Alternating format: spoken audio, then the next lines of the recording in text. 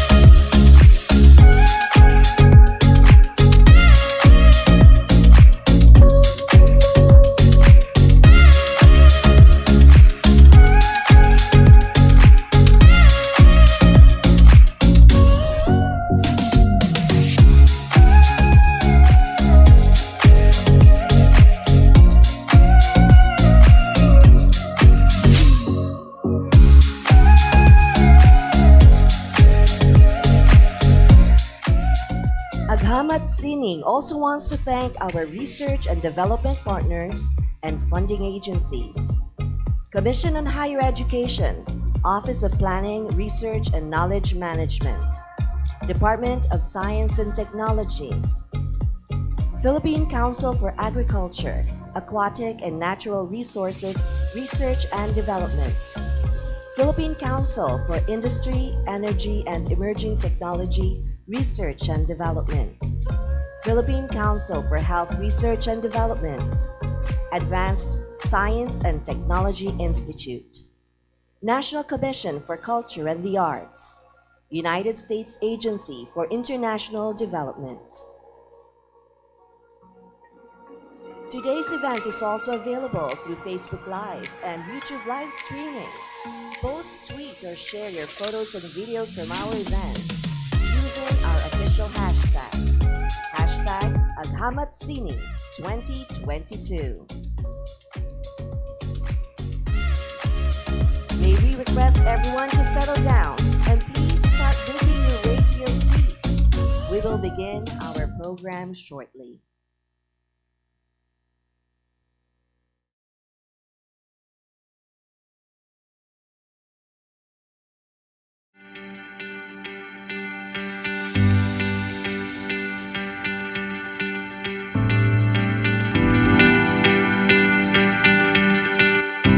The University of the Philippines is home to the country's largest group of scientists and artists in the country.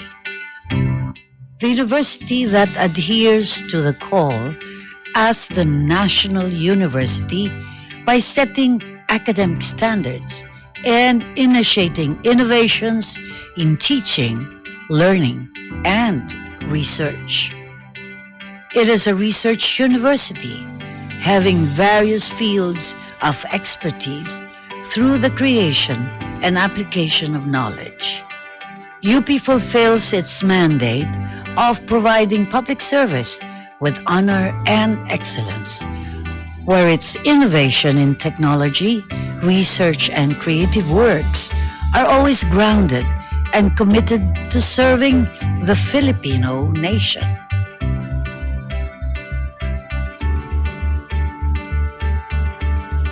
Today, we showcase the university's technological innovations, research, and creative works.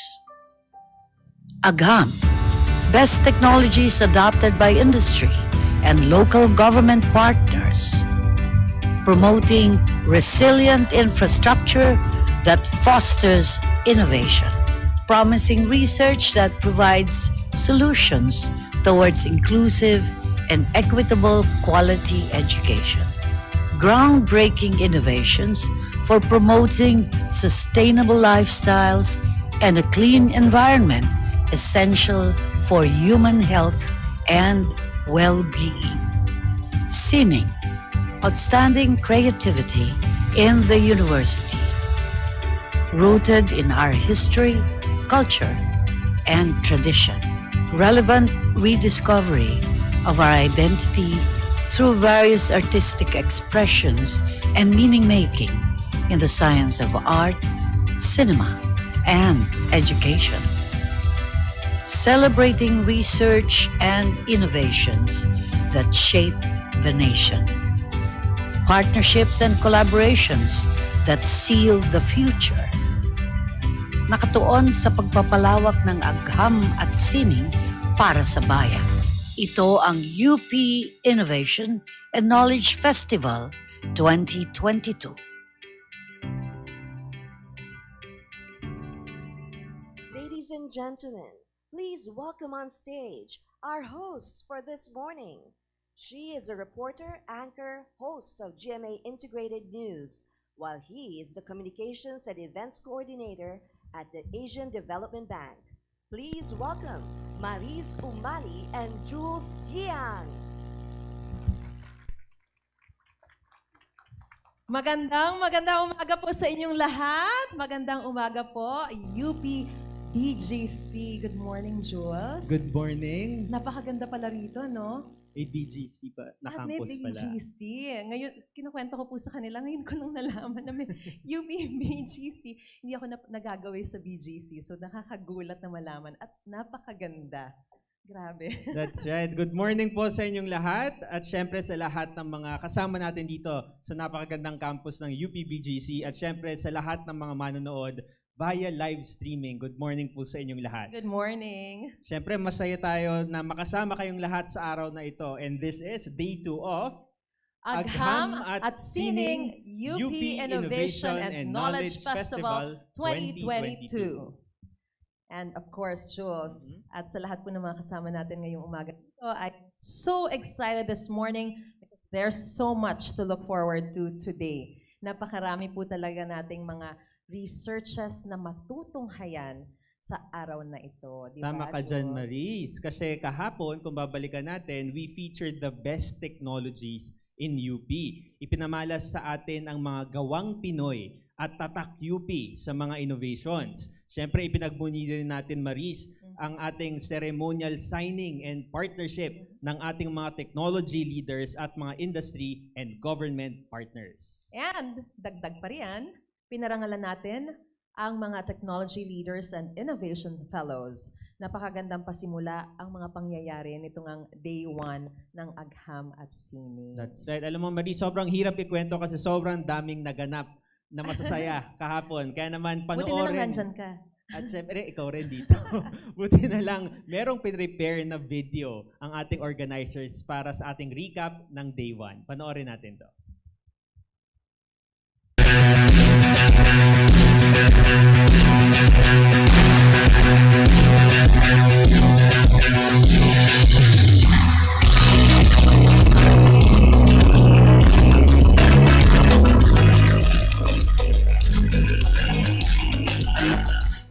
Gandang umaga, maayong buntag sa inyong lahat. Welcome to the BGC campus of UP. It is fitting that we are holding this event in the heart of the business district as we celebrate fruitful collaborations with industry, local governments, and other government partners. We are pawns and so far gone now and forever. We choose now to sing our song. Carry on. We can find a way and break away. Yes, it's carry on. Moving hard to life while we march along. We just carry on.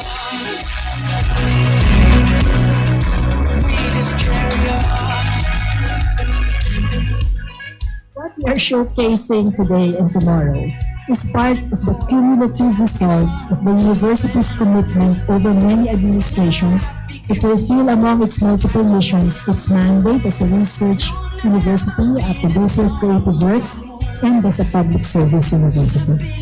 As the Concepcion administration transitions and passes on the baton to the next administration in February, may our university continue to move from strength to strength in the service of the Filipino people and humanity. Thank you.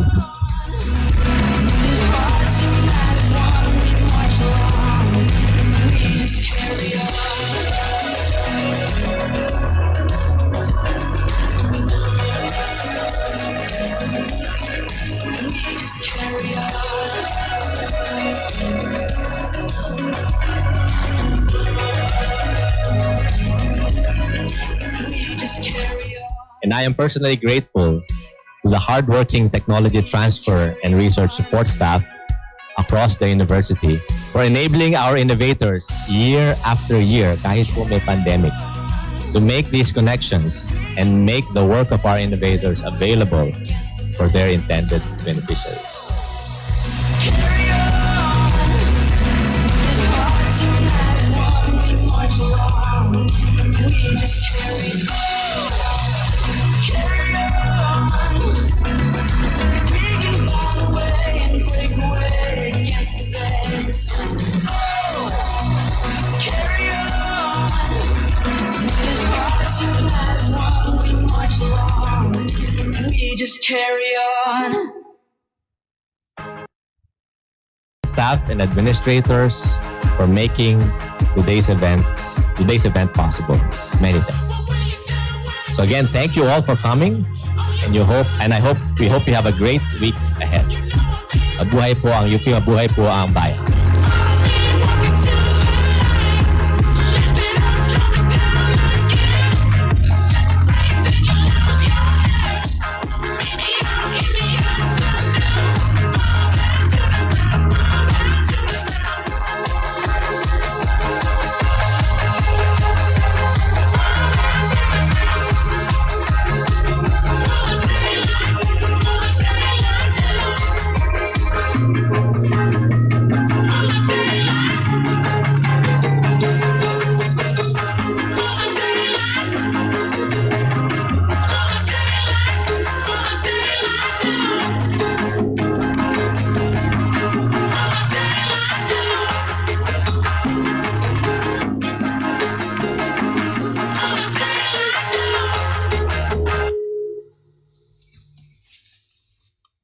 All right. Wow.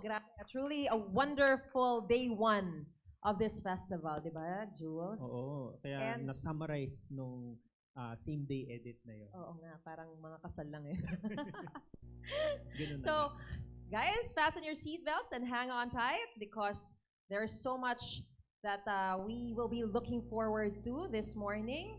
Marami pa tayong mga exciting and wonderful things that will be happening today on our last day, di ba, Jules? That's right, Maris. Kaya naman, simulan na natin.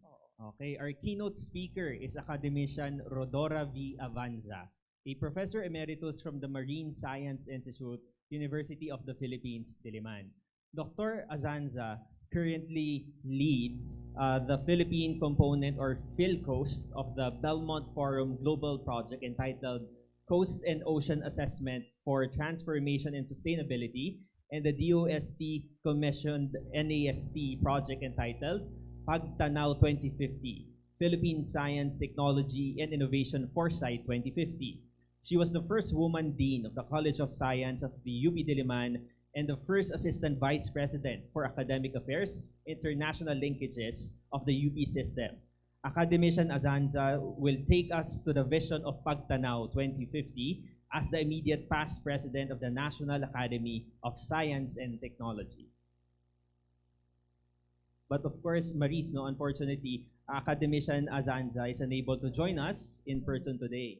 All right. So, of course, even without her, today, she is sending us her message kahit na wala po siya ngayong umaga. So, for all of us this morning, we will be listening to her message. So please welcome Assistant Vice President for Academic Affairs, Dr. Carla B. Dimalanta, to read the message of our keynote speaker, Academician Rodora V. Azanza.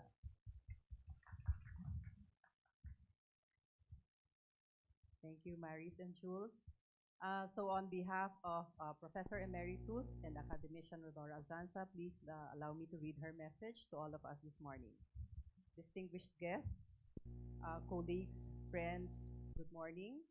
It is my pleasure and honor to address my co-workers in the sciences, humanities, and the arts on our shared vision and mission of advancing knowledge and technology for the good of people's lives. As our archipelagic nation moves into the future, it faces challenges both old and new. Our society continues to struggle with poverty alleviation, even as our people face the challenges of the ongoing COVID-19 pandemic, as well as the looming threats of climate change and regional geopolitics, among others. Meanwhile, the country's population is expected to burgeon from some 110 million to over 144 million by 2050. Science, technology, and innovation are and will be fundamental in addressing these complex and interrelated problems. Hence, the need for a foresight, a development tool which has been used by several countries for many years now. Allow me, therefore, to talk about Pagtanaw 2050, a foresight project which I headed under the National Academy of Science and Technology in collaboration with our science community and with participation of our stakeholders.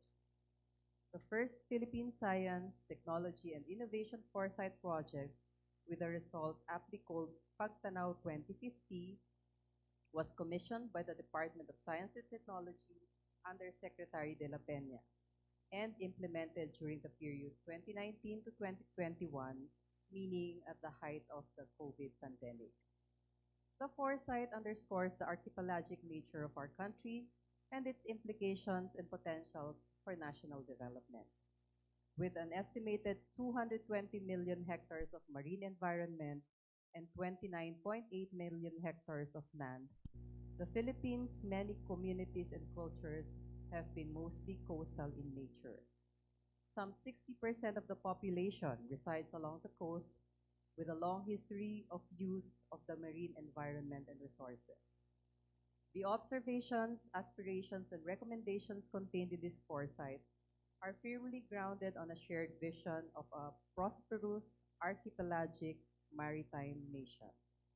The full measure of the intellectual weight of the National Academy of Science and Technology's experts, thought leaders, and allies across various fields has been brought to bear on this foresight, which we consider as a living document, since it transcends several political periods or administrations and several generations.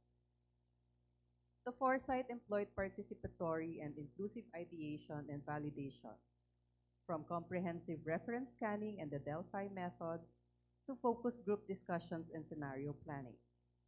And from this emerged many diverse perspectives, trends, opportunities, and particularly valuable insights on science, technology, and innovation at both the national and international levels.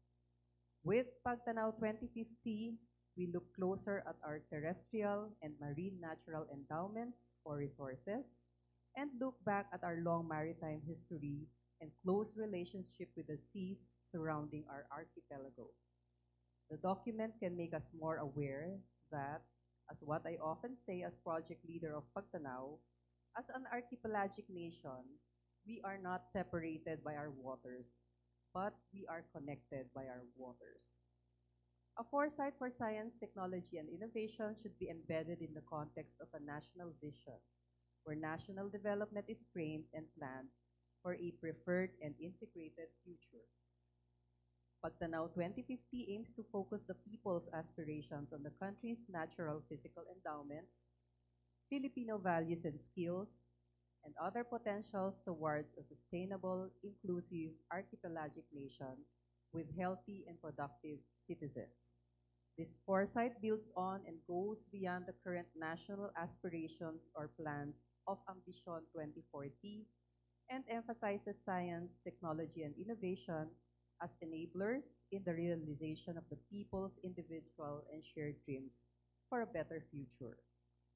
Worth citing is our national hero, Dr. Jose Rizal, who, in writing his The Philippines, A Century Hence in 1898 to 1899, pointed out the need to harness our strengths and strive to become a united and prosperous nation.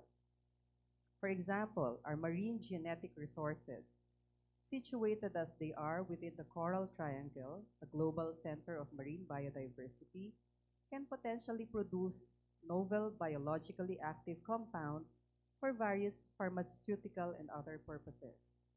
MGRs for marine organisms like bacteria, fungi, algae, other plants and animals should thus be screened, studied, and isolated for drugs that have anti-pain, anti-infection, and anti-cancer effects. Further, while the extraction of minerals and other materials from our seas could be profitable and gainful if sustainably managed, other benefits and costs to both the public and private sector should be factored into the calculation of their exploitation. The Philippines can likewise boast of its almost 100 seaports, all of which, though to society and the economy, would still be improved and modernized in order to make them disaster resilient. We need to strengthen national maritime standards in compliance with regional and global maritime agreements and international marine conventions, and embark on the development of a national coastal and inland waterways transport system for our internal needs and external links. We also have to develop a Philippine coastal and marine framework and strategy that can frame the nation's aspirations firmly within the context of our natural and physical endowments, an archipelago with abundant marine resources, and can consider as well our shared Filipino values and skill sets and other potentials. At the core of this foresight are 12 key operational areas, which can enable the realization of our societal aspirations through a unified science, technology, and innovation agenda. The clustered operational areas are food and health systems, water and energy, environment and space exploration, and built infrastructures, which have closer interactions and links. Digital technology and ICT, blue economy, business and trade, climate change, government and science education, and talent retention are considered overarching influencers and enablers. The Blue Economy platform or approach, which has dual objectives of the sustainable use of the marine, both living and non-living, resources for improved livelihoods of the people while preserving the health of the marine ecosystems, is recommended in Pagtanaw as an overarching operational area. It is worth mentioning at this point that the Association of Southeast Asian Nations will launch later this morning the project entitled Development of a Regional Blue Economy Framework for the ASEAN, which I have to attend, being the chair of the ASEAN Subcommittee on Marine Science and Technology. Fisheries, aquaculture, and coastal industries are vulnerable to the country's seasonal typhoons exacerbated by climate change impacts, bringing stronger winds and excessive rainfall and ocean acidification. Physical impairments from land reclamation and chemical and solid waste pollution coming from the watershed aggravate these vulnerabilities. A highlands to the oceans approach and an integrated land, coastal, and marine management, therefore, should be first in the priorities of the government, where land, coastal, and marine spatial planning and development are harmonized. The modernization of Philippine fisheries and aquaculture and proper maintenance of marine protected areas are extremely potent in increasing marine productivity and protection of marine biodiversity since we are situated at the Coral Triangle. Extraction of minerals and other non-living materials from our seas could be very profitable. However, other benefits and costs should be factored in the short-term and long-term validation of costs and effects. Various types of renewable energy, such as waves, tidal, and thermal, could be derived from our vast marine waters, and science, technology, and innovations are needed to make them work locally. Socio-economic influences to the science, technology, and innovation operational areas and clusters for national development as a whole include population and demography changes and regional and global threats, among others.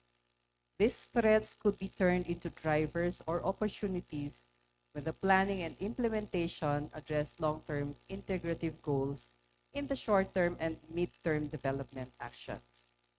Education and retention of Filipino scientists will provide the most important capital for development during the 21st century, as pointed out in the World Economic Forum as early as 2015.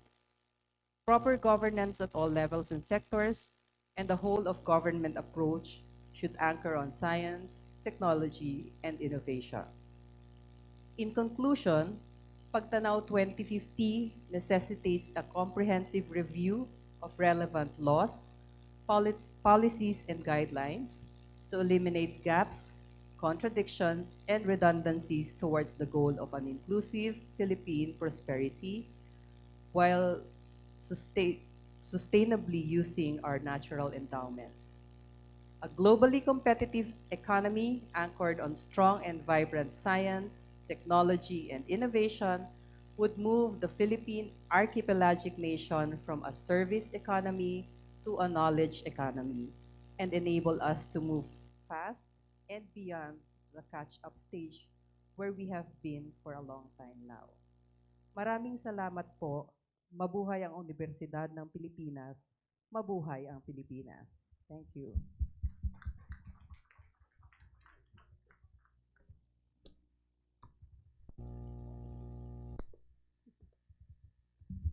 Thank you so much, Dr. De Malanta, for reading the message of academician Azanza. Dr. Azanza's message, of course, as we heard, is a very enlightening and reassuring welcome for today's event.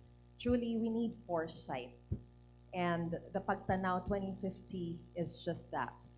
We can all look forward to, and of course, we can depend on, especially in these times when we are hounded by the challenges like climate change and, like what was mentioned, the regional geopolitics.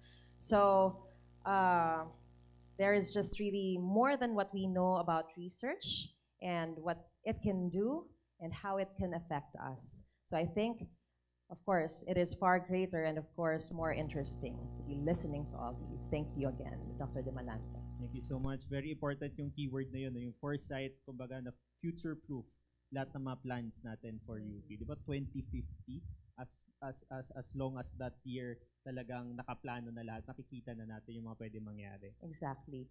And even though we say that we live in the moment, of course, it is very important to have foresight para alam natin kung ano ba yung mga aasahan at mga dapat na mga plano natin, diba, in the future. And we just heard all those things from academician Azanza's message read by Dr. De Malanta. Thank you once again. That's right, Maurice. And of course, there's so much more to research than meets the eye. Research brings life to learning and brings learning to life.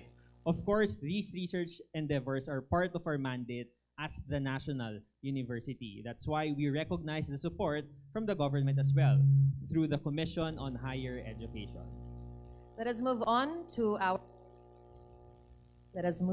very first session for this morning. To open the session on teaching and learning in the digital era, please welcome the Vice Chancellor for Academic Affairs in UP Diliman, Dr. Maria Teresa T. Payongayo.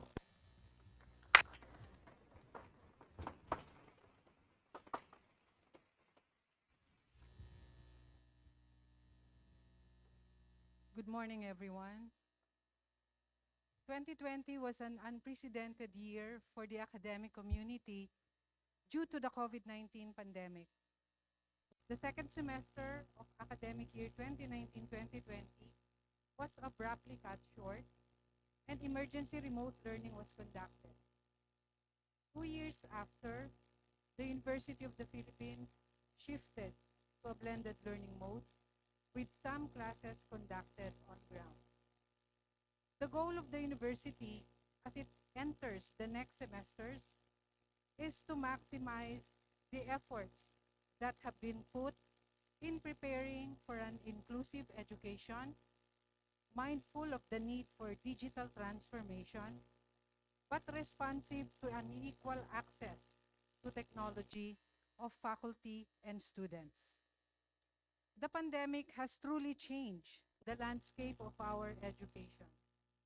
In truth, even before the pandemic, education has grown and continues to transform with the rise of the digital era. The University of the Philippines has always adapted to the tides, reimagining education and addressing the needs of the students while maintaining quality education. This session presents some of the innovative and technological solutions towards inclusive and equitable quality education and lifelong learning opportunities for all. Tunghayan po natin ang mga presentasyon ni na Professor Luis Sison, Professor May Lim, Professor Rita Ramos, at Professor Emeritus Grace Alfonso.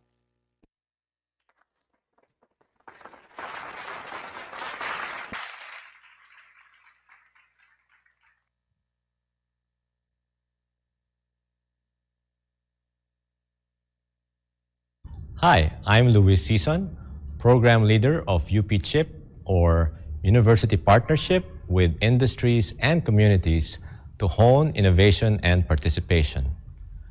We are developing an online platform for networking and innovation management between the academe on one side and the industry, government, and community at large on the other side. The program has two components, Pair Up and Ambag. The first project, Pair Up, led by Professor Raymond Labios, will support virtual internships, externships, speaking engagements, and networking events. With PairUp, our target users are UP students, UP's various industry partners, and UP faculty and staff. The PairUp platform offers a streamlined digital experience where users, depending on their role, can post, find, and manage meaningful internship opportunities that directly cater to their needs. We are about to release the first version that will support the posting of student profiles and opportunities by industry partners, as well as automated approval processing and review. The second project, Ambag, led by Professor Cheryl Monterola, aims to establish a digital platform that connects faculty, researchers, students, industry partners, and funders for short-term and long-term collaborations. Ambag is a platform which facilitates connection among students, faculty, researchers, the industry, and funding agencies for potential projects and collaboration. From the platform name itself, users from the University of the Philippines will be able to find projects which they can have an ambag or contribution to. For the industry partners, they can find projects which either solve their challenges or any technologies which they can fund in the development. This will lead to various industry and academic collaboration in as multi and interdisciplinary way as possible. Aside from finding opportunities and getting collaborators, Ambag also provides a digital space to aid in the actual collaboration process. In Ambag, users can synergize, work simultaneously, communicate, schedule meetings to monitor progress, and manage projects so that everyone who ambags and do collaborative effort reaches their goals. To the university and to the community, this is our ambag. Ikaw, anong kaya mong iambag? We have a diverse team composed of faculty from UP Diliman, UP Los Baños, and UP Manila, from various disciplines in education, engineering, business, sciences, and the social sciences. We believe that through this project, we will be able to bridge the gap between talents and skills in the university and the challenges in the industry. We are UP CHIP, and we are looking forward to helping you form relationships and forge partnerships. Good day, everyone. I'm here to talk about traffic in the city, using models and data to ask the right questions. I'm May Lim, and I'm the program leader of the Ched Picari-funded project, Data Analytics for Research and Education. So let's interrogate the previous picture. The classic question is, how do vehicles move? The correct question, though, is space correctly apportioned?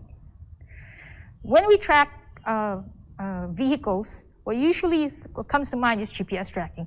Here we're seeing the Pasig City bus routes, and we're seeing places where it's slow and where it's fast. But what we really feel as individuals is the pace. How fast is the vehicle moving? How long does it take to cover a certain distance? So on the figure on the right, we're seeing areas where we feel we're stuck. An alternative way to do tracking is to actually distribute RFID stickers and have trackers at specific places. So in here, a deployment is done in General Santos City, wherein we're able to track the dwell time and the average speed of various vehicles. So the average speed of all vehicles is more or less seen here for different time periods. On the other hand, for something more detailed, we could actually look at the GPS tracks of jeepneys. And the usual way to explain traffic is actually using, one of the ways is to use spatiotemporal diagrams. Here we're seeing three states: the free flow, the congested state, and platooning. The main idea is that in these areas, there's actually a certain density wherein beyond that we'll start seeing congestion, and below that vehicles are freely flowing. What's critical here is the shape of that curve. It drops very, very rapidly. So a little bit of more vehicles and we'll see congestion would start to occur. So the only real solution to traffic is to actually lower the number of vehicles. And so the bottom line is we can actually measure the effectiveness of solutions. And so rather quickly, let me just walk you through the various people in the project. So the UC counterparts is headed by Alex Payan. And Project 1 on technical design and system deployment is headed by Dr. Francis Aldrin Uy of Mapua University.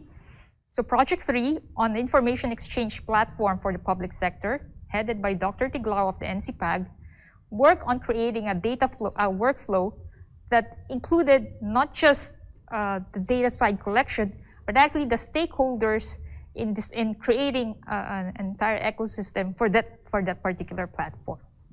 So they deployed in UP Diliman, in Pasig City, and during the pandemic in General Santos City, going all the way to creating a framework that encompasses this kind of cooperation. So here we're seeing the actual tricycle monitoring system that they've deployed in GenSan. This one was done online on the side of Project 3, but on-site was done entirely by the GenSan LGU. They've also deployed an app called Safe Travel PH that included a fleet monitoring feature for the various jeepney cooperatives. So Project 2 on the design and analysis of algorithms is work done by my team. So aside from the ones I've mentioned earlier, we've actually also created an open source toolkit for traffic modeling. We also have a configurable cluster that's actually running for the entire year. We've also worked on some workshops, and that's it. So all this work, I've actually greatly indebted to my team for getting it done.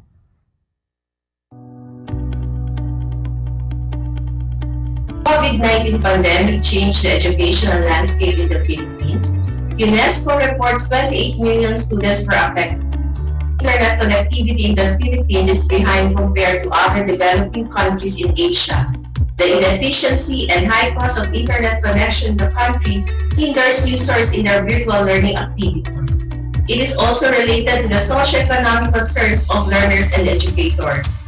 Culture may influence individuals to their ideology, behavior, and interaction with their surroundings, which is reflected in how students and teachers interpret online learning. Rita C. Ramos, the project leader for the research study, development of a Philippinized learning management system.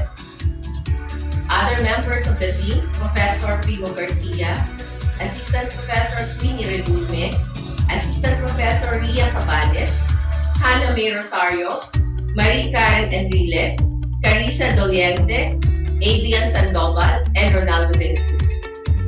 To better understand the needs and situation in remote learning, the researchers explored the users' perspectives, challenges, and cultural context from the nursing education sector in the Philippines. Students and faculty from 11 universities in the Luzon, Visayas, and Mindanao regions recounted their online learning and teaching experiences when the COVID-19 pandemic prompted a major transition from face-to-face to online education. 85% of educators and 73% of students revealed that the internet connectivity was a major challenge in online learning. Without a stable internet connection, students cannot participate in synchronous classes and access the learning management system. Teachers struggle to teach skills-based courses due to lack of materials and the inability to use the school's skills laboratory. Similarly, assessing student learning in skills-based courses was difficult because students could not apply their knowledge in clinical settings. 87.5% of the teachers in the survey perceived online learning as less interactive and engaging due to passive nature of asynchronous learning. Students found it difficult to communicate with their teachers and their fellow students due to the absence of an assigned communication group. They also reported adverse effects of the extended hours of online learning. On the other hand, both teachers and students acknowledge flexibility, time efficiency, and cost effectiveness as benefits of online learning. Faculty recognize the ability to conduct classes regardless of the physical space and geographic location of both teachers and students as a benefit. The identified challenges and benefits from the participants were the basis for developing a context-oriented learning management system in the Philippines. Founded by the actual experiences of Filipino nursing students and educators in the Philippines, our team came up with the following features of the Philippinized learning management system. Offline. This caters to both online and offline modalities.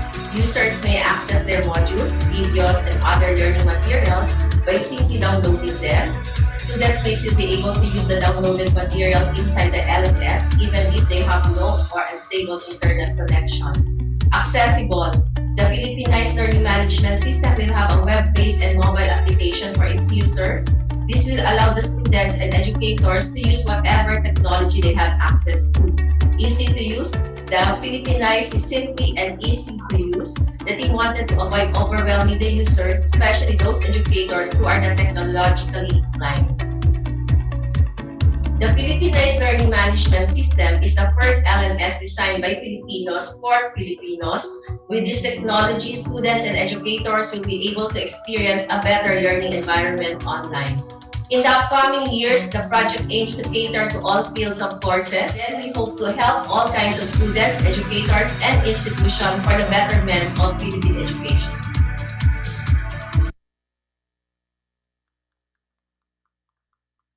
There is a dearth of materials grounded in Philippine experience, tackling issues on ethics and values. A joint project of the University of the Philippines, Office of the Ombudsman, and Commission on Higher Education, Aral at ASAL, development and production of video materials carrying Filipino values of good citizenship on anti-corruption and other ethical practices and philosophies as course materials for higher education as works for popular distribution to the general public. It shall contribute in addressing this gap. This is most appropriate in today's digital times where there is a merge of Web 5.0 and Eduk 5.0. The creation of these materials are essential because learners and audiences have also adapted themselves to teaching and learning in a multimedia era. Videos as open educational resources are in their most popular time, and its affordances must be maximized by education and media institutions. Working together on this project on the part of the University of the Philippines system are the TVUP and the Office of the Vice President for Public Affairs. TVUP, a production center, was established as a digital open educational resource repository and a multimedia publication system. Meanwhile, the Office of the Vice President for Public Affairs is the co-implementer of this project. The Aral at ASAL project has three components. First, Batas at Bayan, a drama anthology based on corruption-related cases filed or decided by the Office of the Ombudsman and reviewed by appellate courts under the Philippine justice system. Injustices faced by Filipinos dealt with our resolve to deliver justice with finality. Second, Etika is a 100-episode lecture that features experts as they discuss the different aspects of ethics in their respective fields. And third, Tanging Pamilya, a heartwarming teleserye about a family trying to create a safe and loving space in a community that has complexity and ambiguity. All these video productions are informational and educational materials that will thicken the discourse on ethics and citizenship, grounded on the framework of social justice and public service.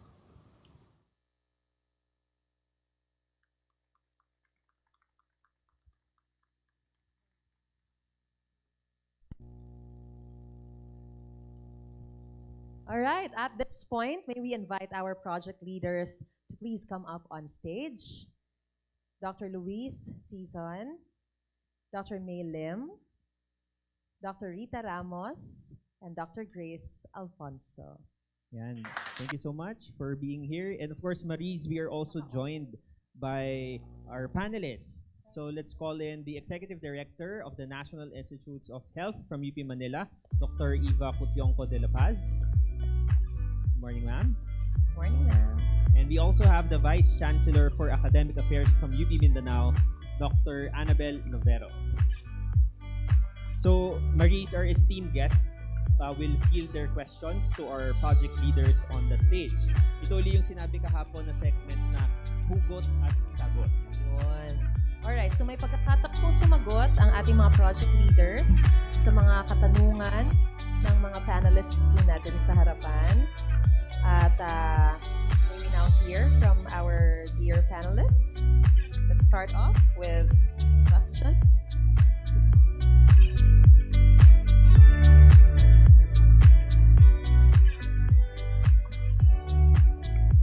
Okay, yung mic daw po natin. Si Dr. Eva. Actually, Maris, pwede ko silang samahan sa baba. Why not? Magandang idea yan. Studio host. Total, hawak ang mic. Ako na lang po. Hi, ma'am. Congratulations for such excellent presentations for this first plenary session. My question is, our university's one of our university's mandates is actually to lead as a public service university by providing scholarly and technical assistance to other universities, as well as civil society in general. So among the innovative and technological solutions that you have presented, what would you choose to share immediately to other universities and to the public because you have found it effective and can be a game changer in the educational system in the next normal? Thank you, Bob.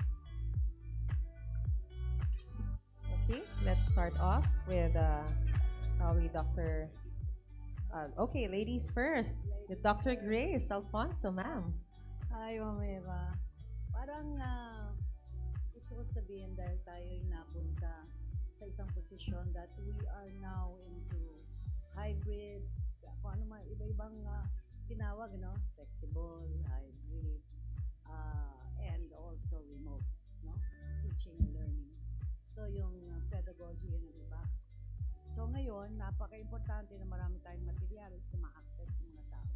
So, I feel that yung paggawa, may kanya-kanya tayo, depende sa ating discipline.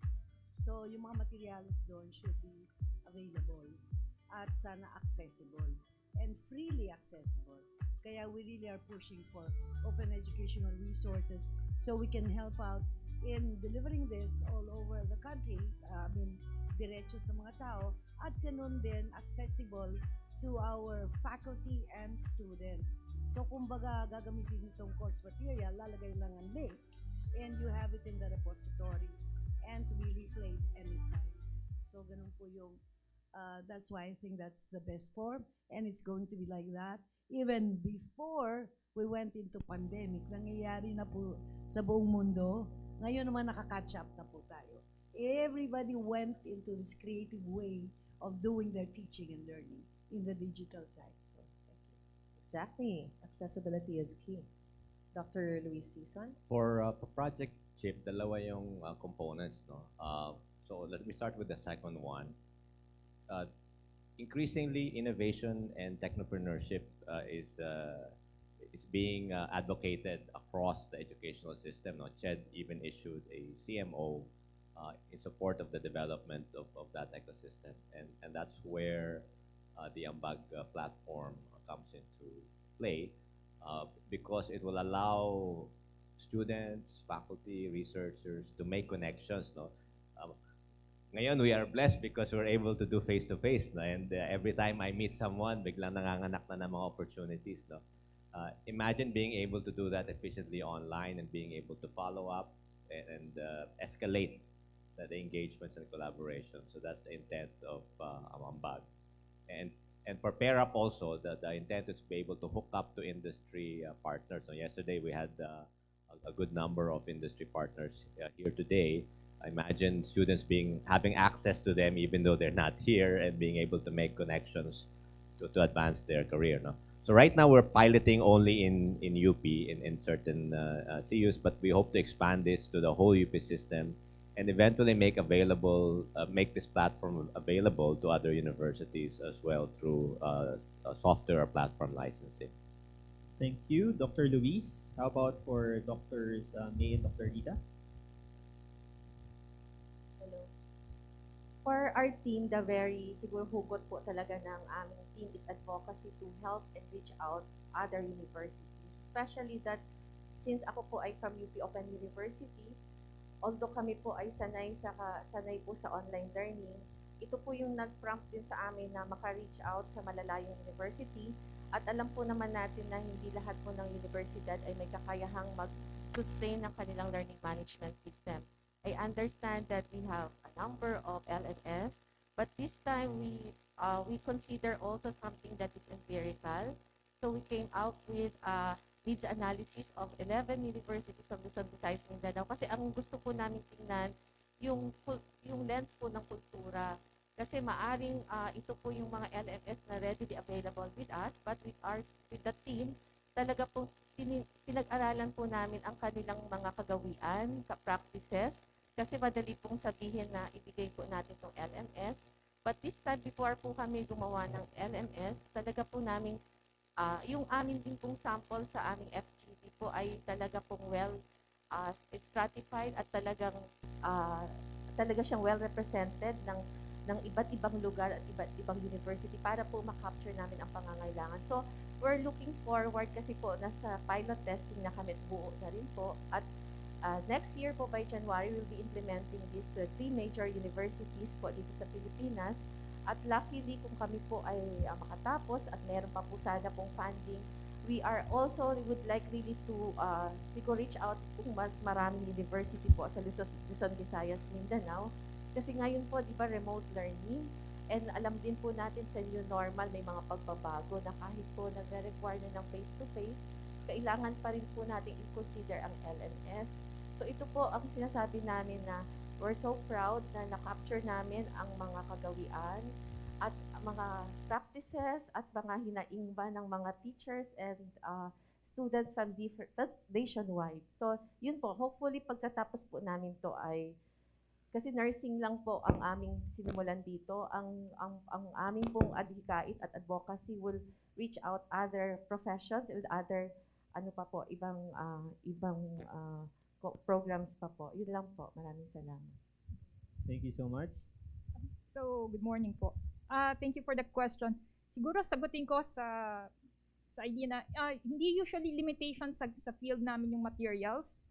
Hindi problema na, the resources. We routinely now open source a lot of the stuff we do. But the usual limitation is time and people. So, dun sa experience namin, for example, with Project 3, ang isang effective na solution na nangyari doon dahil din sa pandemic is that, for example, General Santos City actually started talking with Project 3 before even launching a bunch of the solutions. So, in fact, asking the questions first and finding people who are interested in those things, importante yun. Mas figure out kaagad yung questions and then work together towards a solution. And on a longer term basis though, siguro mag-recruit na rin ako for those people who are interested in going to graduate school. It's actually very useful because iba pa rin yung experience that you are in the unit where you're, yung kultura meron pang mapipick up, hindi lang materials, the culture, how people think, and all those things, they matter so much. So in order to spread that, kailangan sana yung hindi lang immersion na 1 week, 2 weeks. Meron ding value yon, pero yung longer term and then go back or launch a project together afterwards, maraming value po yun. So time and people, those are very important components. Thank you. All right. Thank you. You have a follow-up, ma'am? Hello? Meron po bang Yes. Yes, we can hear you. Meron po. You can hear me? Para po ba itong UP's Got Talent, mag-golden buzzer kami? Golden buzzer. Pwede, ma'am. Pwede, if you want that. Thank you for your excellent answers po. All right. May we hear from Dr. Annabelle Navero? Yes, thank you very much. I would like to commend you for those very wonderful projects. And it made me go back in time to 2 years ago when we were... Narinig niyo po ba ako? Okay. Yes, it made me go back in time to 2 years ago when we were made to cram learning the LMS. I think most of us can remember that, and Professor Susan already mentioned that both students, faculty, and staff had to adapt. And now you have these projects, and I would like to know, based on your experiences, more of the details on the difficulties, particularly in the sector of the faculty and staff. Because for students, you know, they absorb new learning like sponges. So we do not worry much about them, except for the availability of the internet, of course. But there was much resistance among the faculty members in switching to the LMS at that time. I'm sure it's the same for all the other CUs. So what particular difficulties did you observe, and what are the levels of acceptance now in these new technologies and approaches that are made available to them? Ma'am, totoo yan, no? Marami sa faculty, hirap po mag-adjust. And, but I think they're getting more open to the fact that things will never be the same. So, hindi natin ang digital literacy na pumasok. Kailangan din po natin na ma-realize that ito ay magiging normal na, at ang paggamit ng ating LMS, computers, etc., or what we call as technology enhanced or technology mediated education. Pero may kanya-kanyang way of doing it kasi kailangan alam natin ang resources ng isang universidad. Hindi naman lahat po ay makaka-subscribe to an LMS also. Pero ngayon, ginagawa po Philippinized version na lahat po I think can adapt to it. Yun din kasi kumisan, di ba? Yung ating mga mahal na mga LMS, I think kailangan mag-develop din na po tayo ng sarili natin. Iti-tweak natin depending on, that's why Filipino culture, going through our kultura is so important. Ibang-iba po ang gamit natin kumisan. Pero lahat po ito ng paggamit ng technology-enhanced, technology-mediated, ay magagamit kay face-to-face, katulad sa health, ma'am. O nandun na tayo sa virtual reality, simulations, etc. At talagang kailangan, kahit sa face-to-face. So technology-enhanced, technology-mediated will be there in all forms, up to hybrid and fully online. So, maganda po yung tanong, no? Anytime you develop or release a new platform or a new software, usability is always an issue, no? And traditionally, we always say, okay, just design it and then idadaan na lang natin sa training, no? But we're taking the opposite approach, no? We're saying, you know, if people know how to use their phones, know how to use Facebook or LinkedIn without any training, the system we develop should be as similarly easy to use, no? So we've built our team around those principles, and I'd like to acknowledge Raymond and Cherry, two members of my team there in the back. Kaway po kayo. Okay. We have in addition to hiring UI, UX designers and developers with industry experience who know how to build interactive interfaces, we also have an iterative review process. So hindi lang yung mga developers ang nag-iisip kung paano gagana yung software.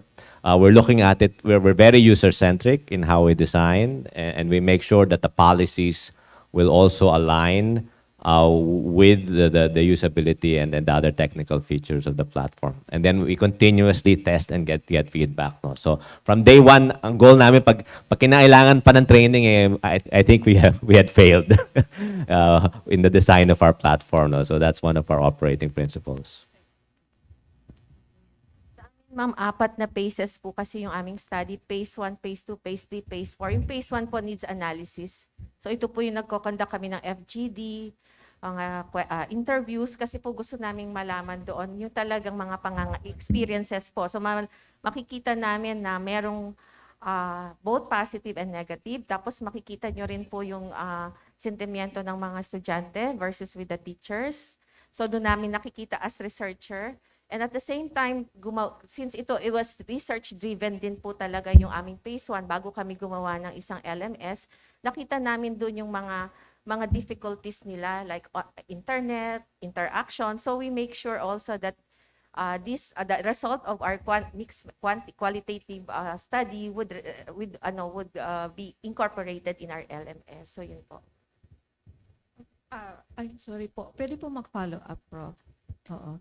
Was the adjustment easier for the OpenU faculty members? Was the adjustment easier for the OpenU faculty members? Sa OpenU kasi ma'am, parang wala na pong adjustment. Opo, kasi parang sanay na, yun na po ang aming I think ang malaking adjustment talaga po, yung mga dating face-to-face, kasi biglang nag-remote learning. So, dun ko po nakita na hindi po din ganun kadali na ibigay natin whatever LMS that we have at that time po. Pero gusto ko rin sabihin na marami po tayong MOOCs and massive open online courses na libre. Kaya ko lang po kasi natanong, di ba kasi pag OpenU, wala talaga yung 100% remote, hindi nakikita talaga ang mga students. Hindi talaga. Pero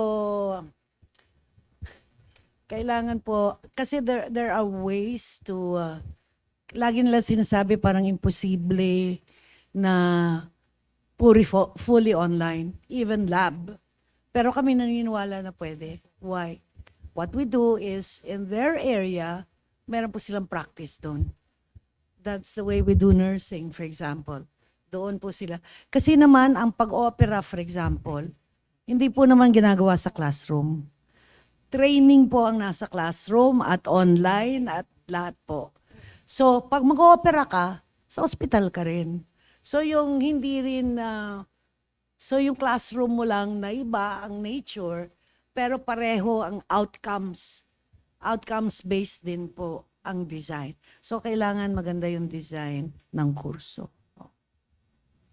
Go ahead. We have time for your response. Quick answer na lang. Siguro, depende sa age ng faculty kung nag-adjust siya or how well-versed sa technology.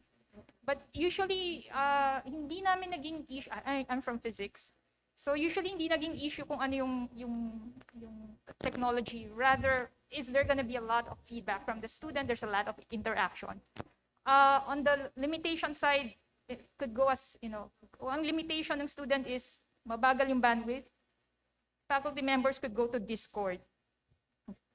Then meron kaming mga students, meron akong estudyante actually na nagtuturo din. And sabi niya, his greatest feedback, as in hindi na uubos yung klase niya katulad ng iba, is via email. Kasi email yung mode niya ng learning management. And ultimately, ang reason dun is how the questions were crafted so that the students would still be engaged. So yun yung bottom line. How we pivot, but the pivot is not so much technology-driven, but creativity-driven. Thank you. All right. We can all relate, I think, to all the challenges that were mentioned by our project leaders. At this point, we would like to thank all our project leaders for your very brilliant answers. Thank you, Dr. Luis Sison, Dr. May Lim, Dr. Rita Ramos, and Dr. Grace Alfonso. And of course, Also, thank you to our panelists, Dr. Eva Cutionco de la Paz and Dr. Annabel Novero. Thank you so much. Thank you so much. Okay, so that ends our session on teaching and learning in the digital era. Kahit nagbabago po ang panahon, umuusbong ang technology, hindi talaga nagpapahuli ang UP. Ay, nako, tama ka naman talaga dyan, Jules, no? Napapawaw talaga tayong lahat. Ako specifically sa mga ideas na naiisip ng ating mga propesor sa UP. Pero magtataka pa ba tayo? Siyempre, pag sinabing UP, you can be assured that is nothing but brilliant, of course, di ba? And siyempre, hindi basta-basta kung hindi world class. Yan lang naman ang UP. Tulad lamang ng susunod nating mapapanood. Yes, meron tayong performance. Our performers are one of the country's foremost choral groups, being the first Asian choir to win the grand prize in the Concorso Polifonico Internazionale Guido d'Arezzo in Italy twice. An Aliw Awards Hall of Famer, the choir is also a recipient of the Ani ng Dangal by the National Commission on Culture and the Arts for achieving the highest levels of artistic excellence and bringing honor to the country. And of course, they will serenade us with songs about persistence, hard work, and triumph, which I think we can all relate to in this festival as we celebrate the university's milestones in research and innovation under the baton of its founder and conductor, UP Professor Emeritus Dr. Edgardo Lumbera Mangiat.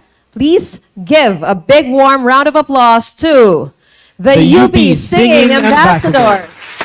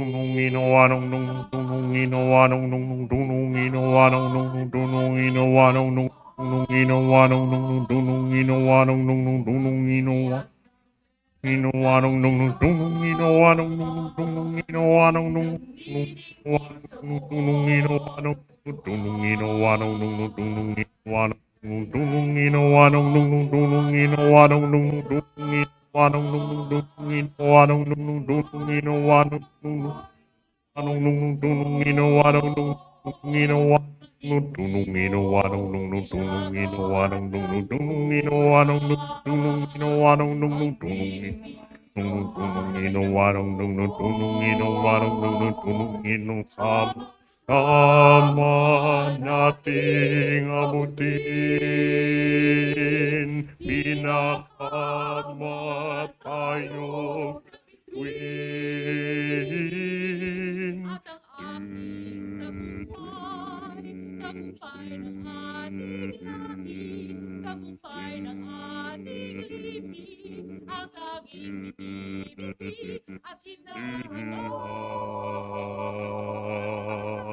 Ang ako'y tagumpay natin. Dununginoanong nung dununginoanong nung dununginoanong nung dununginoanong nung dununginoanong nung dununginoanong nung dununginoanong nung dununginoanong nung dununginoanong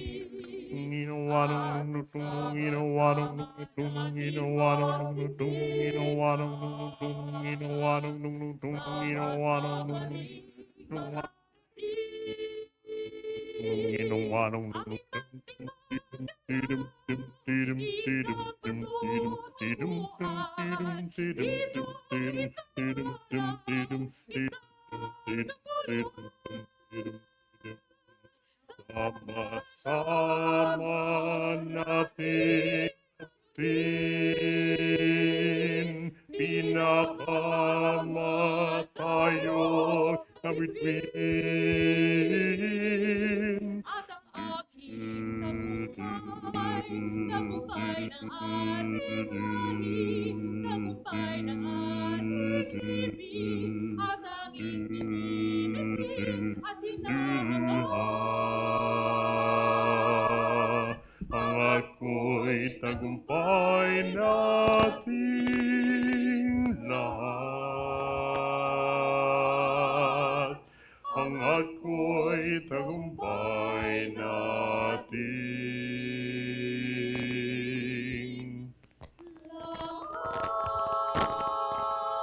tagumpay nating lahat.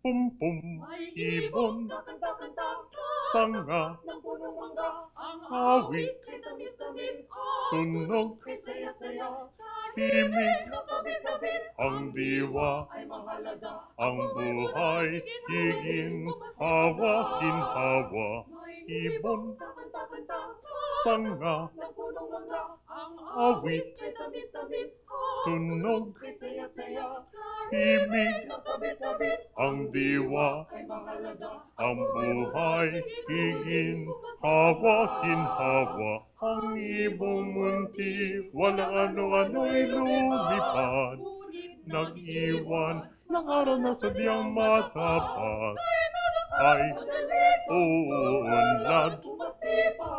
Lagi sagana ang bukas, ibon, sanga, awit, tunog, himig, ang diwa, ang buhay, higin, hawa, ginhawa, lala, la la la, la la, la la la, la la la, la la la la la, la la la, la la la la la, la la, la la, la la la la la, ang ibong munti, walang ano-ano'y lumipad, nag-iwan ng araw na sadyang matapat, ay uunlad.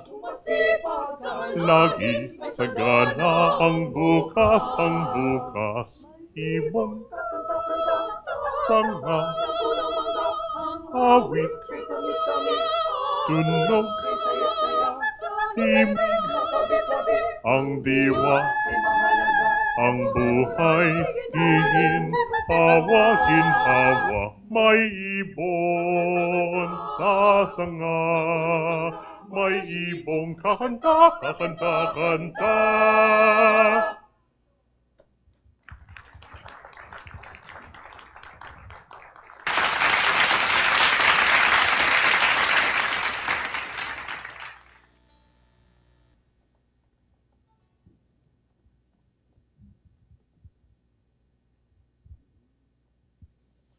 This is the moment. This is the day when I sent all my doubts and demons on their way. every endeavor I have made ever is coming into play. So here I am today. This is the moment. This is the time when the momentum and the moments are in rhyme. Give me this moment, this precious chance. I'll gather up my past and make some sense at last. This is the moment when all I've done, when all the dreaming, scheming, and screaming become one. This is the day. See it sparkle and shine when all I've lived for becomes mine.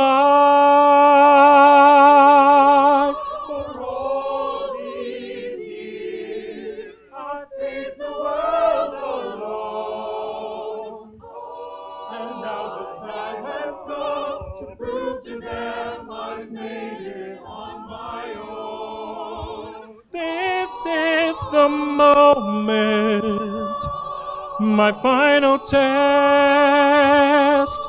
Destiny beckoned, I never reckoned second best. When I look down, I must not fall.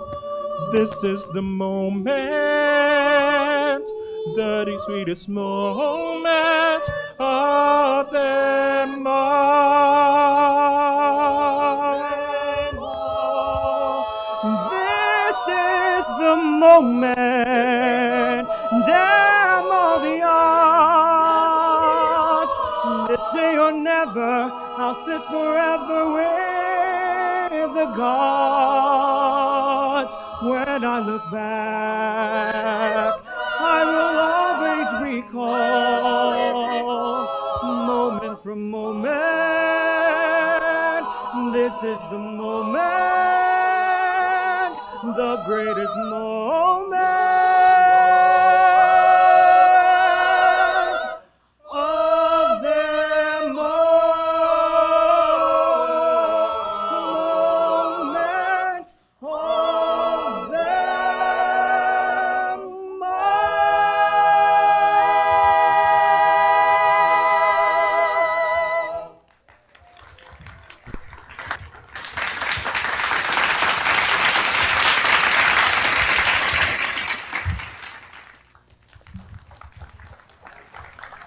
Mas lakasan pa po natin ang ating palakpak para sa tunay na world class ang UP Singing Ambassadors.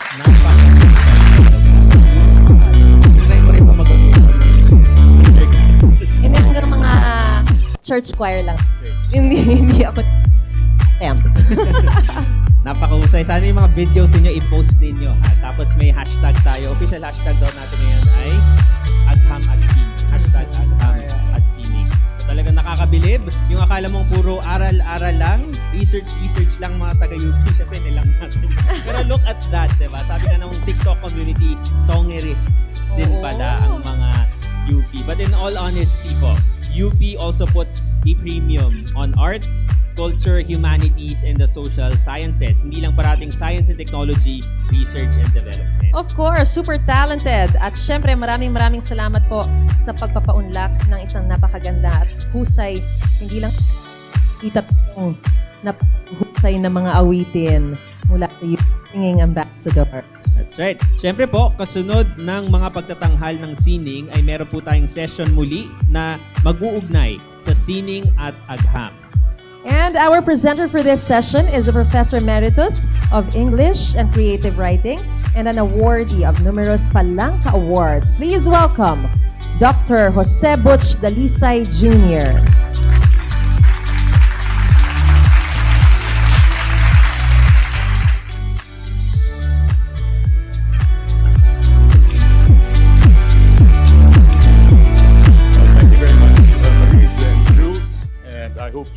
that performance of the UP Singing Ambassadors. One of the wonderful things about attending events like this in UP is listening to the singing ambassadors, and again, they gave a wonderful performance this morning.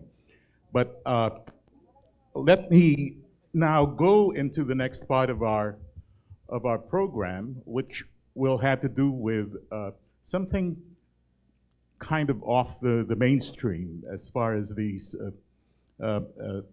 symposia go. And this is that part of our program that deals with culture, art, history, and their relationship or nexus with natural science. And so this morning, I'm very glad to introduce three of our distinguished guests.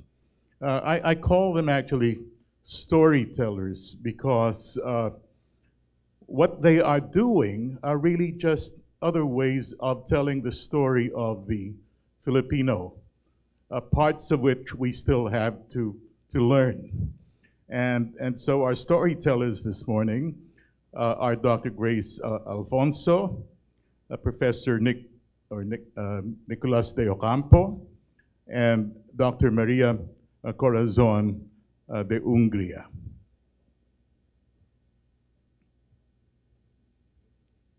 I believe Dr. de Ungria is still on her way, but I think that Dr. Grace and Professor Nick are already with us. And are we set?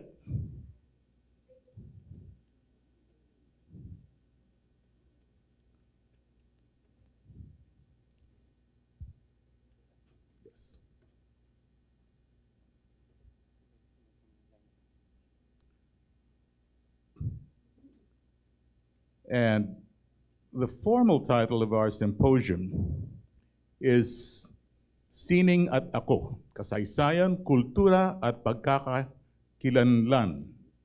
Or in other words, Art and Myself, History, Culture, and Identity. Let's first watch their videos.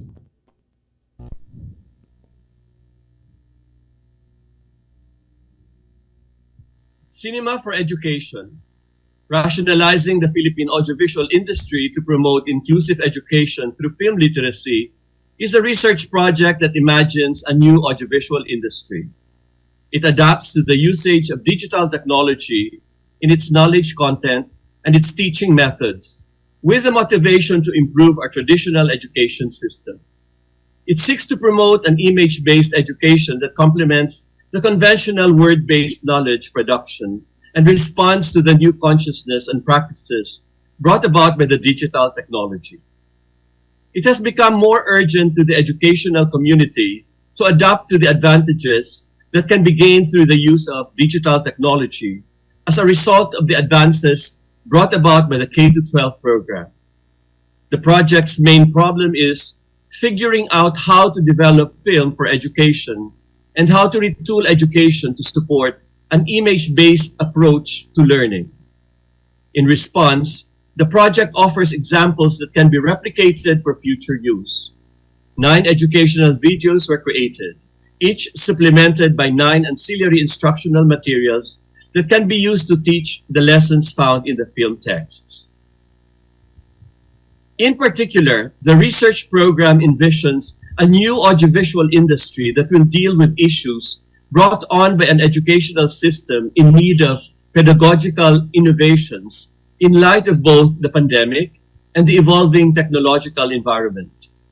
The program's other goals include enhancing the nation's intellectual foundation, reimagining cinema to satisfy educational needs, building an interactive online platform that will serve as a digital resource, and continuing or contributing to a comprehensive educational ecosystem that will facilitate interdisciplinary learning. The 9 films produced by the project so far are the following. The Semiotics of Martial Law Films, a semiotic study of the films made by Lino Broca during the period of martial law. Terazilla, a 3D animation that takes up the ecological dangers posed by land abuse. Semiotikang Puppet Passion, a semiotic reworking of national artist for theater, Amelia La Peña Bonifacio's Puppet Passion. Intergalactic Pinay, a sci-fi film that explores gravity and intergalactic travel by a Pinay astronaut. Bakawan, a documentary on the ecological significance of the estuarine habitation of plants and animals. Kaamado and Comrade Carlos, a film homage of the life and works of two literary giants, national artists for literature, Carlos Bolosan and Amado Hernandez. Señales, a post-colonial documentary that semiotically deconstructs the national artist for film, Eddie Romero's classic, Ganito Kami Noon, Paano Kayo Ngayon? Alternativo, a documentary on the country's alternative films. And finally, Bato Bato Pick, an animation on the semiotics and politics of a favorite children's game. 9 course packs containing sets of corresponding teacher's manual, students' worksheets, instructional videos, PowerPoints, visual guides for each film are also published as ancillary instructional materials. They are available for online use, hard drive, and hard copies. Public lectures have also been conducted to aid in the validation of the results of previous researches. The project envisions Cinema for Education, a retooling of cinema that provides education instead of mere entertainment, and retools it to service the educational needs of the country. It uses the principles of film literacy to enhance learning and education.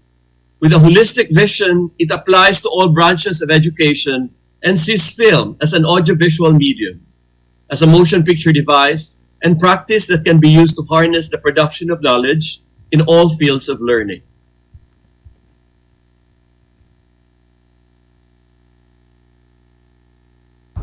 Sora, ang babaeng para sa bayan, is a graphic novel of the life of Melchora Aquino.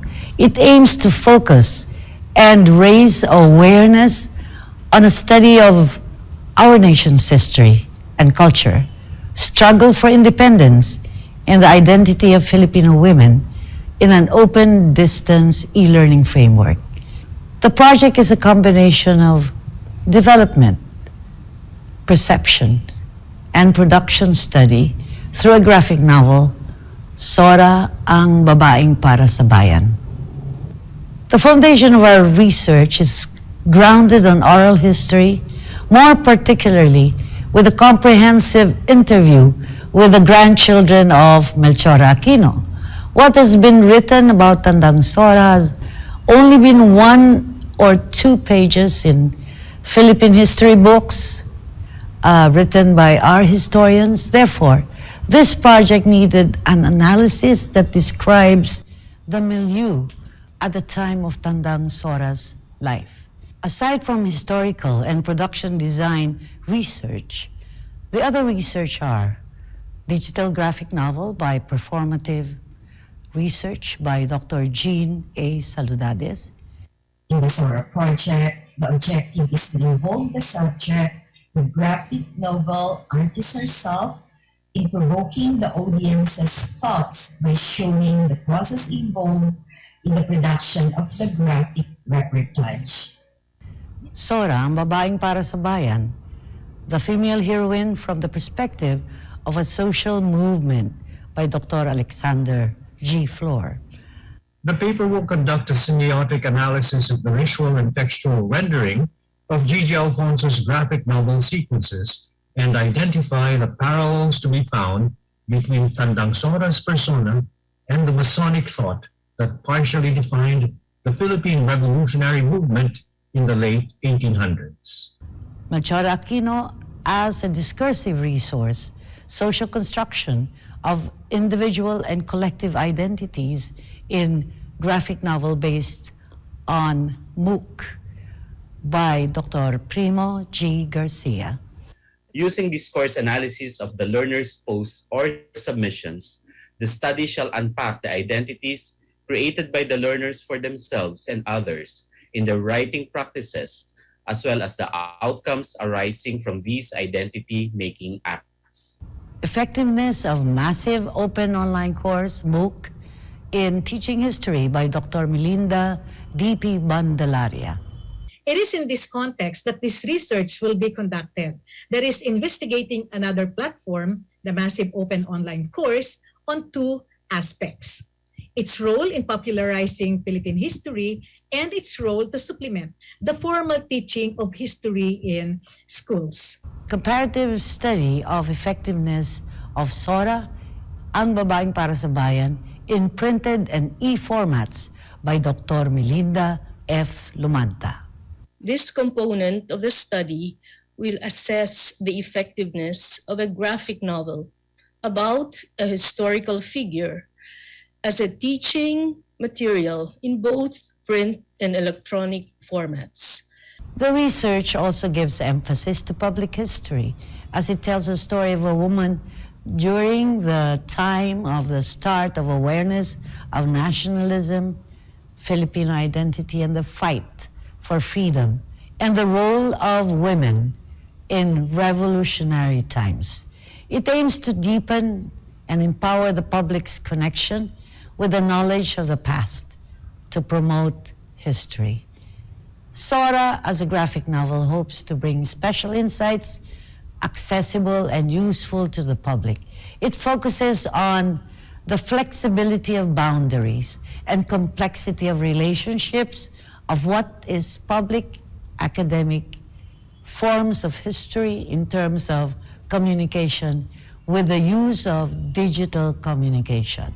Sora also emphasizes the importance of our research areas. It opens up many possibilities of the complexity of relationships between individual, personal, and public history. In the creation of the work, it is a complex mix of storytelling combined with scholarly analysis. It recreates the past not only for its own sake, but also to underscore how history could facilitate an ethical, responsible present. As writer, artist, and researcher, we serve as interlocutor, combined, capable of translating research and specificity into language for everyday life.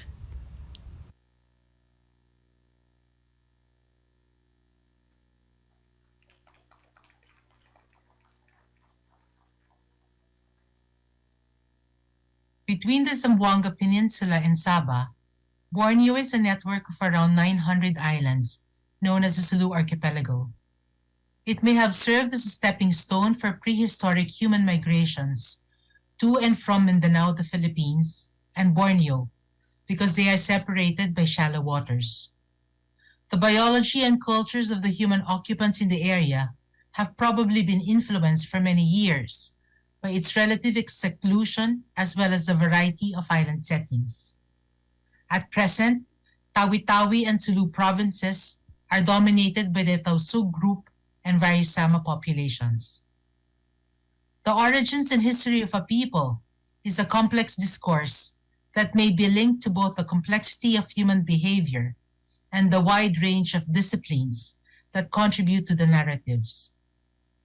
Few studies and explorations have been made in Sulu and Tawi-Tawi, most of which were conducted in the 60s and the 70s. The relative remoteness and distance of the area, together with persistent problems with conflict and insurgencies, are some of the main reasons for this.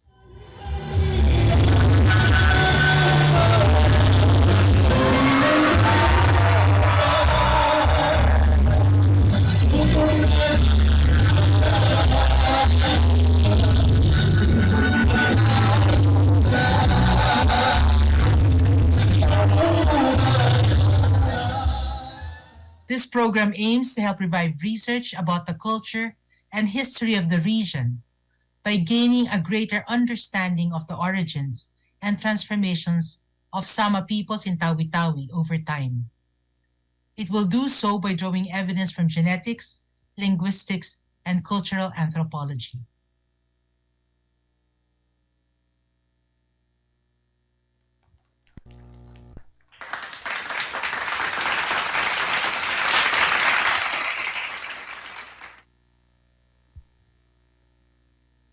thank you very much for those presentations. And now I'd like to invite the project leaders, Professor Nick, Dr. Gigi, and Dr. Cora up on stage to join me for a brief chat about their work.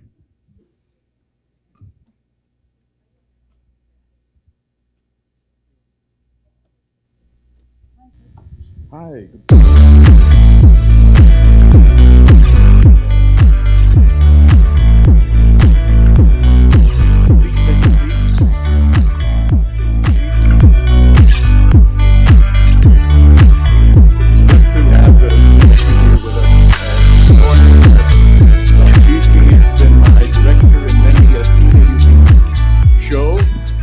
Of course, to see Dr. Cora in a context other than speaking about dead bodies. And Professor Nick, it's been a while since I saw you. I remember the last time we kind of conversed with each other. I was just telling you about this new EIDR program that you could tap to help you in your research, and look where we are now. Look where we are. Here we are. So again, a very pleasant morning to our guests, and one of the first things I'd like to ask you about your presentations is, how does your work or your research contribute to what I was earlier calling the story of the Filipino? Why should our people feel invested in your work? Let's start with you, Gigi. Thank you, Butch. Why should people get invested? Because what is important is we hear voices that have been marginalized for a long time.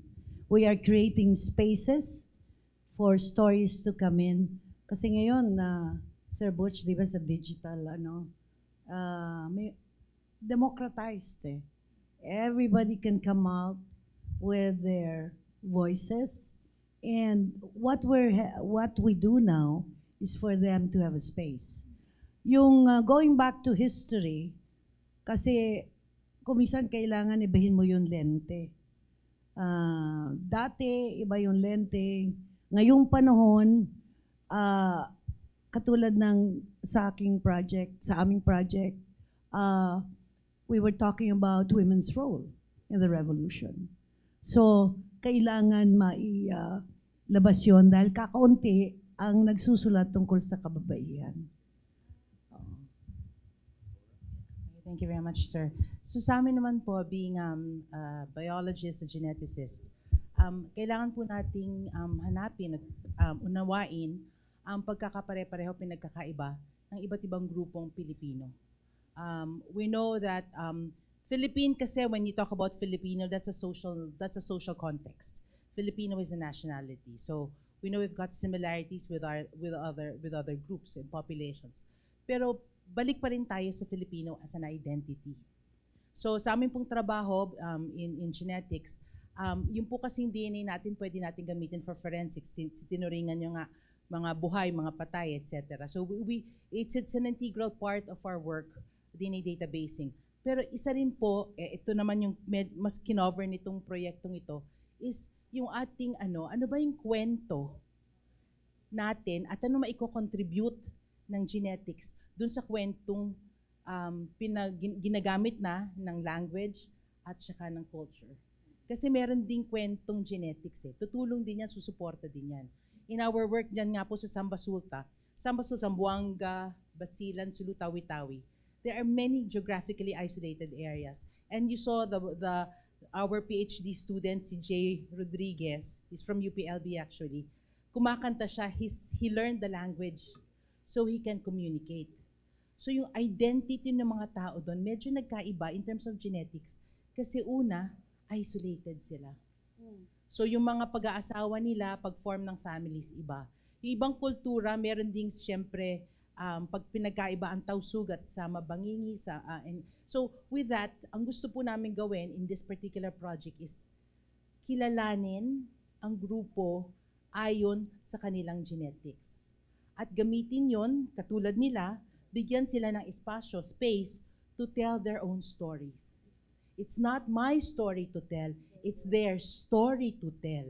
So ang role po namin as researchers is to facilitate the storytelling through the people that we work with, through the participants. At very ano po sila in terms of their genetics. Ay, kami, magkakapatid kami. Yan, pinsan. They have these terms eh. Yan, pinsan. In other words, hindi sila masyado nag-aasawa dyan. Dito, more or less. So, and one thing that strikes me is, even the people in Borneo, hindi nila sinasabing iba. Sabi nila sila ay mga kapatid. In their own language. Sila, mas malapit kami sa Borneo, etc. So, yun maganda pong unawain sa aming pananaw. Magandang unawain ang kwento ng genetics kasi mas masusuportahan o magiging suporta sa mga kwentong iba na naririnig natin. Yeah, we've heard a lot of talk regarding finding Filipino identity in media. Elementary grades pa rin lang ako, we keep on talking about that, and we, in fact, we tend to abuse it in our classrooms, Bilang ako end user at nung huli ay filmmaker na rin, hanap ko kung paano nga ba natin mahahanap ito, At salamat naman kung pinag-uusapan dito ay genetics, ano bang genetics niyan sa media, So, may tool kami na nagamit and that will be semiotics, pakatotohanan na natin kung naghahanap tayo talaga ng identity ng Filipino. Paano nga ba? When the movies that we watch actually, it's dominated by the classical Hollywood cinema style. I mean, Lino Broca, if you are not yet, if you do not know about it, you might be surprised. Broca is fluent in classical Hollywood cinema. So where the hell is Filipino there?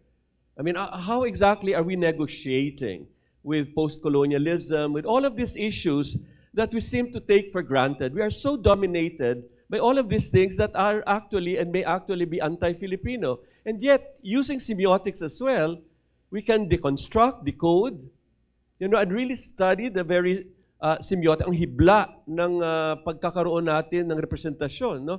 So that one of the films that I made, at ako mismo ang nag-direct noon, is the semiotic analysis, is the semiotic study of two of our national artists' films. Bakit ba naging national artist natin sila in the first place? Baka may mapupulot tayo doon kung ano ang pambansa o ano ang kabansaan doon. And studying Lino Broca's films, especially 2 years after martial law, when censorship was very, very strong, and believe me, because of the historical research I've made as well, wala tayo talagang anti-Marcos pa na pelikula noon. And yet, the wonderful thing that I discovered was the subversion of the visual language, the encoding almost in cryptic terms, this embedded genetics, the imagery that we find there, this is where, we can find that Lino Broca has been leaving us with a lot of cryptic signs that if only we are able to decode it, and of course the censorship was not able to decode it, what do they know? But now I feel we are equipped, and now we turn this into pedagogy, and now we are coming up with strategies on how exactly, patutuhanan na natin ito na hinahanap mga Filipino identity. Ito yun. Okay, let us study Lino Broca, let us study ganito kami noon, paano kayo ngayon. You will be amazed frame by frame by frame, shot by shot by shot. This Eddie Romero is just a pure master of the visual language. But just to end it, I just want to elevate exactly. I'm writing a book out of this on Lino Broca semiotics.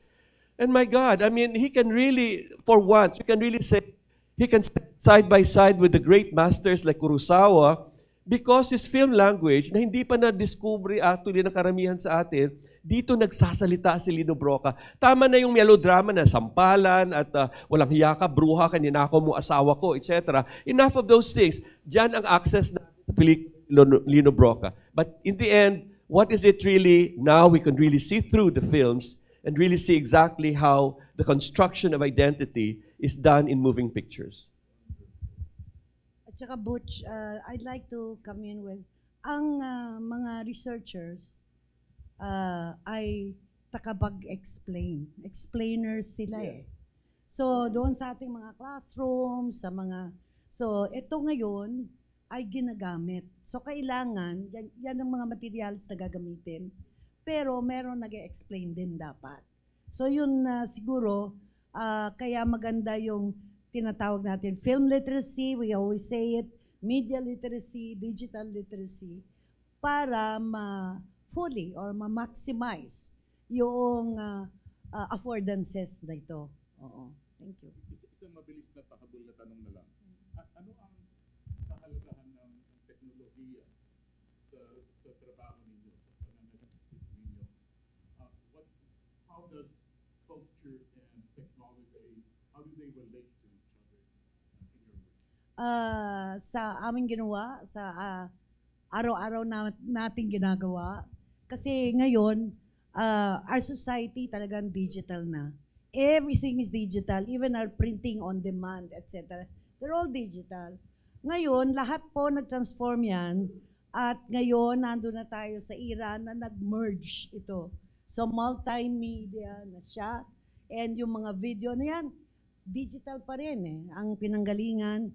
And lahat po ng ating research, palaging merong technology na ginagamit. So, lahat po yan nag-merge into what we have now as multimedia. So ngayon, yan din po dahil pareho ang nababasa ng ibang platforms, kaya ito na mass distribution. So lahat po yung process na yon ay digital. So we cannot do it parang sa math, sabi sa akin yung Arabic, di ba dati yung Roman, hindi mo naman ma-add. Pero because naging Arabic, na-add mo na. Tapos ang pagbabago ay napakabilis. Yung 30 years na nangyari, 3 years mangyayari, Coach, because of the digital age. Sir, sa amin siguro is being able to use technology to help yung mga, kasi geographically isolated talaga yung maraming tao, is bringing people together out of isolation. Kasi ang maganda po dyan is, particularly yung ibang Badyaw, sa boat sila nakatira. So ang tanaw lang nila sa mundo ay yung palengking pinagbebentahan nila ng isda. Pero hindi nila alam, because they've never been exposed about other things, other situations, etc. So it's very limited. Now, ang punto po dito, and I want it to be very clear, it's not to change them. So that's not the objective of the project. Science is not to change them. Science is not to give them a new culture. No, hindi po. Pero ang gusto lang sana, ang pilit namin po ginagawa is maabot sila para maabot din nila tayo at yung ating kwento ay mabuo. And then para din maintindihan nila, kasi marami pong paghihirap sa field. This is a social concern that we geneticists encounter. When you're in the field, you cannot be blind to it. Talagang mahirap sila. Talagang wala silang gamot. Talagang wala tumutulong sa kanila in many areas. So there is a feeling of isolation and in fact even of inferiority. Hindi na ako magsasalita, siguro social studies na lang. Pero napapansin lang po namin pag nasa field kami, iba-iba talaga yung pantin, iba-ibang level, and there is discrimination across. Not because people intend, but that's what comes apparent. So yung teknolohiya po, pagka tinanggal mo yung isolation, or at least dinikrease mo yan, nagkakaroon ng pagkakataon para mag-usap at magkaroon ng pagtanggap ng kakaibang kultura. And then I think the Philippines, foundationally, will be able to benefit from that diversity if we actually foster it.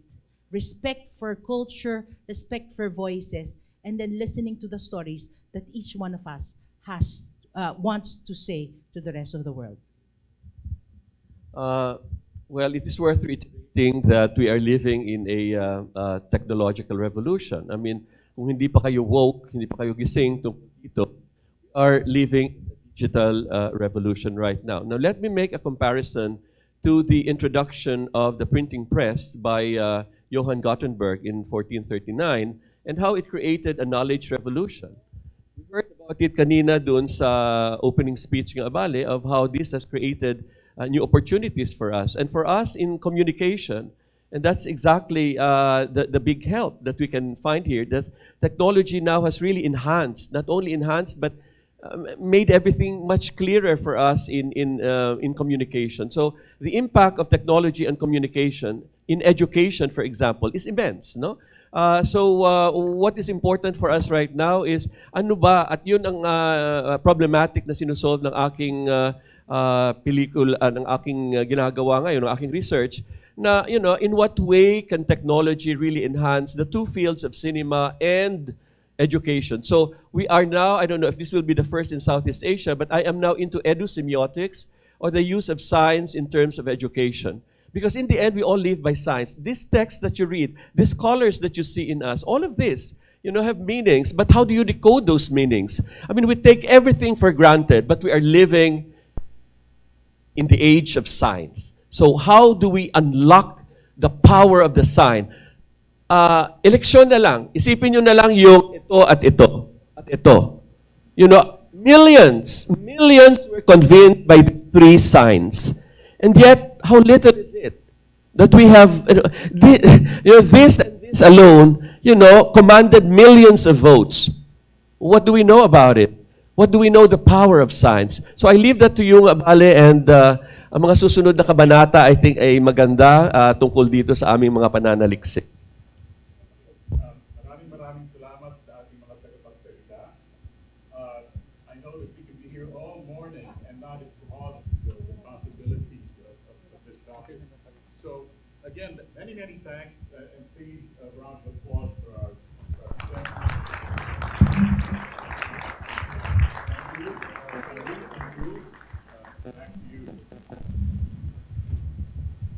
Thank you so much, sirs and ma'ams. But may we please request you to stay on stage first for the pictorials. Hindi mawawala ang photo opportunity.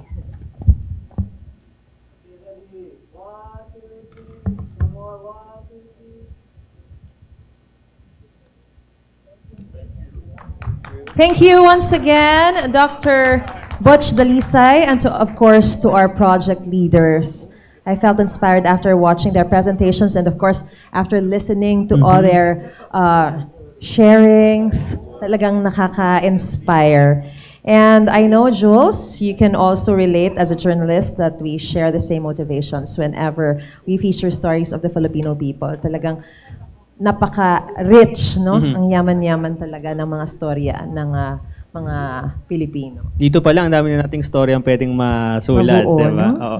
Featuring a story from rigorous research is not just for the sake of fame, of course. Our prime motivation is to provide avenues for our fellows to share their untold stories, and who knows, di ba? Through their stories, we can also unfold our inner Filipino identity. Exactly. And of course, I'm excited to research also. Di ba? Kasi kahit yung sa pamamahayag, sa broadcasting, kailangan din yan ng masinsing research para naman maganda yung storya na maibabahagi mo. And of course, kailangan yung magandang case study talaga, na talagang, kumbaga, magmumulat sa mga mata ng publiko, sa lipunan, na ito yung nangyayari sa ating lipunan nga. And of course, mahalaga na makapagsaliksik tayo ng mga ganyan, mga makabuluhang istorya. Mula sa sining, papunta sa agham. So, gaya ng binanggit ko, from sining to agham, our next session will be featuring projects funded under the Energy Research Fund. Jules? That's right. So we will now look at the landscape of the Philippine energy sector through the lens of science, engineering, and economics. All right, at this juncture, we would like to recognize the presence of the Honorable Senator. Is Senator here? Is this Senator here? Okay. All right, so representative ni Senator Win Gatchalian. Tama? Okay. Is that right? And of course, and also from the Department of Energy? Okay. And of course, Maurice, to moderate the session on green energy and sustainable solutions, please welcome here on stage Dr. Michael Angelo A. Pedraza. Hello, sir.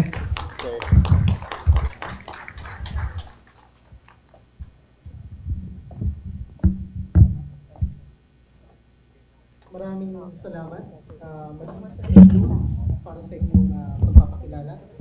Magandang umaga po sa inyong lahat. So ngayong umaga, we will learn more about 6 of the 20 research projects implemented under the Energy Research Fund. Unfortunately, Senator Win Gatchalian cannot join us this morning, but I've heard a representative will be here. So Senator Gatchalian was the proponent of the bill to create the Philippine Energy Research and Policy Institute, which is based in UP. It is the country's first energy think tank to address the research and policy gaps in the energy sector. The bill was subsequently approved and enacted into law. He recognizes that energy is one of the most research-intensive fields within the public policy arena. Thus, he helped provide the university with a 100 million allocation in order to carry out energy research and policy-related projects.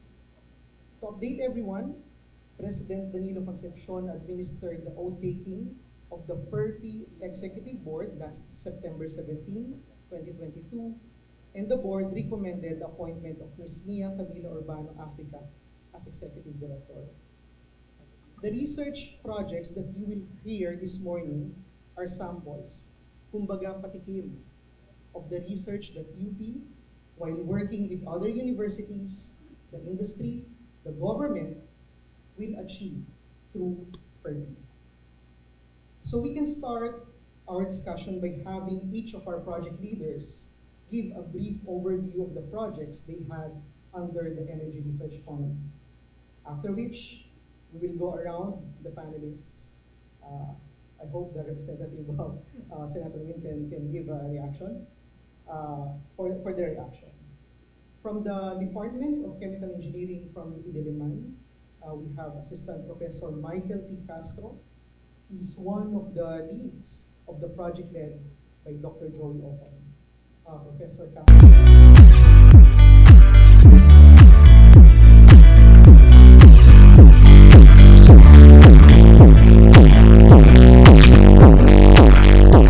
So I am Michael Castro, and I'm going to speak on behalf of Dr. Joey Ocon since he's not here.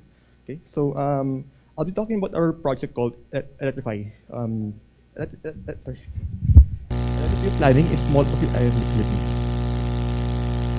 So there are about 3.6 million Filipinos without access to energy, many of which are in small Pacific Islands, which are not connected to the main grid.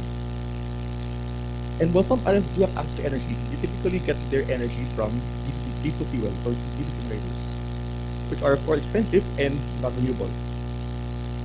And even worse, we actually subsidizing these sources using government funding. So as the price of fuel increases every year, we also expect these subsidies to increase year on year. So this is where our project comes in. Our project aims to create science-based policy recommendations to transition islands away from diesel and more into renewable energy. Okay. So this was led by Dr. Joey Ocon and was made possible by a team with various backgrounds such as engineering, economics, policy, and sociology. And I personally was part of the team also as the lead developer of ISLA, or the Island Systems LCOE minimization algorithm. ISLA is a tool that we use to optimize systems in off-grid islands. Okay. So in this project, we developed tools and techniques to study the deployment of renewable energy into Philippine off-grid islands.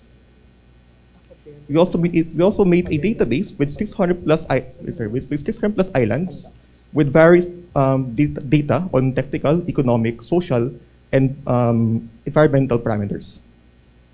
Okay. And to show our results to stakeholders, we actually made a website where you can interact with this data. Okay. So in one of our key studies, we found out that larger islands like Palawan and Mindoro are much easier to energize using renewable energy. But that being said, they also consume a large part of subsidies. Therefore, we encourage the private sector to invest in these islands. Okay. So firstly, smaller islands such as smaller islands are much harder to energize since they don't have the scale. So we suggest that the government should target these islands for subsidies. Also, because these small islands are not as developed as the larger islands. Okay. So our database is now accessible through an open access data article, and we encourage both the public and private sector to use this database to allocate their subsidies and investments. Okay. So let me close this statement by saying that 100% energy access is indeed possible. We just need the right strategy, a strong political will, access to financing, and of course, enhanced private sector participation. So that's all. Thank you.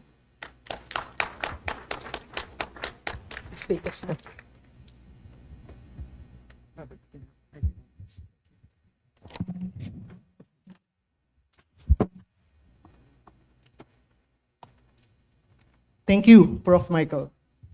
Next, we have from the UP Diliman School of Economics, Dr. Carl Handok. He will be presenting the project of Dr. Dante Canlas, the development of the upstream indigenous natural gas industry. And later on, he will come back to present another project from the school. Dr. Carl?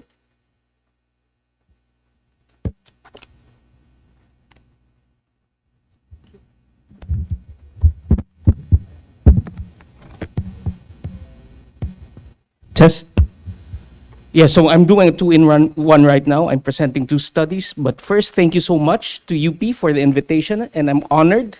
I'm Carl Handok, an associate professor at the UP School of Economics, and I'm honored to present two studies that are headed by two professor emeriti from the UPSC, Dr. Dante Canlas and Raul Fabella.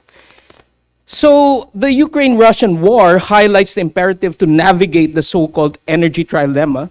First, energy security, affordability, and environmental improvement through decarbonization. So on one hand, the country must ensure domestic supply of fuel, either through developing indigenous sources or through importation that will ensure energy security. But we should also be mindful of the environmental impacts of the energy sources that we import. Okay? On the other hand, this source should also be affordable so as not to burden the population, especially the poor.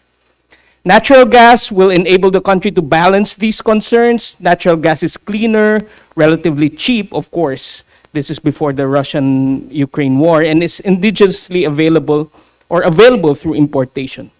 So the first paper, led by Dr. Dante Canlas, Professor Emeritus of the UP School of Economics, seeks to describe the macroeconomic impact of developing the Philippine upstream indigenous natural gas industry, as well as articulating the role for industrial policy to aid the development of the PUING. Okay?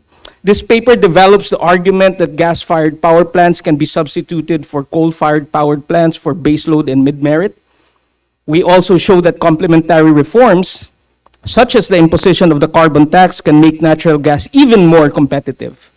We also explore the details of a supportive framework for industrial policy to develop, especially those related to economic spillovers, learning by doing, and energy security. So the picture shown here are our discussions with some companies involved in the upstream natural gas industry. The current Secretary Popo Lutilla of DOE has also read the paper, and we hope to continue the discussion with him and our government partners moving forward.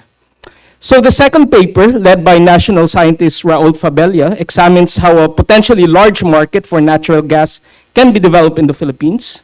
In particular, we look at special economic zones, or SEZs. Locators in SEZs possess specialized facilities, equipment, technology that can take advantage of the availability of natural gas. So in this study, we describe the energy-intensive activities and operation of SEZ firms in Calabarzon, Clark, Subic, and Bataan.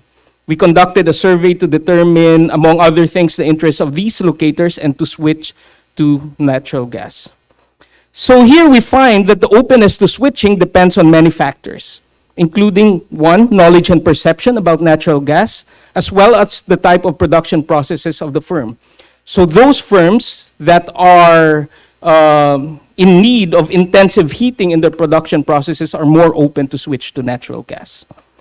So we also see that the push for cost competitiveness will likely encourage some of the firms to adopt natural gas, as evidenced by the higher proportion of exporters who wants to switch. Finally, we also see that that infrastructure is crucial for the development of these markets. For instance, the presence of regasification facilities inside SEZs for firms, And these infrastructures are actually one of the bottlenecks in the market that needs to be solved both by government and the private sector. So the picture shown here shows our discussion with PESA and DOE, as well as with Tokyo Gas, one of the biggest players in the Japan gas industry. We also show here the set of academic papers that have been published with the support of the UPERF funding. So thank you so much for your attention, and we hope that this set of studies will continue the conversation around the economics of cleaner fuel towards our fight against climate change. Again, thank you to UP for the invitation.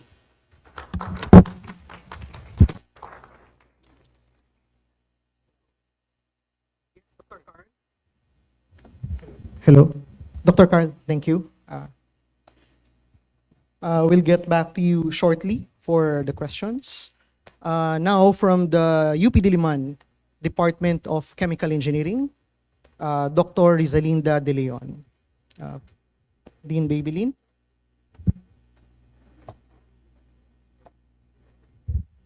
Thank you, Mike. So the impending depletion of the Malampaya natural gas, of course, which currently is supplying almost 30% of the Luzon grid power. Because of that, the Department of Energy, or the Philippines, is poised to import, for the very first time, liquefied natural gas. Okay, natural gas. It's natural gas. It's stored and transported at negative 163 degrees centigrade. So that's cryogenic conditions already. While it's not flammable as a liquid, its vapors are highly flammable. And of course, at that very low temperature, there's always the danger of cryogenic burns to the operators who might get in contact with it. So with this scenario, the Department of Energy has promoted natural gas regulation, the Philippine gas regulation, or the PDNGR through a department circular. Okay, but that brings us now to a question: is our regulatory system ready? All right. The PDNGR identified number of regulatory agencies who are supposed to be involved in the regulation of the industry. So in a nutshell, thank you.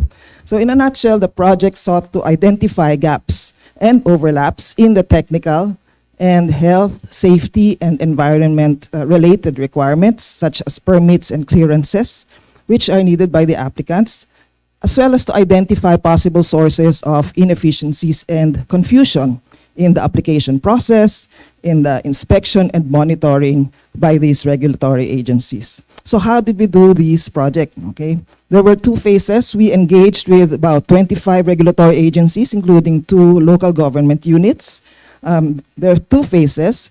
One is the formulation first of the recommendations and alternatives, recommended reforms and alternatives.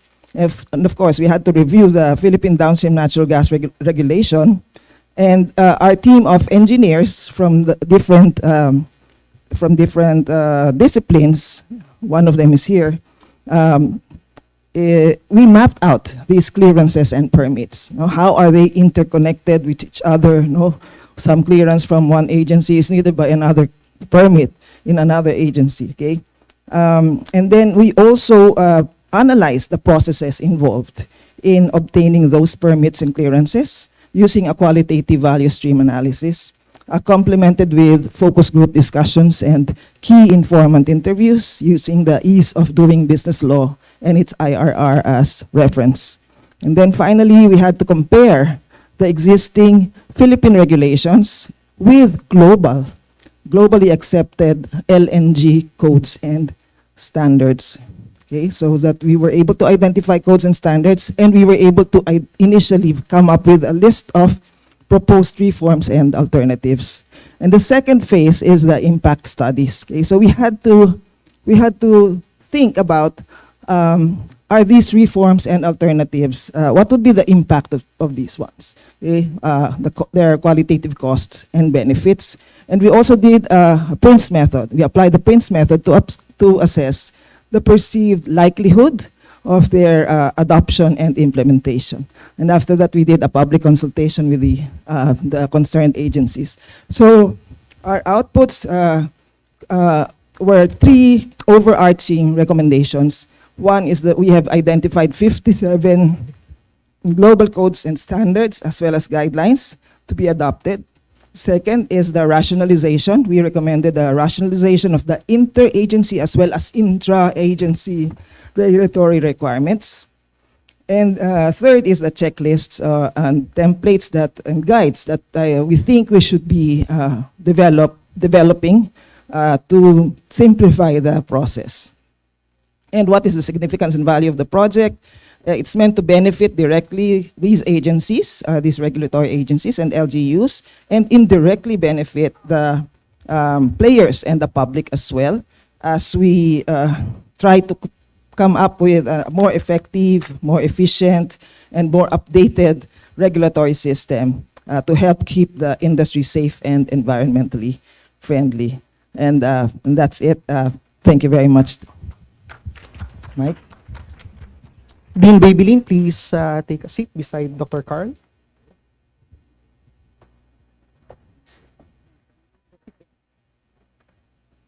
So now from the College of Engineering and Agro-Industrial Technology in UP Los Baños, Dr. Rex Demafelix.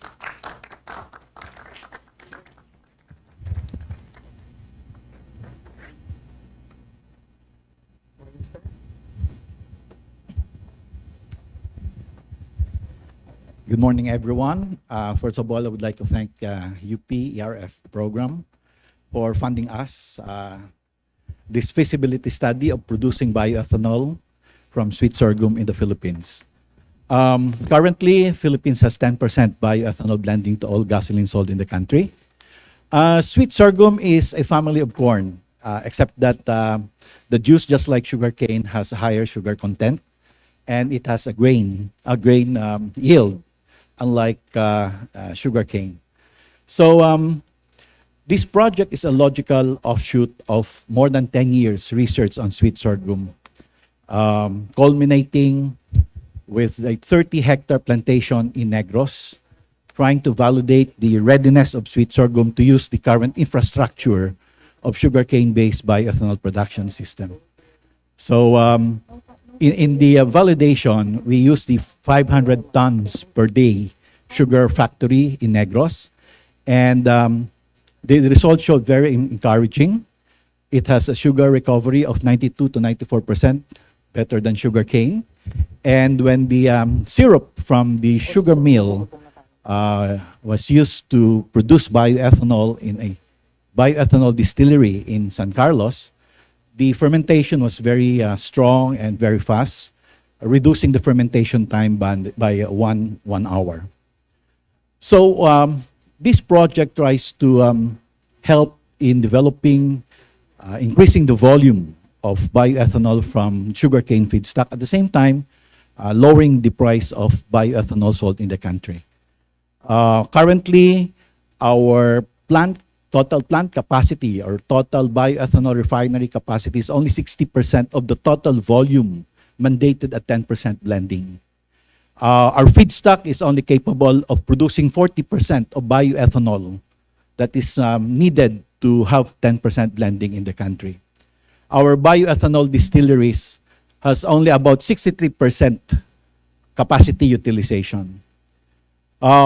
With sweet sorghum having an ethanol production ranging from 1.5 to 2.5 times that of sugarcane, it is very encouraging to support the fact that it is ready to use the current sugar-based factory and refineries, and the feasibility study showed that it is very viable both to the plant side and farmer side. It would surely provide us a good alternative or complementary feedstock to sugarcane and sugarcane molasses. And surely this would increase job generation and potential economic activity in areas where sweet sorghum will be planted. That's all. Thank you very much.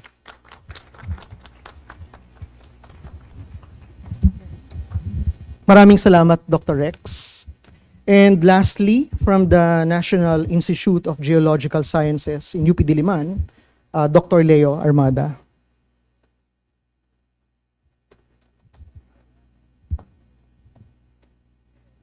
Good morning. So I'm introducing our ERF project from the National Institute of Geological Sciences. So basically, we look at legacy seismic datasets to look for natural gas hydrates. So actually, this is a new resource that we are exploring.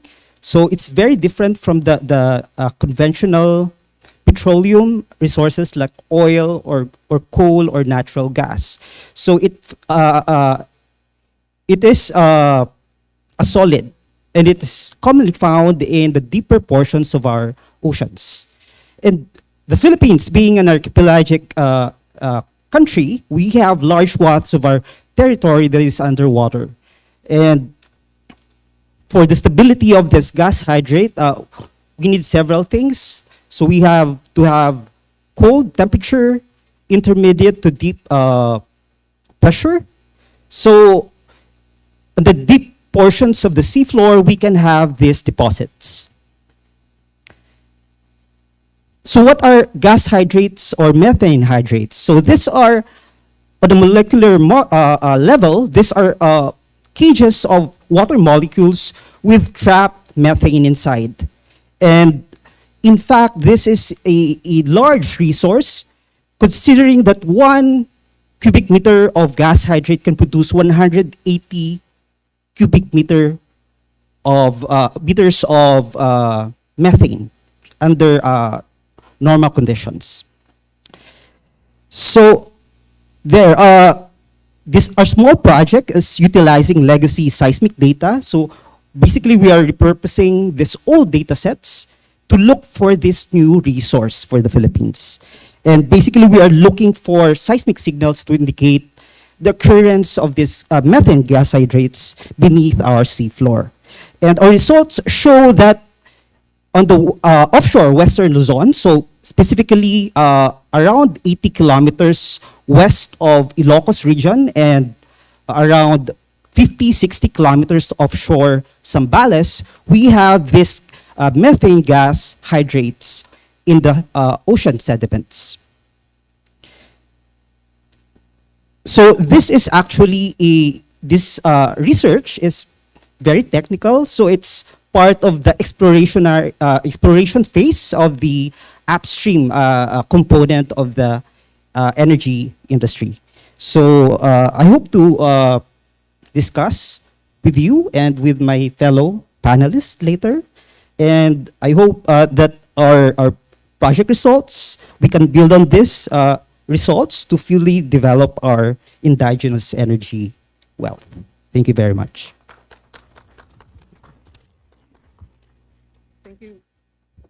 Thank you, Dr. Leo. Please take a seat. I'll take my seat as well.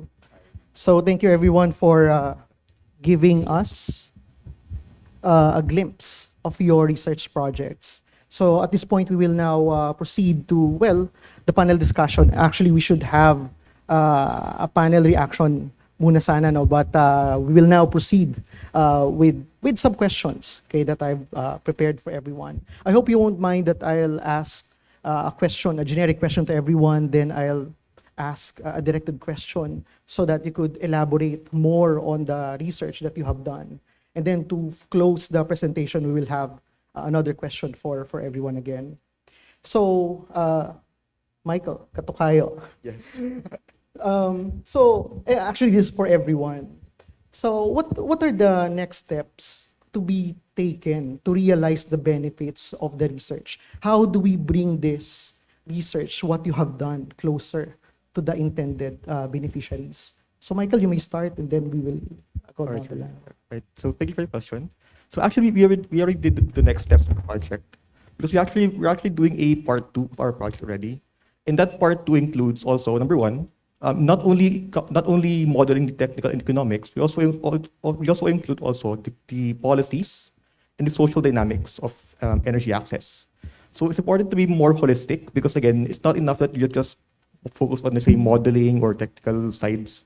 You have to account also for the say geographic, political, economic, social, technical, legal, and environmental aspects of energy. So what we're actually doing now is we have a toolkit that tries to integrate all these parameters together. So it's more well-rounded, more holistic, and that would allow us to find out which island or islands are the best for energy access, or which islands are more crucial, or which islands to prioritize when it comes to energy access by both the public and private sector. Yes. Thank you. Dr. Carl? Thank you, Michael. You know what, the curious thing about policy studies is that you have to monitor the constant changing landscape, both geopolitical and what happens to other, especially to Middle East, Russian-Ukraine war. And so the challenge really is to how to articulate the findings of this research, given that the world has changed in the past year. So, well, we have to partner with our government and private sector fellows to determine which types of reforms can we do moving forward. So, in terms of regulation, like Dean Babylin said, and also complementary policies to, say, aid some of the transitions that's happening towards renewables. So I guess that's the next step, is to articulate how this changing landscape can affect some of the policies. But also in several parts, the problem with energy is one side is supply, the other side is demand. So offtake is really a problem. So we want to continue the study for special economic zones to extend it perhaps to, say, other types of fuels like renewables. So that's the direction that we're heading to. Thank you, Dr. Carl. Yeah, for our project, actually, we already used generated here in this ERF project was already the starting point, which the output was the starting point of our next project, which we just finished also. A 2-year project. Kasama ko si Carl at si Doc G. Reyes. So codes and standards, how it is to be handled. Okay, so all of these recommendations were studied, and we also conducted capacity building for the agencies so that they understand what these code standards are. And I think the next step after our the project that we just finished is to actually help our agencies to put them into writing and get them into their policies. Thank you. Dr. Rex? Well, the next step should be commercialization, deployment of technology. And I think this is the reason why the Ethanol Producer Association of the Philippines adopted the next step, working on the diversification. They have already allotted funding, and this coming Thursday we'll be presenting to the SRA, looking at sweet sorghum and other complementary feedstock to augment our sugarcane and sugarcane molasses feedstock. So we're hoping that this would open to more engagement using sweet sorghum as complementary feedstock to our sugarcane-based material. Dr. Leo? Yes, for our project, so this is actually quite a new field for earth science, for geoscientists of the country. So I guess the next step would be to expand this cataloging that we're doing of our territorial seas. Since, again, we are archipelagic and we have all these conditions that meet the requirement for gas hydrate formation, it is imperative that we actually take stock of what we have of our indigenous wealth. So I think that's the next step for us. Okay. Thank you, Dr. Leo. So I hope you won't mind, it's close to lunch, but I hope you allow me to ask directed questions. So I'll start with Dr. Michael Ole. So usually, I had this chance to talk to some communities that are not electrified, and one of the challenges is that whenever we install these hybrid energy systems, and then the funding agency leaves, parang kung ano-ano na yung nangyayari dun sa naiwan na equipment. In fact, in one of the stories I've heard, is that yung mangingisda, ginamit na yung baterya na iniwan nung nangingisda siya kasi may nasira eh. So, ganun na yung nangyari. So, what do you think is parang the best way to prepare these communities para hindi hanggang deployment lang ang ginagawa natin? That's actually a good question, Dr. Mike. Yeah, actually, I've heard more stories like that. Kasi the thing is kasi, those projects kasi, it's better if it's more sustainable, or it's better if there's either a public or private sector maintaining the project as opposed to just deployment and just leaving it as is. Yeah. So it's better for either the public or private sector to go in and invest or maintain those areas. For the public sector, it's better if they prioritize those areas na hindi gagalawin ng private sector. For example, those small communities na hindi masyadong profitable, it's better for them to invest there. Whereas for the private sector naman, for the private sector, they should look for islands wherein it's much more profitable to invest. Normally larger islands, where there's a more higher capacity for people to pay. Yeah.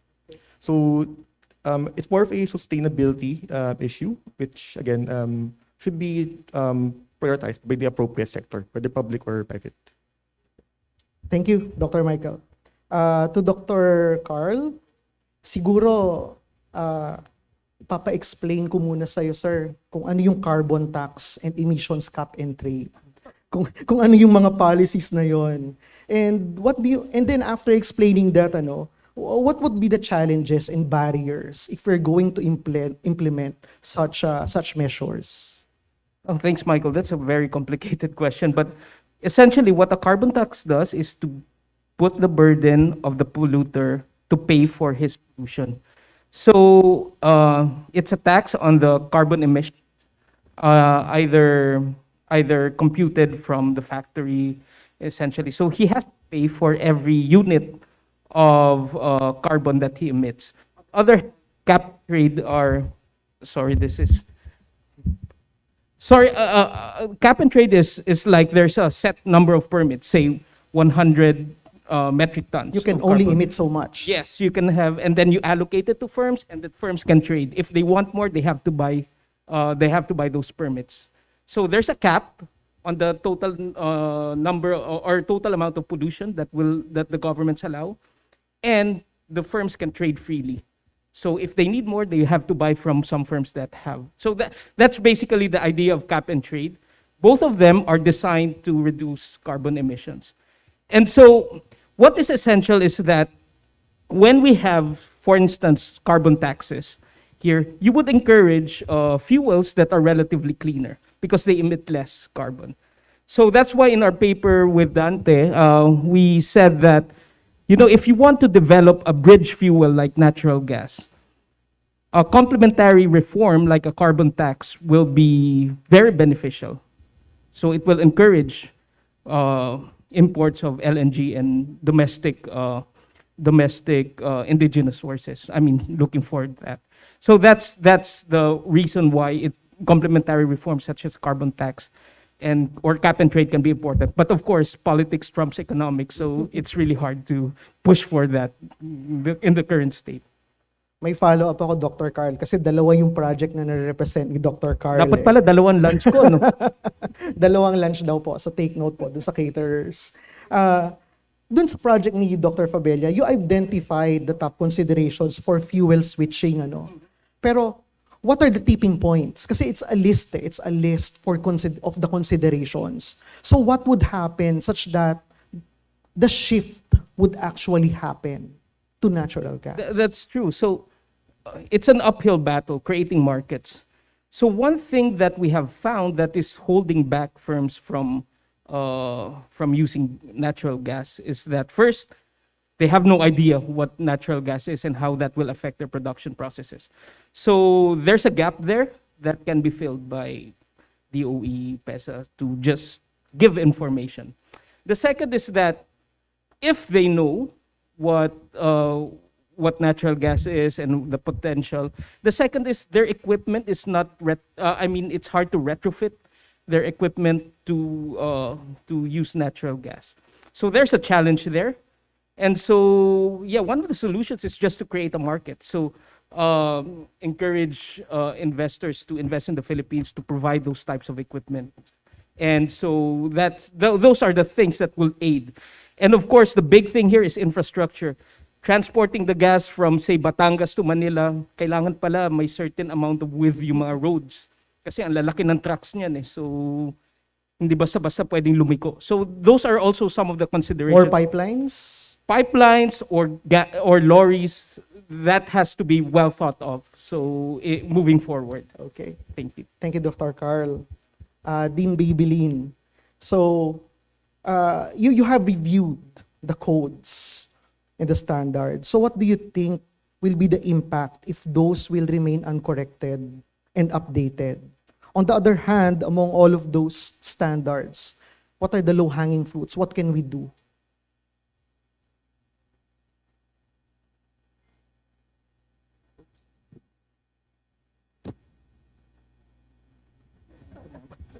Yes, hello. Thank you. Yes, regarding the codes and low-hanging fruits, I think the most important codes and standards that have to be adopted are those that pertain to the handling of liquefied natural gas, because it's a cryogenic fluid, and because we're not equipped right now, our regulatory system is not equipped. So if these codes and standards are not updated, then there may be aspects of operation and design that these regulatory agencies may approve, which should not have been approved in the first place, and that would pose hazards and risks let's say leakages. How do they handle leakages? How will they handle flames? And of course, another impact would be the slower process in getting the permits for our players. Low-hanging fruits, marami namang global standards already. So it's just a matter of adopting them, putting them into the policies, into the regulatory policy. Thank you. Thank you, Dean Babylin. Now for Dr. Rex, we're talking about bioethanol production from sweet sorghum. Actually, nag-internet pa ako. Ano ba yung sweet sorghum? Di ko alam. And then I've encountered one of your papers that it's used to produce molasses po, no? So one food product. Actually, my question is, where will you put the production of bioethanol from sweet sorghum on the food, energy, water, land nexus? Whenever we produce fuel from food, there are competing ideas. There are synergies and there are competing ideas. So we have competition on the use of food, water, and land, and manpower as well. So where do you put that? Does it create more problems? Hopefully not. Or does it solve some of the problems that we have right now? Okay, very difficult question. Okay. Well, we really need energy anywhere. So let me put this in this context. Against sugarcane, sweet sorghum is less water usage in terms of plantation requirement and processing requirement. So in short, you have more water to be allocated for food production. In terms of ethanol production, on the same volume, sweet sorghum could provide you 1.5 to 2.5 times the volume of ethanol per hectare per year compared to sugarcane. So you have more lands for food production. And sweet sorghum has grains. It could produce 3 tons per hectare per cropping. The seed crop, which is the first cropping, where you use the seed to plant, it requires 4 months, but the succeeding ratoons, it could be ratoon for 2 times. You have like 3 tons, 2.4.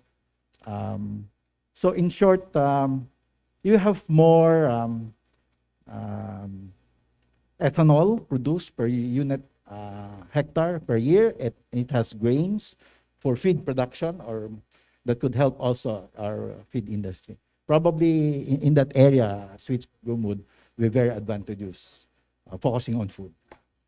Thank you, Dr. Rex. And lastly, for Dr. Leo, actually, konti din lang yung alam ko dun sa gas hydrate. So yung natural na next question is, Next steps that may be done to confirm the presence of gas hydrate dun sa inferred locations. Yes. And eventually we want to extract them. Extract. Ano? So have you conducted cost-benefit analysis, and how much can we get from there? Yes. Unfortunately, we did not do the anong term ulit? Cost-benefit Cost-benefit. of the next step. Hindi ako masyado sanay. Mas technical. So, it's not within the scope of our project. So really, we need help from people, from our friends from DOE maybe, and from our economist friends as well to do this valuation of this resource. The next step would really be, because our research is really more of an indirect investigation. So seismic reflection surveys are indirect imaging of the seafloor. But so we can infer that there are, on a high probability, that there is gas hydrate in the sediments. But actually, the next level is to confirm this result by doing core sampling of the sediments or even doing drilling. And in this aspect of the project, of course, instrumental would be the contributions from the industry and maybe from DOE as well. Yes. Thank you, Dr. Leo. Kakain na daw tayo. Sandali lang po, Miss Timer, ha? In one sentence. Yes. Hindi na pwedeng one sentence or less. In one sentence. Given that PERPI is at UP na, what do you think is the role of UP to promote and encourage energy research and leading energy research and policy research among Philippine higher education institutions? Sir, nasa inyo na yung mic, so kayo na po yung mauna. Pabalik po dito. So being a research university, and of course, integral part of that doing the research thing is teaching. So in fact, we do not have the critical mass of scientists working on this field. My topic, which is gas hydrates and even natural gas in offshore areas. So we can continue recruiting young minds, young students to specialize on this topic. And also we can bring in petroleum engineers. Since this is very different from conventional oil or gas, since you're dealing with a solid, so you need to depressurize and excite so that you can liberate the methane and separate it with the water. So this entails a new specializations and new set of skills in terms of eventually extracting and producing energy from this resource. Thank you, Dr. Leo. Dr. Rex? Well, two areas. One, of course, is policy, pushing for policy development, and for those who are commercially or industry ready, like sweet sorghum. This could help a lot in increasing our feedstock volume as well as our bioethanol production. The other one is on the residual research work in the laboratory for other alternative feedstock, like, for example, since 2008, we've been working on micro algae and macro algae. So probably this is the most sustainable among the different bioethanol and biodiesel feedstocks. If we could push for more research until its feasibility study, just like sweet sorghum, it could help a lot to our transport sector, especially to our biofuels industry. Maraming salamat, Dr. Rex. Din Babylin? Yeah, I currently have a PhD student. We're working on looking at how to make that transition from natural gas to more sustainable energy use. Okay. And so more PhD students, please. More students. Yeah, Dr. PERPI has really come at the right time, with all these and with all these political things happening. And so, as evidenced by the panel here, PERPI can bring together different disciplines to look at a multifaceted problem. And I think that's the role of PERPI moving forward. Energy, environment, cost-benefit, economic analysis, law, regulation, law. These are all under PERPI's purview, and it should Sama-sama tayong lahat under PERPI. Kumbaya. Dr. Mike? So the good thing about UP is that it has a very large network of both experts and also a network of academicians, industry, and government. So we can actually use that or exploit that to have collaboration between industries and between sectors and between fields. Yes, because energy is not just a single subject. It's actually a wide range, or it covers the entire range of subjects: engineering, economics, policy, social sciences, so on and so forth. So yeah, it's more important to be more collaborative and more open to each other's works. Yeah. Thank you, Dr. Mike. So what I've heard is sama-sama tayong lahat tapos mandamay tayo ng ibang tao. Okay? So with that, maraming salamat po sa ating mga project leaders. And thank you very much. Nanghiram pa ako ng 5 minutes. Maris and Jules. Thank you. Ayan, alam nyo na po, ang drill won't leave the stage without the photo ops. Okay, photo opportunity.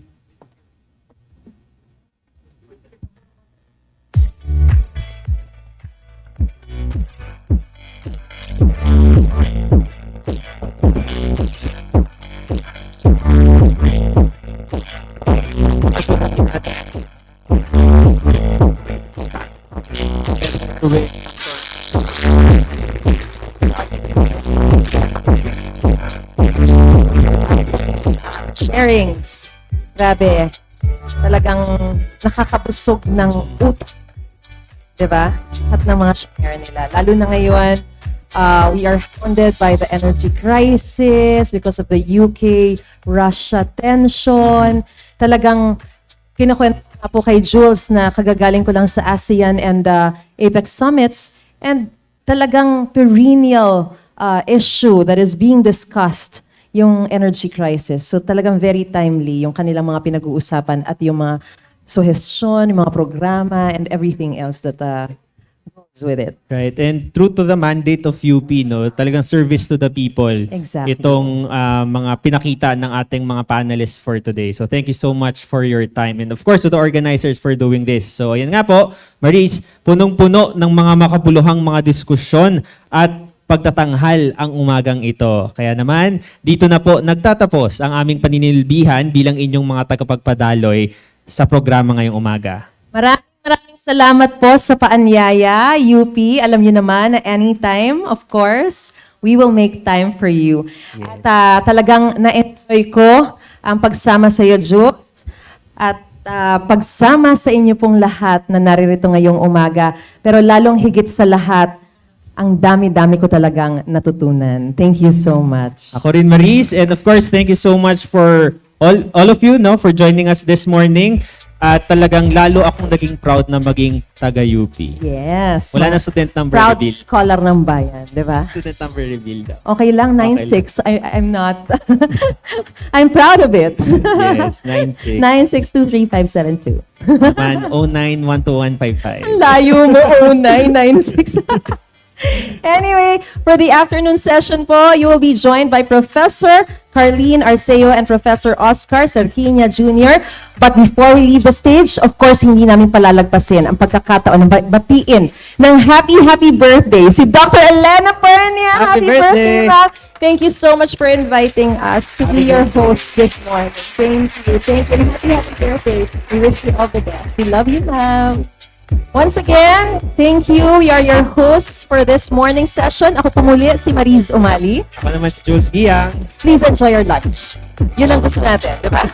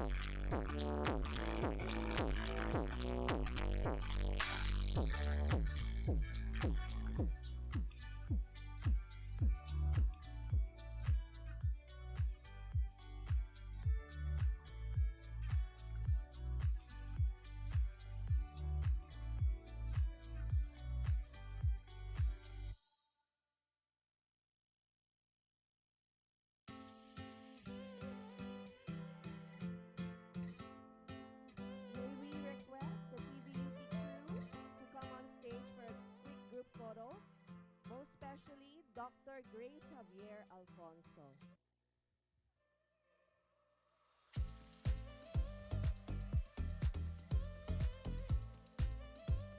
Then we also request the presence of the UP Open University Multimedia Center personnel and production crew to please come on stage for a quick group photo. Thank you.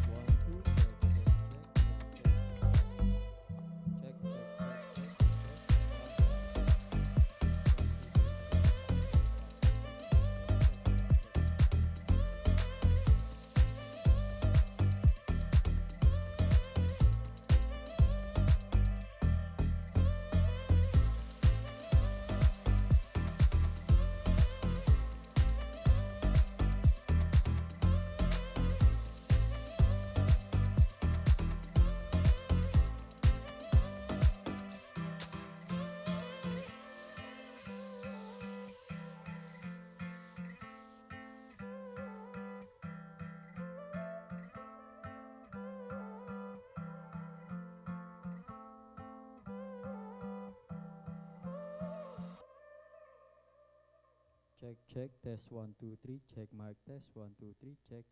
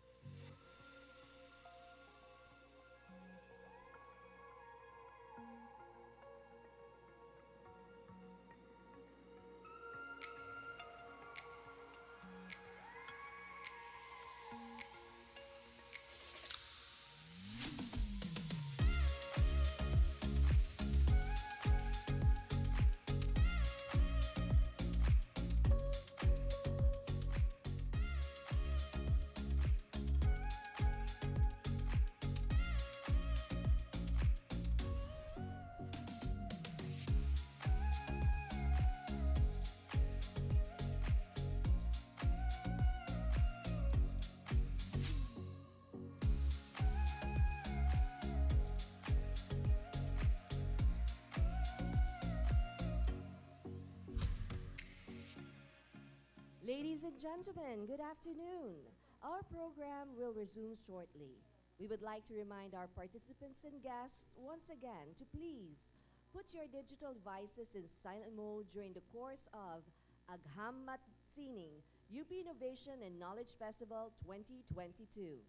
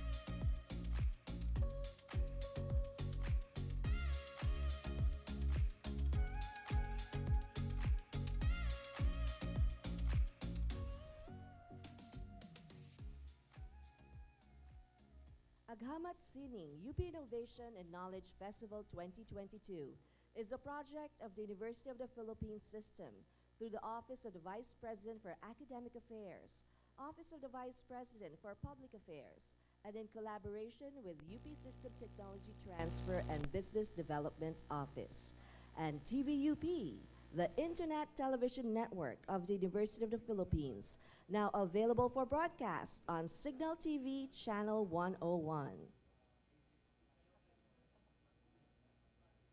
Agham at Sining also wants to thank our research and development partners and funding agencies.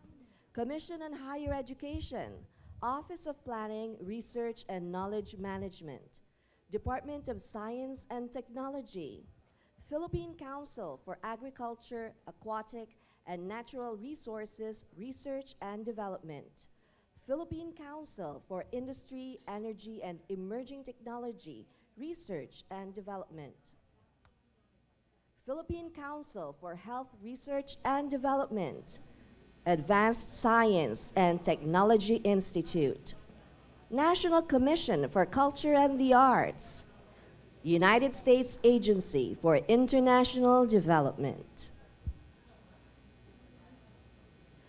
Today's event is also available through Facebook Live and YouTube live streaming. Post, tweet, or share your photos and videos from our event using our official hashtag, Agham at Sining 2022. May we request everyone to settle down and please start making your way to your seats. We will begin our program shortly.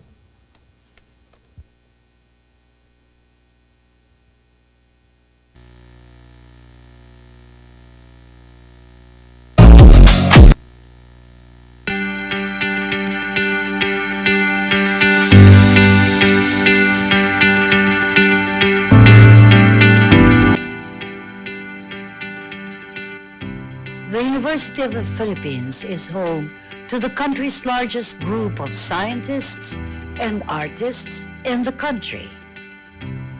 The university that adheres to the call as the national university by setting academic standards and initiating innovations in teaching, learning, and research.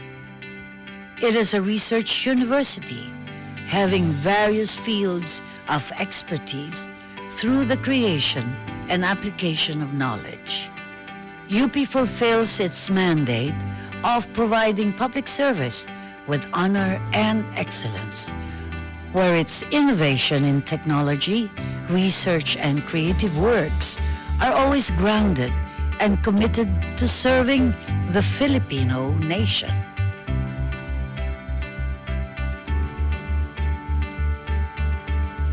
Today, we showcase the university's technological innovations, research, and creative works. Agham, best technologies adopted by industry and local government partners, promoting resilient infrastructure that fosters innovation, promising research that provides solutions towards inclusive and equitable quality education. Groundbreaking innovations for promoting sustainable lifestyles and a clean environment essential for human health and well-being. Sining, outstanding creativity in the university, rooted in our history, culture, and tradition. Relevant rediscovery of our identity through various artistic expressions and meaning-making in the science of art, cinema, and education. Celebrating research and innovations that shape the nation. Partnerships and collaborations that seal the future. Nakatuon sa pagpapalawak ng Agham at Sining para sa bayan. Ito ang UP Innovation and Knowledge Festival 2022. Please welcome our host for this afternoon. She is a professor from the Institute of Mathematics, while he is a professor from the Department of Speech, Communication, and Theater Arts. Dr. Carlene P. Arceo and Professor Oscar Cerquina Jr. from UP Diliman.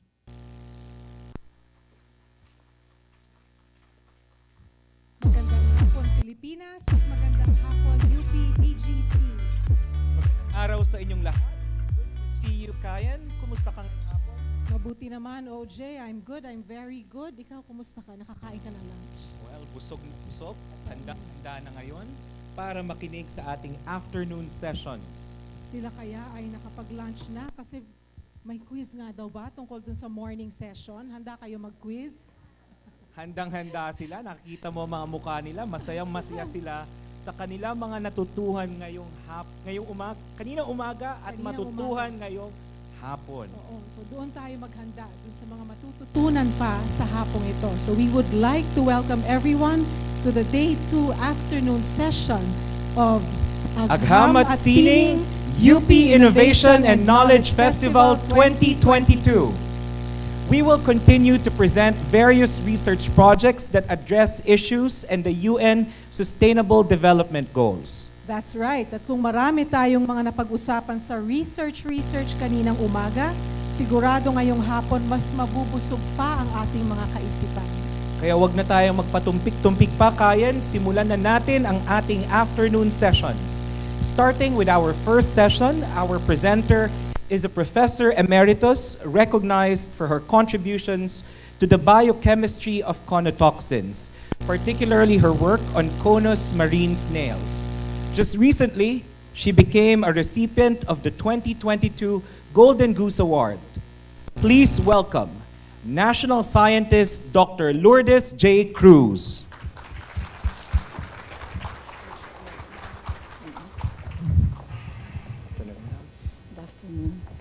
Thank you, OJ and Karin. Science always has a purpose. Discoveries may mean less at the moment, but certainly gain much more value in the future. That is why pioneering work is always valued and recognized, just like the research projects in this session, which are full of innovation in the sciences. Pioneering work lays down the foundation of new studies and opens exciting possibilities. I'm glad to see you aligning its research projects with the UN Sustainable Development Goals, such as SDG 4 on quality education, SDG 7 on clean and affordable energy, and in this session, SDG 3 on health and well-being, and SDG 9 on industry, innovation, and infrastructure. I see that the next session touches on SDG 12 on sustainable consumption and production as well. NASDOST advocates for the attainment of the UN SDGs through knowledge to action projects of Future Earth Philippines, a program linked to Future Earth, a global network of researchers for S&T in transformations to sustainability. At this point, allow me to add to this list SDG 17 on partnerships for the goals, as UP recognizes the valuable support of its institutional partners. For researchers, partnerships for the goals also mean interdisciplinary collaboration with other researchers within and outside our own units, as encouraged by UP's emerging interdisciplinary research program, or the EIDR. In health-related projects for UP Manila, EIDR began in 2011 to 2012 with the support for a project on clinical and autoimmune characteristics of early-onset diabetes in young adult Filipinos by Dr. Elizabeth Pacheco, and a project on computer-aided discovery of compounds for the treatment of tuberculosis in the Philippines by Dr. Junie Billones. This year, 10 new projects were granted under EIDR in health-related areas. UP's EIDR program has been a mechanism for encouraging research collaboration among faculty members and has catalyzed an improvement in scientific productivity and innovation. Home to the country's brilliant minds, UP pioneers projects funded by CHED, under the Philippine-California Research Institute, or PICARI, and DOST-PCHRD on areas of health and well-being, industry, and innovation. This session is titled The Partnerships for Technological Innovations. Let me now introduce the moderator for this session, Vice Chancellor for Research in UP Manila, Dr. Edward H.M. Wang.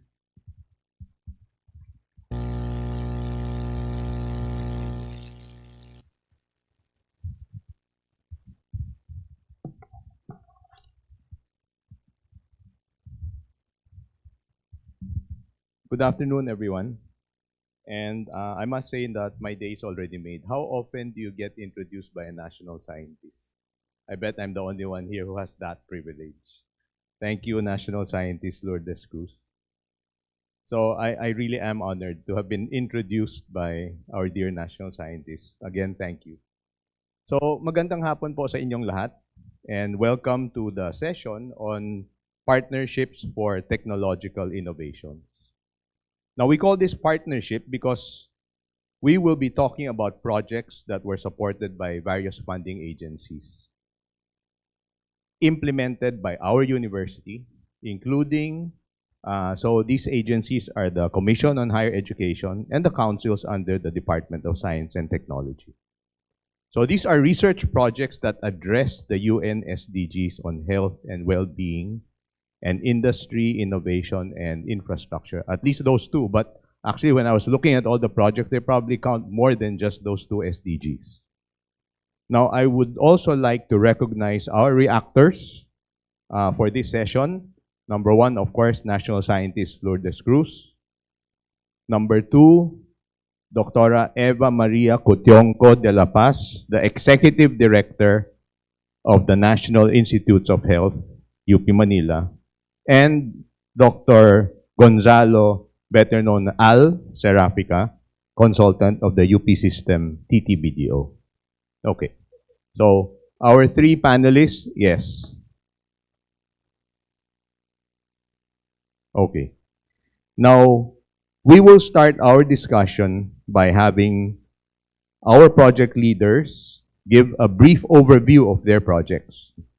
And may I now call on, first of all, the Dean of the UP College of Medicine, Dean Charlotte Chong, to give us an overview of her project on increasing the rates of newborn hearing screening with novel technologies.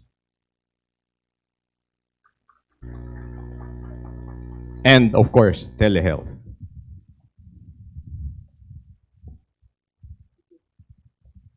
Thank you, Dr. Wang, Vice Chancellor for Research in UP Manila. Can I have my first slide? It's really a pleasure for me to be representing the HELE team. I'm one of three project leaders. My co-project leader is Engineer and Professor Louis Sison, as well as one of the research faculty and also a faculty of the UP College of Medicine, Dr. Portia Grace Marcelo.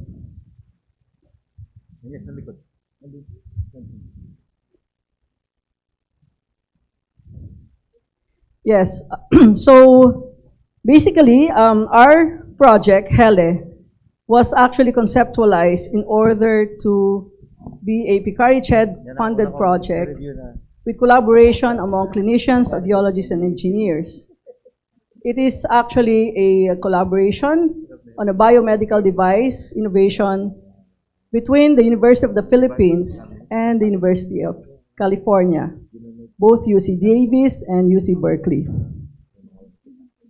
Basically, the team actually looked at a law, RA 9709, which actually is the Universal Newborn Hearing Screening and Intervention Act. And basically, we note that the prevalence of congenital bilateral profound hearing loss is about 1.38 per 1,000.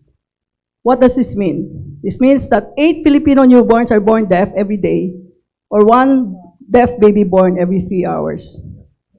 So for my second slide, as you can see here, the cause of that, of appropriate intervention for hearing loss in these babies will be around 4.8 million pesos savings. In that regard, it's very important that we are able to help these children develop language, speech, so that they can be contributors to society. What our project did basically is to be able to come up with an electronic medical record, EMR. We also came up with capacity building for rural health units and lying-in centers. And also, we modeled how telehealth can actually be utilized in order to help move and increase the rates of newborn hearing screening in our country. So lastly, I would like to say that the blended learning strategies that we developed was actually used during the pandemic. We were able to train more than 1,900 certified hearing screeners to be able to still go on with the training for accredited newborn hearing screeners. So, where are we now? We are actually at the point where we are able to have PhilHealth pay for hearing aids in a pilot program at PGH. We also had the National Cochlear Implant Program started last year, which gave 20 cochlear implants costing around 25 million pesos and 3 machines for Visayas and Mindanao.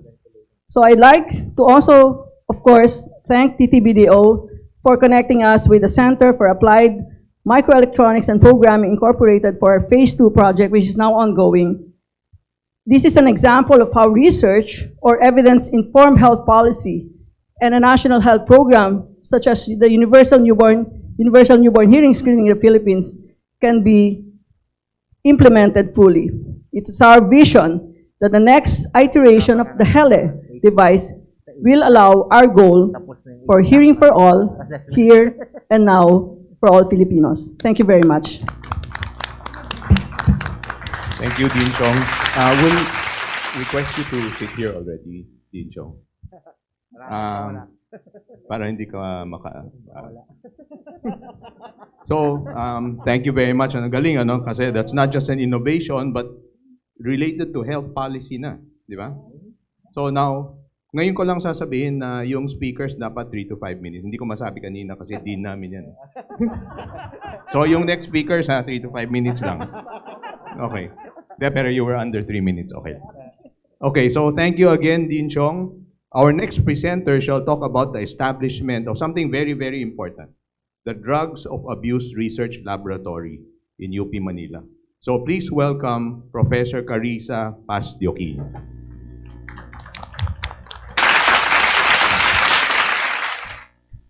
Thank you, Dr. Wang. It's an honor for me to be here in front of you, all esteemed researchers, to represent the team of the DARL.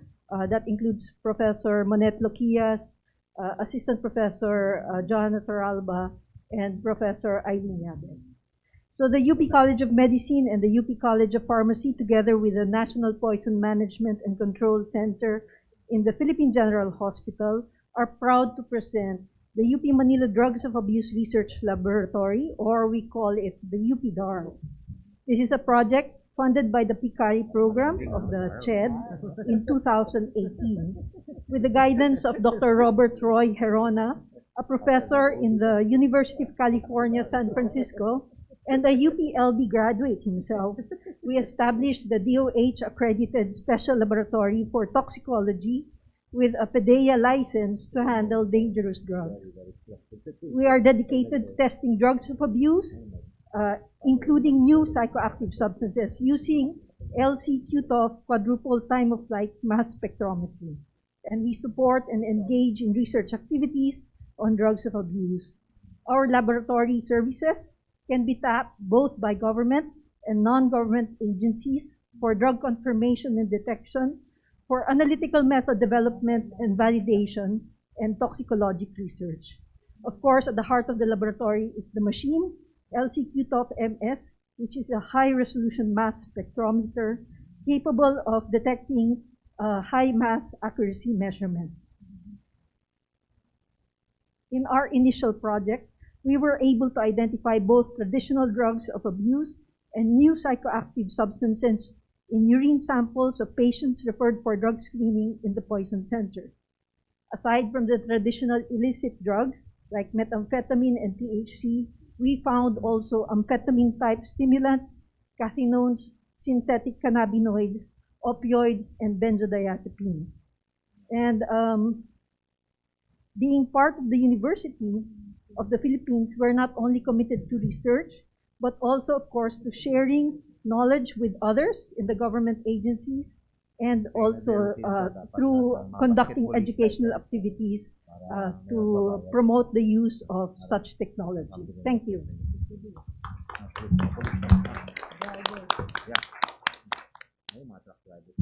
Thank you, Professor Carissa. Yes, please join Professor Chong there. Para keep her company, please. Now, see, Professor Carissa is a toxicologist also, neurologist and a toxicologist. The next presenter will present his research. This falls under the umbrella of what we call the CIBOL, the Surgical Innovation and Biotechnology Laboratory. So our next presenter is Professor Nathaniel Oriliasa. Nats. Thank you, DC Wang, who also happens to be the program leader of UP CIBOL. And good afternoon. On behalf of UP CIBOL, we thank you for the opportunity to share our innovations. I'm happy to highlight that CIBOL projects are developed through the collaboration of different fields, from the clinical, engineering, and physical sciences, and just as importantly, the arts. So really a model for collaboration. Our project, My Beshi, or My Bot, ensuring safety and health in isolated environments, inspired by the isolation triage booths that are also shown, allowed effective communication with patients without the need to suit up the then uncomfortable and short-supplied personal protective equipment in the different treatment areas of the hospital. So we had the opportunity to deploy different versions of My Beshi in the COVID wards of PGH, and the early feedback were very encouraging. Together with other telemonitoring projects under the UP CIBOL umbrella, like the RX Box telemetry system, Echo On-Site, and ESTEF, we joined forces to help each project move forward and to pioneer efforts for interoperability among medical devices.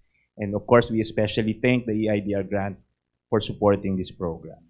So this was our primary objective for the phase 2 of our projects, individual projects, which is to move beyond the efforts to combat COVID-19. Each project continues individual development, including improving the navigation of My Beshi and testing the devices for deployment in other settings.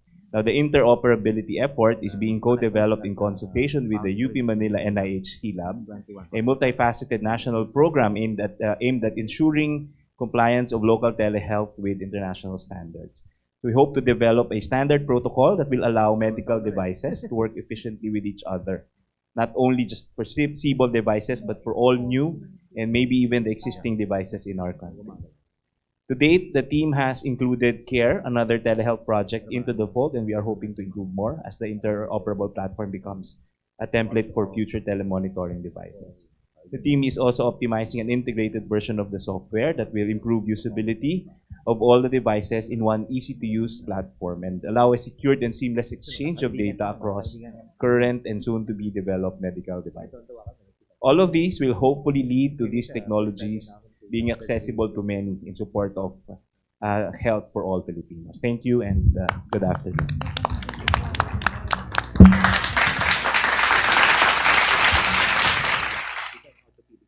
Thank you, Nats. Okay.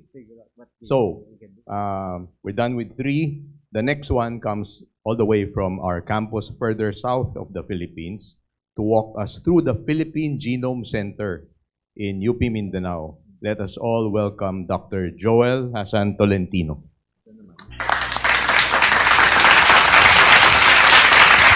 Thank you, Dr. Wang. Good afternoon, magandang hapon, maayong hapon sa tanan. Bringing omics to Mindanao.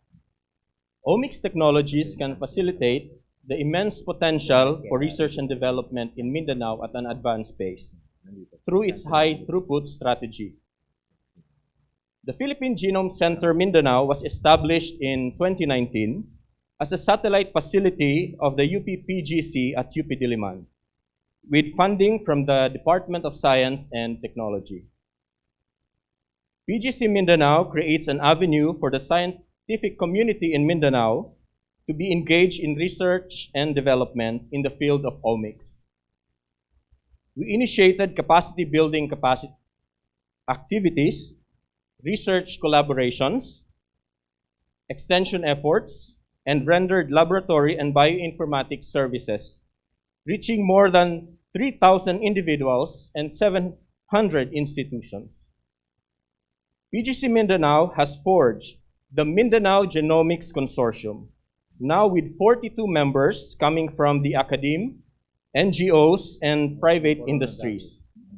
The consortium will invigorate multidisciplinary collaborative research in Mindanao. In February 2020, while we were busy with the various activities to meet our project deliverables, Mindanao, specifically the Davao region, was hit by the African swine fever virus. During this time, PGC Mindanao assumed a crucial role in the detection of ASF virus, which has led to its accreditation as the laboratory testing facility for ASFV from the Bureau of Animal Industry. This initiative is in collaboration with the Department of Agriculture, Davao Region, and the Hog Farmers Association of Davao Incorporated. Although the livestock crisis has not yet ended, in March 2020, here comes the unprecedented emergence of the coronavirus pandemic. PGC Mindanao started its mission to help address this global predicament.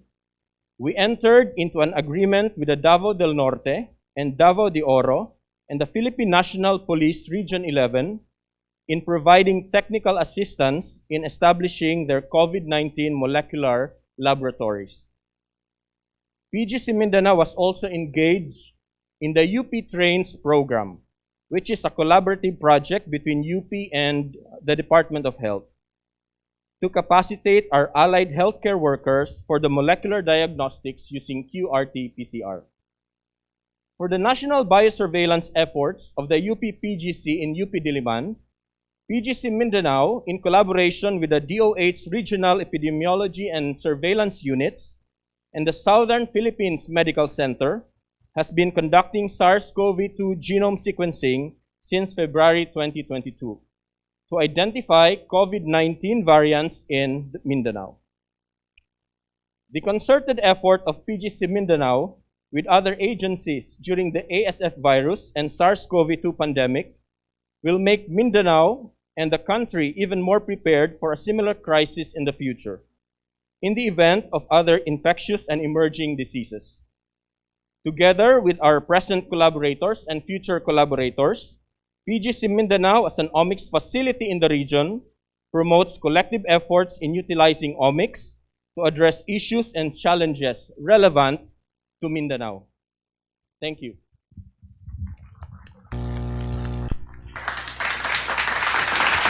Thank you, Dr. Quintino. Please join Dr. Aureliasa there. Yan, okay. And because our session has more speakers, we will be putting in more seats. Okay. Now, the next set of leaders will be talking on innovations and infrastructure. No?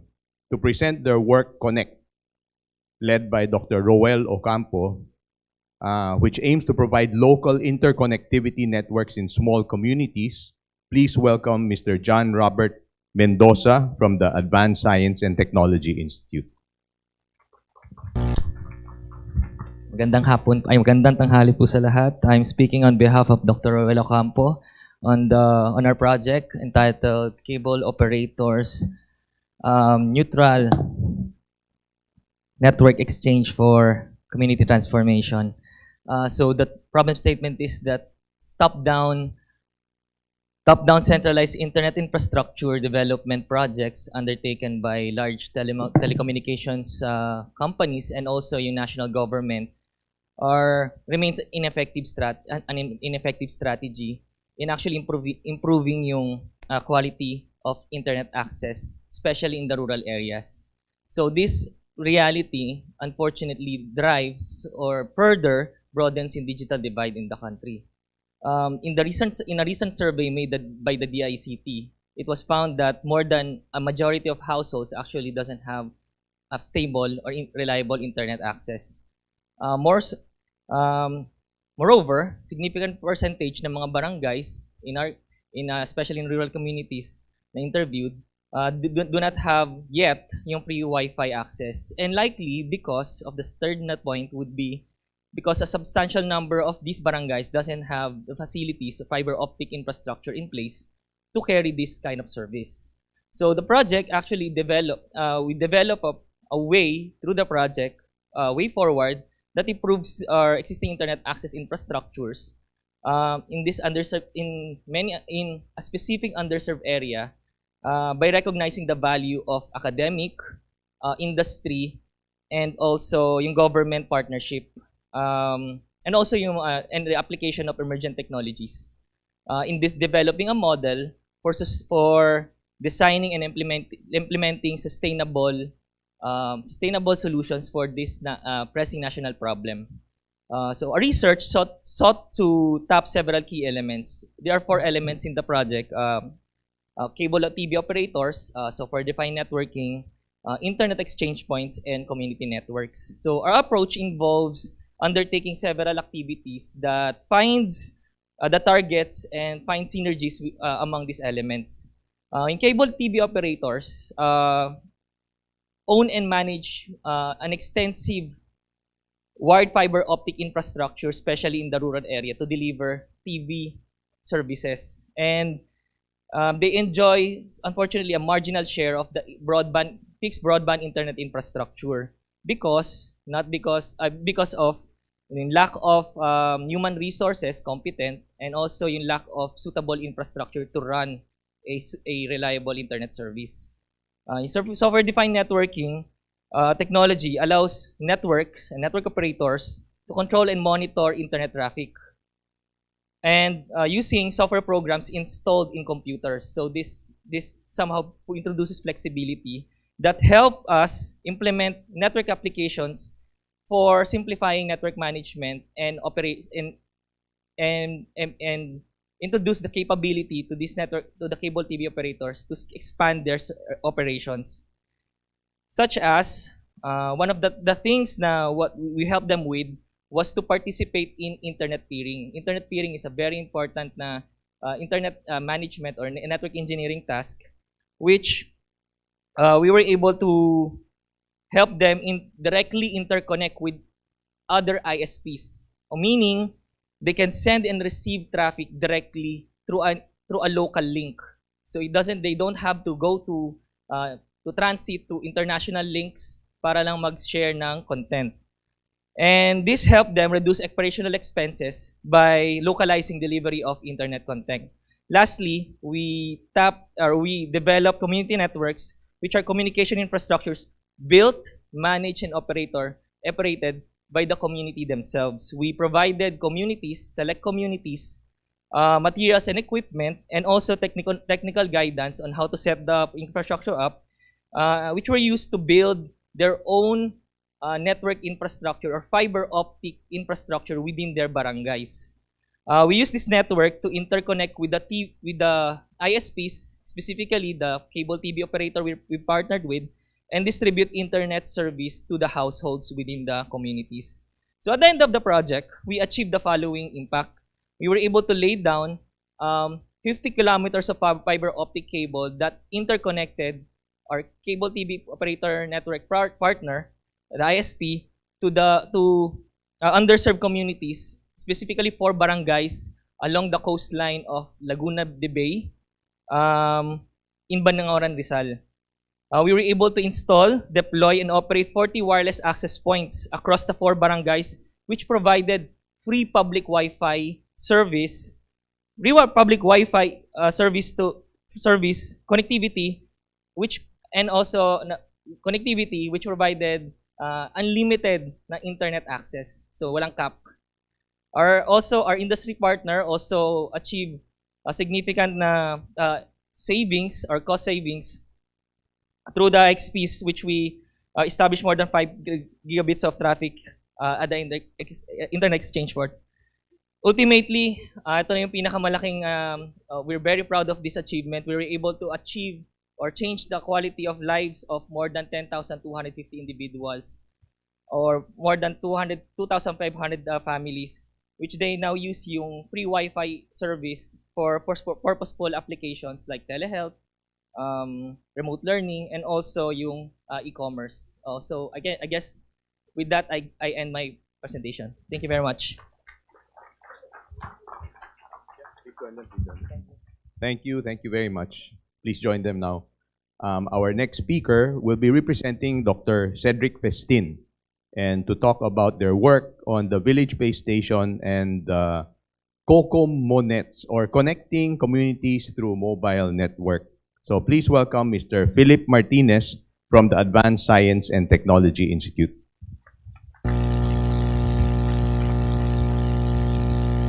Good afternoon, everyone. On behalf of Dr. Festin and to my brave team, I'm here to present VBTS, the Village Base Station Project, and yung phase 2, yung Community Server Network or COCOM-MONETs. Next slide. Next slide.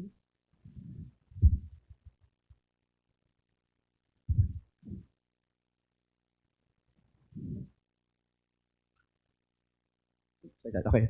To become truly inclusive, the services should be able to reach the unserved areas.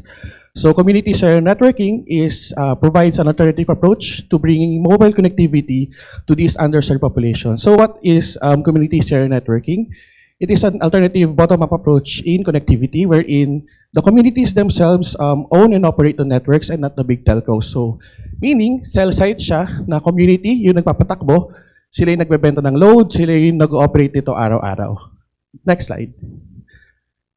So over the duration of the VBTS and COCOM-MONETs program, we were able to deploy in rural Aurora. These are communities na walang signal, and in order for you to reach them, you have to take a 4-hour boat ride from Baler. And these communities across 3 municipalities and 7 community sites, we have a total of 2,000 subscribers. And over the 2 years of operations, the average 10,000 voice minutes and 20,000 SMS or text monthly traffic. You can see in the picture the community launches that we have for the 7 sites of VBTS COCOM-MONETs. And the impact of this project is that finally these these communities now have communication with the rest of the archipelago. So wala na silang anxiety for that. Meron ding improved delivery of social services kasi naipaparating na nila sa kanilang mga LGU yung mga hinaing nila or kung may emergency sila. Finally, they can have a voice and naipaparating nila yun sa kanilang mga LGU. Pangatlo, nagkaroon ng social capital formation and other opportunities. For example, nakapagbenta sila ng load, na-eliminate nila yung mga middleman. For example, nakapagbenta sila ng mga yung mga goods nila hindi nabubulok doon sa trading post kasi nga alam na nila yung presyo sa merkado. And finally, nagkaroon ng training opportunities yung ating mga local experts championing their local knowledge and dun sa ating mga partner SUCs. So the VBTS COCOM-MONETs program has ended, unfortunately. And nag-end siya noong March 2020, and out of our pockets, we shifted the technology from GSM to Wi-Fi. And as of kahapon, yung isang network buhay pa, pero may papasok na kasing commercial telco doon. So parang gagraduate na siya. Pero during the duration of the pandemic, the community was able to sustain the network and profit from the operations of the network. Tapos binabalik rin nila sa communities yung makinikita nila for other projects. Thank you.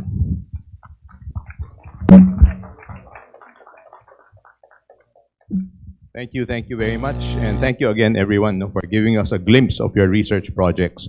Yung last 2 speakers, when we were at the backstage, they were saying na sila yung talagang pinakamagandang research projects kasi, di ba, sabi nila, lahat ng Pinoy may cellphone. Tapos lahat ng Pinoy walang connectivity. So dapat sila na. Sila na yung next. Okay. Now, we call on our esteemed panel for their reactions. So, dear panelists, I'm reading straight from the card. So, dear panelists, you may react to a specific project or share with us your overall insights about these projects. Maybe we can start just sharing your overall insights muna about the projects, and then we can go back to the projects one by one. No? Do I go by... Nautusan na ako eh. Okay. Sabi, Doc Rolly. Sasabihin ko sana by beauty and... No. Oh, sige. Sabi niya, you don't say Yung no nautusan, sige yeah, po. you don't say no to the most esteemed national scientist in UP. So ako yung inutusan. Yes, please, Al. No, but very, very insightful, guys, what you've all shared today. I always learn. I thought I'm already immersed in the whole UP technology area. But just to expand that conversation, when I closed the session yesterday, I mentioned my 3 S's. That was my epitome of listening to the scientists and presenters yesterday. And maybe I'll ask that same question to you guys in one sentence for each of the S's. The 3 S's are, do you plan to scale up?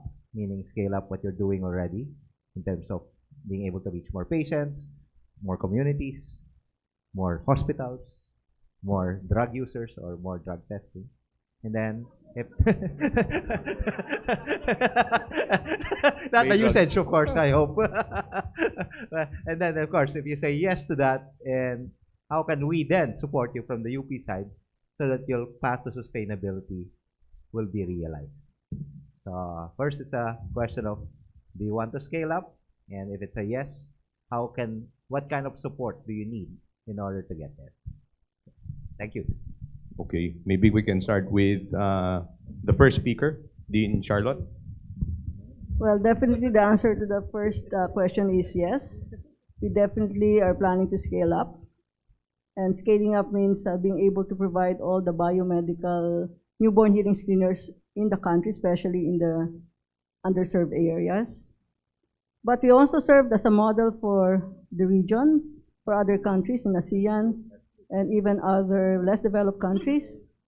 And in the United Nations, when I was given the chance to talk to them, I emphasized that the protocols that you develop in the modern world or developed countries is not necessarily what's good for us. So we wanted to show them that based on our context, we can actually come up with a cost-effective, community-based newborn hearing screening program that will allow early intervention for deaf Filipino babies and be able to allow them equal access to education and to all opportunities. So hearing for all Filipinos is our mantra. From UP Darl, we will be definitely expanding. We have projects to develop testing for drugs of abuse in other biologic media, like serum and hair. And also, we intend to expand our library of the database of drugs. And also, we have to work with government to seek for acceptance of LCQ-TOF-MS as a method for confirmatory drug testing in the country. For CBOL, I think it's a planted question from Al, because Al is actually coaching us on how to scale up. So that's an easy yes. But the vision really is to bring these technologies to the people. Of course, we're testing now in PGH. We're looking for partners who can help us manufacture. But what we want is that every Filipino in every corner of the country will be able to access such technologies, so we can also bring the care that they deserve.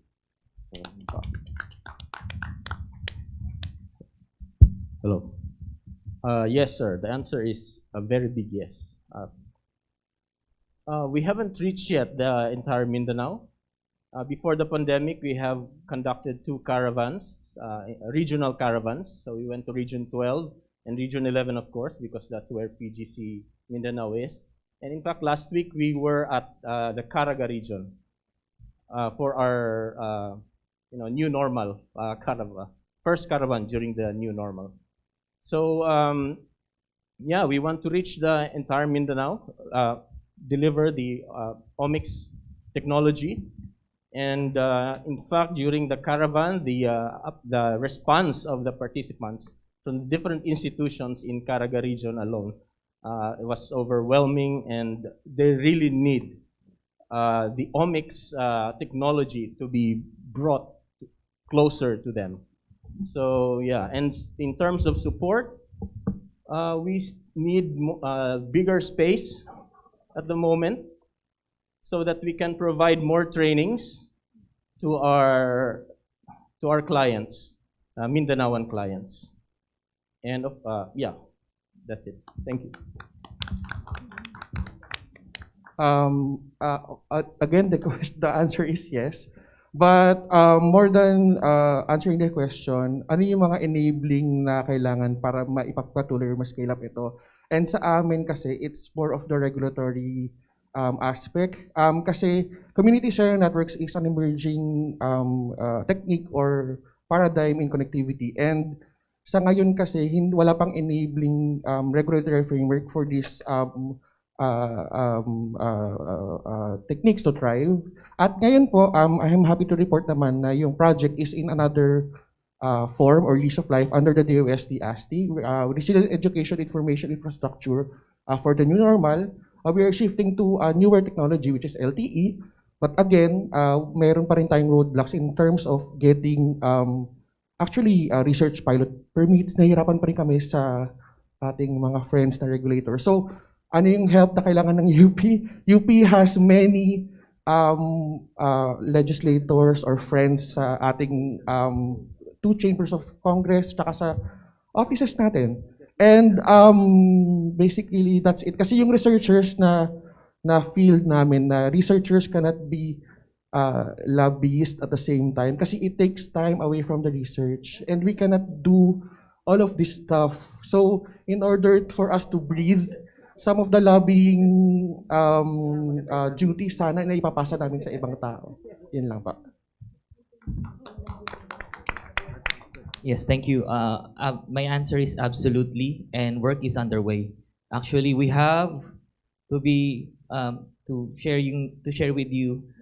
We already have spoken with the administrator of Binangonan, the municipality of Binangonan, and they're willing to actually replicate the same model to other barangays in Binangonan as well. So our research actually challenge yung notion na you need large investments to improve the internet infrastructure in the country.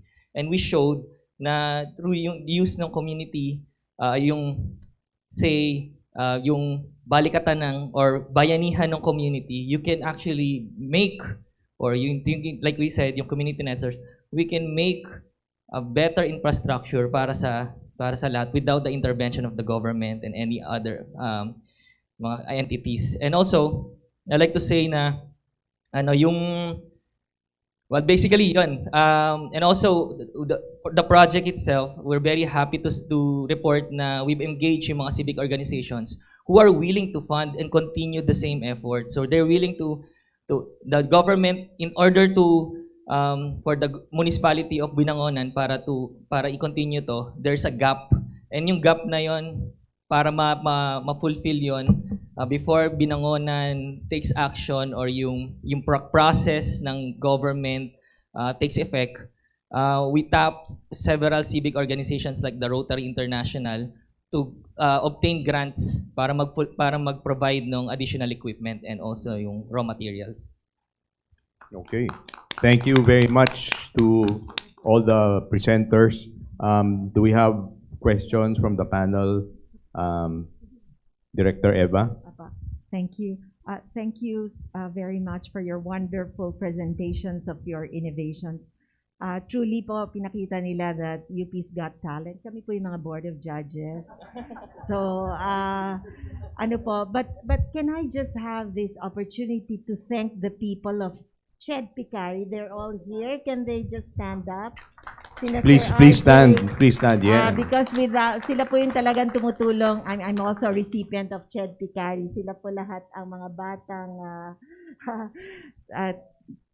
tino-torture namin. So okay, let's give them a big hand. Thank you so much po. Thank you. My quick question lang po is regarding going back to the end users. As we know, it was also raised during the first panel this morning about technology adaptation and utilization of a new test or device. Have you actually gone back to your end users and you have gotten their feedback so that you can improve whatever you have? Has there been some formal way to do that? Yun lang po. Thank you. Maybe we can start from you naman. Pag ganun. No. Okay. Yes, thank you. We have part of the program or part of the project was to conduct capability building activities not only for the cable operators but for the communities themselves. Fiber optic cable is really it's not a commodity equipment. So unlike yung mga copper na madali lang na i-splice at i-crimp, yung fiber optic equipment actually involves using specialized equipment para i-terminate and to connect. So it was part of our deliverables to at least inform and also educate the community on how to at least troubleshoot and report yung state of the infrastructure to our partners so that they can provide yung fast and they can hastily fix kung ano man yung problem sa infrastructure. Yun lang po. Similar dun sa ginagawang model ng Connect, we have trained our local partners na i-repair na nila yung mga problema sa network. So indirectly, pag nakakapag-post sila sa Facebook ng activities nila during preparation sa bagyo, we know that nag-work pa yung system and they're fine. Parang ganun po yung amin. For PGC Mindanao, we provide trainings. So we have surveys at the end of the training to get feedback from the clients. And satisfactory naman. In terms of our wet laboratory services and bioinformatics services, we provide service client reports to the clients, and they're okay naman so far. One more thing, I forgot something, but thank you. One of the things that I personally learned in this entire biomedical device development is doing acceptability researches, and actually most of our papers now. So I'm a clinical researcher. I'm used to looking at clinical outcomes, but this has shifted me totally to the other side of really understanding how our users eventually appreciate the project. So it's also good that we're working with engineers, with clinicians, and those who are actually on the ground, and we are able to reach them and ask the right questions and get feedback from everyone. So yes, thank you po. Our stakeholders and end users continuously challenge us to try to detect new psychotropic substances, and so that occurs from time to time. But one of the things that they're asking us to do is hold education sessions. Maybe when this COVID is over, this is a laboratory, we have to gather them. We will embark on that. So that's it for. Yeah, and for the HELE project, the lead agency for the implementation of the law is the Department of Health. So we work very closely with the Department of Health. And when we designed this biomedical newborn hearing screener, we actually looked at just even measuring the actual heads of newborn Filipinos because it's so small compared to Western machines. So the electrode placement has always been a problem for us. That's one. We've been working with audiologists and ENT doctors all over the country. We actually look at the readiness of the different newborn hearing screening centers to adopt technology that's based on internet. We've been able to scale up an electronic national newborn hearing screening registry now. So it's now going to be hooked up probably with PhilHealth, which is the payer for the newborn hearing screening fees of 200 pesos per screening. So actually we're at a level where we just want to be able to develop a really nice device that we can actually farm out to the different provinces and rural health units. But even as we went to Iloilo, for example, when we look at the rural health workers there and taught them about newborn hearing screening, why it's important, I just heard the news from one of our ENT doctors there that the local government unit already bought OE machines for the different district hospitals, more than 10. So just raising the awareness regarding the importance of hearing, I think. is a great impact already from our project. Thank you. Thank you. Thank you to all our speakers. May nag-hoist ng sign na 5 minutes left, and that is for National Scientist Lourdes Cruz. I want to commend all our researchers, for your excellent work.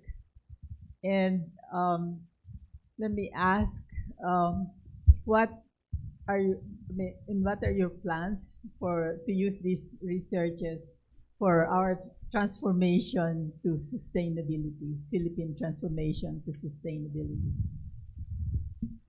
Okay, so I think let's go from maybe this time from the middle, no? Kasi kanina from the right, from the left. So Dr. Aureliasa, he was one of my students, so he can't say no. Okay, Nats, please. Mahirap pag ang nagtanong talaga national scientist. But ma'am, our work now is really on that. We're ensuring that whatever we're doing will not be stuck in the lab. We're ensuring that whatever we're doing will help itself replicate and help itself progress towards creating new and more powerful and more efficient devices for our people. Thank you, thank you. We conduct collaborative researches with the members, particularly of the Mindanao Genomics Consortium, and we have a few at the moment, and we would like to increase that. And these researches are geared towards developing, for one, diagnostic kits in the areas of agriculture, for example, and as well as on health and other fields. So, yeah. From the get-go, na-understand na namin na collaborative dapat yung nature ng research namin. So, dun sa time namin with VBTS, we have sociologists, we have ComDev na, and we have yung, and we, part talaga sila ng research team in order for us to better understand how to better sustain, yung hindi lang tayo nagbababa ng technology, kundi something na nagagamit nila at napapaikot pa nila to other communities. So, kahit ngayon ma'am, kahit na sa DOST na po yung project, meron kaming kinoconsult po talaga ng mga policy experts and yung mga may experience din po sa paglalatag ng technology. Kasi gusto talaga natin na masustain siya at hindi siya ma-dump lang at tapos na pag-project, hindi na ginagamit. Yun po. Thank you. For us, what yung takeaway namin from the project and also yung vision namin sa sustainability is yung community involvement must be strengthened. As researchers, we try to solve yung mga pressing problems, but what we try is to look for problems that impacts the communities the most, especially yung nasa mga underserved areas. And working closely with the community leaders, specifically community leaders, we found that these people are genuinely like for their constituents na ma-upgrade yung quality of life. And they're the ones na who can help yung mga researchers para ma-expand and also to intensify their work by involving most of the communities na where most members of the communities where yung problems really are glaring. Yeah, so that's for. So for DARL, we intend to formalize the laboratory service, but more importantly maybe is to seek accreditation as a screening and confirmatory drug testing laboratory within the DOH system. And as an offshoot of the first project, we have developed or are in the process of developing a point-of-care testing kit for new psychoactive substances, which we hope could be marketed in the future. Thank you. Thank you. And for Hele, which is actually, Hele is lullaby. And that's one of the reasons why I like Hele, because the most empowering thing is really for a baby to be able to hear the mother's voice, especially singing of the mom. So ultimately, that's what will sustain us. What will sustain us is the inspiring idea that every Filipino newborn who might have a hearing impairment will be detected early, such that they will be able to develop speech, because there's a critical age up to 7 years old when you can develop speech, and after that, hindi na. So what we want to do is to have more of these machines be able to be sold or maybe given by DOH to all these centers so that mothers can just bring their babies for testing and have a PhilHealth provided hearing aid up to age 18, which is our pilot project at PGH, and those who will not benefit from hearing aids to be able to avail of cochlear implantation, which is a technology that has been here with us since 1998, will allow them to have developed speech. And in the end, I think sustainable ito because, you know, if you're able to provide 4.8 million savings for every Filipino deaf child, that's a lot of savings just on a daily basis for the Philippine government. And that really makes it even more, not only sustainable, but actually profitable. Okay, thank you very much to all of our speakers. Unfortunately, really, we don't have any more time left, and we need to end the session here. But I'd like just to synthesize everything and just very quickly say that all of these projects, I remember one of our young engineer collaborators say, this is innovation and technology for equity. Diba? I think that's probably the bottom line. And remember, kasi yung habol natin is UHC, Universal Healthcare. And all of these will really help us attain that sana. Okay, so since we don't have much time and we don't have any time left, we have to end the session. But for the audience, anyone who's interested, I'm sure our speakers will be more than willing to stay on later on and answer your questions. And I'd like to thank very much our August panel from Dr. Serafica, Ma'am Cruz, and Dr. Cutionco de la Paz. Thank you very much. Now, we need to end the session with photo op. So please, we invite our panelists up, and we will stand here and take a quick photograph before we go to the next session. Thank you again.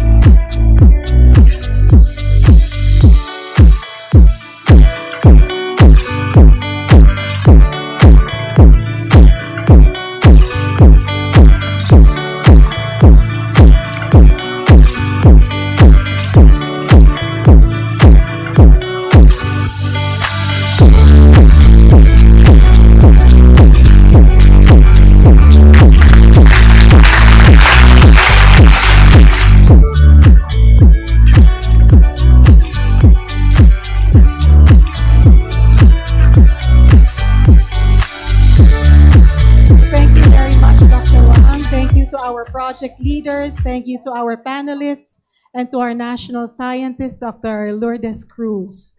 We salute you all for your efforts in improving the quality of life in Ika nga. That was really mind-blowing, at least to me who's from the humanities. Hindi lang cool ang mga proyekto nila, kundi responsive and relevant to the communities na nasa laylayan, so to speak. No? So maraming salamat to our project leaders, and may you continue doing what you're doing so that health for all, as you said, will be attained in the near future. Yes, napaka-importante sa atin these days niyang efforts towards keeping everybody healthy.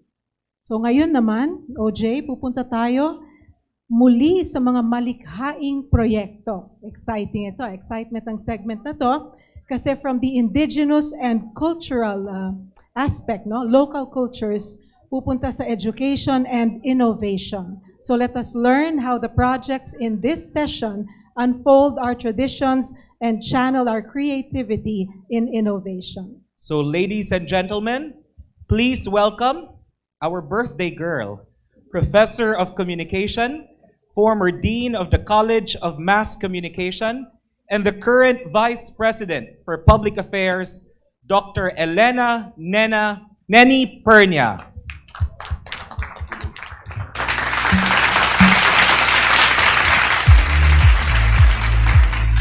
Thank you, Kayet and OJ. And a pleasant afternoon to everyone here, physically and on Zoom. This session, as you may see, it's a bit different from how we have run our previous sessions. First of all, I'm on the stage left.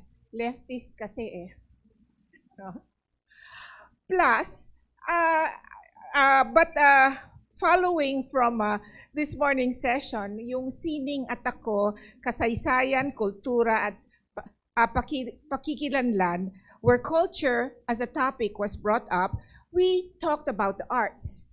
We still continue the discussion about the arts, but we put focus on creativity while talking about science and innovation.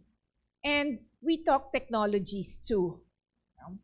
And unlike the other sessions, the other thing different is that we are media, no? Kumbaga, talk show tayo, TV talk show format. No? So, I hope you will find this interesting. Kung merong mga talk show na napapanood nyo, yung, ewan ko kung nanonood pa kayo nung Kapuso Mo, Jessica Soho, or Rated K with Corina. Well, welcome to this show. Let's talk with Neni. Showbiz talaga. Ma'am Gigi, may show na ako sa TVUP. Okay, but seriously, ang title ng session na ito ay Sa Bawat Hugis at Hibla, or in English, With Every Shape and Fiber, where we talk about research projects that feature physical creative outputs. Now may I call on my guests to join me on stage and in conversation. She is currently a professor of anthropology in UP Baguio and director of Museo Cordillera. Please welcome Dr. Annalyn Salvador Amores. Good afternoon. Good afternoon. And you see that may props, si Professor Annalyn. These were taken from our exhibit outside. So yan ang pag-uusapan natin mamayang konti. Okay. Our next guest is currently the lab manager of Fab Lab, UP Cebu. Please welcome fabulous Miss Monica Gail Alcudia.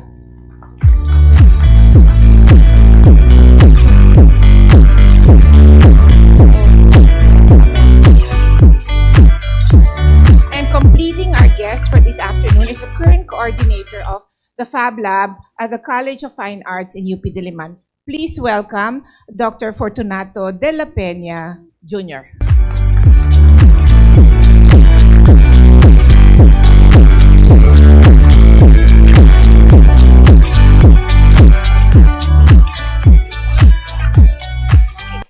Sa lahat, salamat at narito kayo. Maraming salamat at narito rin kayo lahat. We will start with a quick show and tell. No? But to warn you, later on, we're going to have a discussion where we will invite Marites. No? Meron daw hindi kakilala pa si Marites, no? Si Doc Louie. Doc Louie ay si Mare, ito na ang latest. No? And then, with your help, also invite Mariposa. At si Mariposa ay, Mare, i-post mo na. Alam nyo ba yung hashtag? No? Paki-post na, no, para mag-trending din tayo. No? So, may I ask my esteemed guests, no, each one of you to briefly tell us what you do in your projects and what are the materials that you have brought with you? Sige, let's start with Professor Annalyn. Hello, good afternoon everybody. So I'm the project leader of Cordillera Textiles project. That's Corditex. This is an interdisciplinary research at UP Baguio. So we have ethnobotanists, history, anthropology, chemistry, physics, who look at textiles in different perspectives. So what I brought here is an old fabric from Abra. So you can imagine here that even the weaver wove the date. It's August 25, 1937 na ginawa itong blanket na ito. It's a very old blanket that we found, and it's made of vegetable dye and pure Philippine cotton. So yung hibla nito ay manipis. Based on our research, wala na pong masyadong Philippine cotton sa Abra. Wala na rin pong masyadong naghahabi ng ganitong complicated na designs. So sa project, what we do is to conduct archival research. We go to museums abroad to retrieve, digitally repatriate old textiles that can no longer be woven by our current weavers in the Cordillera. And now, what we do is to deconstruct and reconstruct the textiles. So we have a digital loom at the Cordillera at Corditex. At ito po yung sample na nahabi namin. Mas maliit ito compared doon sa original. So ito ay glow in the dark thread na ginamit. And then this fabric is made of 78 na warp, no, from the 28 na hinahabi ng mga weavers. So yung mga extant textiles, we scan them and then manually count the threads, and then we do digital scanning, and then we return the formula back to the weavers. We do not replace the handloom weaving. In fact, it complements the traditional weaving in the Cordillera. At the end, we hope to revitalize the weaving tradition in the Cordillera, and at the same time to come up with quality textiles using technology to help our local weavers.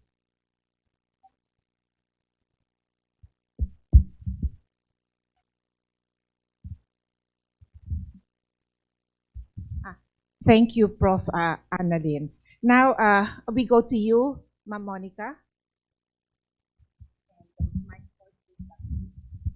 Hi, good afternoon. So I'm actually, I think there was a misunderstanding because I provided slides instead of...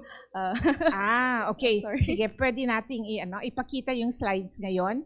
Or maybe Prof. Tito should go first since he has physical products with him. Sige. Okay, while we are setting up the slides, nandyan na. Yun. Eto na. Okay. So kayo na. Yeah. So I should just. Okay, yes, please. Sorry. Hi. Yeah. Once again, good afternoon, everyone. My name is. I'm Assistant Professor Mona Alcudia. I am one of the faculty of the Product Design Program of UP Cebu, and I am the co-manager of FabLab UP Cebu. So FabLab UP Cebu is part of the international network of laboratories under the FabLab network. FabLab being short for Fabrication Laboratory. So what this international network of labs have in common is we are all geared towards innovation and invention, and we provide democratic access to digital fabrication machinery such as laser cutters, 3D printers, CNC milling machines, products which we currently have shown here, care of the Fab Lab in UP Diliman. So this is an example of a laser cut product and 3D printed products. And so so Fab Lab UP Cebu started out in 2016 as a partnered venture between the Department of Trade and Industry Cebu and the UP Cebu Fine Arts Program. And its current niche is really providing digital fabrication access to the Cebu creative community, especially with its recent development as a UNESCO City of Design. Yes. Okay. Thank you, Assistant Professor Mona. Thank you. And from Cebu, we go to Diliman. Sir Tito? Good afternoon. I'm Associate Professor Tito de la Peña. I'm not a doctor. There must be an error. But I'm the faculty coordinator of the UP CFA Fab Lab. So essentially, we're also a member of the International Fab Lab movement. And we created our Fab Lab because we had two main objectives. One, we wanted to establish a learning and prototyping center for our students. And second is that we are aligned with the objective of the DTI, which is they are our partner in establishing our Fab Lab, which is to help improve the products and services of MSMEs. Now, we have like 4 main goals in order to achieve that. One is to provide technology access to our community. Second is to enable them by conducting capacity building programs. Third is by promoting the sort of the maker culture, the collaborative and creative environment. And fourth is to support our home unit and the university in their programs and initiatives. Now, I brought some samples here. I'm not sure if you've been to the University Avenue in UP Diliman. Did you notice that the 2 sculptures there are missing? It's here. Just kidding. So these are the sculptures of Ildefonso Marcelo. Essentially, we wanted to demonstrate to our home unit that rapid prototyping can also be applied with art restoration and art reconstruction. So what we did was to 3D scan the sculpture called this is contemplation and this is captivity. So we 3D scanned them and then we 3D printed them. So yeah. Thank you very much. No? So, pwede siyang kasuhan, no, for not only stealing it, but for reducing it in time. But honestly, this makes it available. You know, your technologies makes it available, makes art like these, no, available to larger populations, right? Yes, ma'am. Actually, that's one of our goals is to give access to anyone, to make it accessible and make it inclusive. Like Professor Mona said, is to make it democratize the technologies. Thank you. Yes, apart from democratizing the technologies and I suppose the products themselves, no? Well, what the 3 of you have shown is that there's a great deal of creativity that is needed to do breakthroughs. But more than that, there's a lot of collaborations. No? So I suppose in each of your cases, diversity is the one that leads to greater creativity. So how will you, how will you make it even more creative? How do your projects encourage greater creativity? Ma'am Annalyn? For the case of the Cordillera Textiles project, we work with local weavers and also students who come and attend workshops on weaving. At first, our local weavers who are used to backstrap loom and the foot loom are a bit adamant on the use of the digital loom because they have their own ways. And we are trying to introduce this digital loom to explore the possibilities of design and iconography, and they can also create their own designs from the digital loom. And we also, aside from the designs and the combination of colors, we also explored on introducing them to Philippine cotton. Most of our local weavers are now into polyester, so we're trying to go back to traditional ways, no, on the use of Philippine cotton for weaving because it's the finest, as you can see from the old fabric. So we want to return to that quality from the past and bringing that in the present. So we allow explorations on design, but at the same time keeping the tradition of the designs intact together. So there's a lot of exploration in the whole process of weaving. Thank you. Mamona? One really important aspect of our Fab Lab is that we see it as really a space of convergence where we can really foster creative collaboration between the academe and the industry, because it's basically a space where all of it comes together, where people who would not normally meet each other come together, exchange ideas. So we've had people in the industry come in and work with our students who come in as researchers for their projects also, or help assist them in developing their prototypes. And we also have people who have basically shifted how their businesses work or their startups work based on just being at the Fab Lab and seeing that, okay, I can actually, I can make my process more efficient by seeing how I could use this type of machinery, seeing it with how everyone else is working with their own prototypes. And lastly, one thing that we feel really helps push innovation in our Fab Lab is that we've been recently working on our programming to really focus on designing for social impact. So especially with seeing how, especially in the COVID-19 response, rapid prototyping was very, very important in these kinds of efforts. So we've held events like makeathons, like recently our humanitarian makeathon, where we bring together different kinds of designers, creatives, enthusiasts, with the goal of working on humanitarian issues and working with specific communities in Cebu. And so with their particular skill set, immersing in a community, they can see that innovation can happen when you're faced with real-world problems. Great. Thank you. Thank you for doing that. Yes, and then Sir Tito? In the context of our students, our lab is open to everyone. So we have volunteers coming from different units like architecture, engineering, clothing technology, and they're collaborating with art and design students. So they participate in our projects.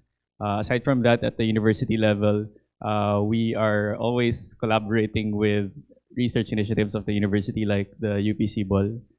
Specifically, one project that we recently accomplished was the reusable face mask project, which was a collaboration among the UP College of Medicine, the Department of Materials Engineering under the College of Engineering, the UP College of Fine Arts, and the UPTTBDO. And yeah, I agree with what Mona said. It really, the environment itself fosters collaboration and embraces diversity. I mean, we welcome what you can bring on the table in our Fab Lab. Thank you. So apart from that creativity and for humanity, for public service that you all have all done, what about the aspect of business or sustainability? Are you open, textiles? I suppose the ambition really is to, which is one of your objectives, is to improve quality. Will that happen? How are you moving towards that happening so that there is marketability, there's sustainability in business? Thank you for that question. I'd like to ask the staff if you could please show our slides for the Cordillera Textile Project. Based on our research in the Cordillera region, we have identified two problems actually. One is the lack of supply of raw materials of Philippine cotton. And the second one is we have looked into unsustainable market, because we have local weavers who doesn't have a market for their local weaves, no? But we are helping them to, like I said, to work on cotton, have a good design, to capacitate them in financial literacy, also on management of the weaving and all that. So here we have a photo of the different textiles from all over the Cordillera. We have work on them, and at a very grassroots level, you can see the distinct patterns. And they also participate in trade fairs, no? So they have products not to sell, but at the same time, we look at the quality that they can bring out using the digital loom or using the traditional hand loom process of weaving. And then if we can go to the fourth slide, I think the last slide. So here, no, so we identified this. problems as well. And of course, we are open to having to break through the market. No? For the last 3 years, there is a revitalization of Cordillera Textiles, and they have participated successfully as independent entrepreneur or as a collective in selling their products to the market. Sana makabili rin tayo niyan. No? Marami Very po soon. kami sa Museo Cordillera Akyat for na the raw. Philippine cotton. Akyat na raw tayo sa Baguio. Yes, Mamuna. How about in Cebu and Fab Lab? Yes, may I also ask for our presentation, the third slide, so that you can see the prototypes. So essentially, because the Fab Lab is a shared service facility from the Department of Trade and Industry, the business aspect of the the third slide, please. Slide before. Capacitating businesses and MSMEs is really a main function of the Fab Lab, especially in the R&D aspect of developing their designs. So the Fab Lab is really for prototyping. We don't go into mass production. So it's at this part that we can really help these MSMEs because a lot of these businesses may already have good products, but then there are aspects of their product that can still be improved, whether it is through packaging, detailing, or making certain processes more efficient. So this is where the Fab Lab comes in, where we can show them how digital fabrication machinery should not be something they should be afraid of. And it is not expensive. It is actually something that could really help them make processes faster and their final output better quality for their businesses. So we work frequently with DTI, whether it is through servicing clients that they refer to us, or really working with them with larger scale events, such as recently we worked a lot with helping develop packaging and prototyping for the Kalibutan project. It was a collaboration between DTI, Region 7, and the Design Center of the Philippines. So it's basically their one town, one product engagement, but at with more design engagement involved. So this is how the Fab Lab helped. Thank you. How about in Diliman, the Fab Lab in Diliman? I'll be more specific. In Quezon City, there are a lot of food and restaurant businesses. So what we have been doing in the past 3 years was focus on them and help them improve their products and services by, of course, leveraging on these digital technologies, because oftentimes these are quite capital intensive. So we let them use our machines. That's one. And number two, we help them upskill themselves by capacitating them and letting them tap into our pool of experts in the academe as well. So we've been conducting packaging design workshops and workshops on laser cutting that with the direct application to packaging. We also have one interesting client. We have been helping them develop or create molds for their chocolates. Before they used to do this manually, but then we introduced them to these digital production technologies. And there are also quite a number of social enterprises in Quezon City. So we also have a few beneficiaries from that sector. Thank you. The reason I ask is a kind of selfish question. Can the university be your client? Because we always need institutional giveaways. So we can make this one, see contemplation and as part of our, yes. But let's talk about that. Yes, actually, the reason why our outputs are so high because we've been creating souvenirs for the UP. Okay. Ayun na pala eh. Ayos na eh. We are running out of time. Truly, time is precious and we really don't have enough of that. Just a few takeaways from this session. No? And one of which is that it used to be thought that art and science were two separate disciplines. But we have seen, in the past 2 days, and especially in this session, that one impacts on the other, and that technology is inspired by culture.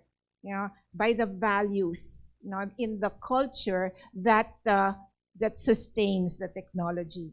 Technology improves culture and improves integration as well as progress. So, with these words, I thank my guests. Thank you very much.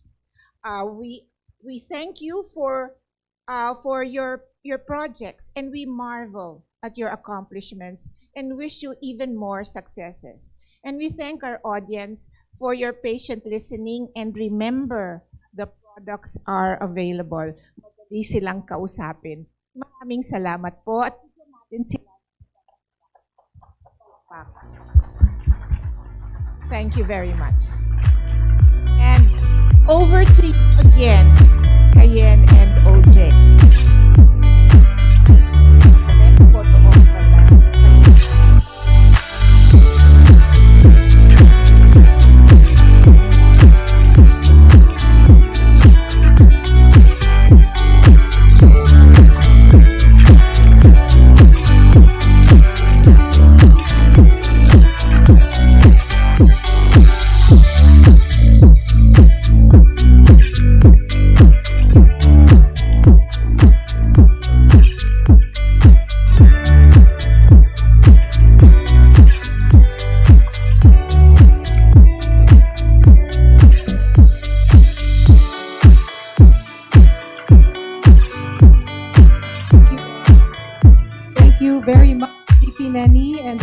project leaders. That was a wonderful session, no? Very insightful, and our speakers were very passionate. Great conversation there, no? Talk to Nenny. Yeah, indeed. Talk to Nenny. Kaya naman, TVUP, narinig nyo ang hiling ni VP Nenny, no? Isang TV show.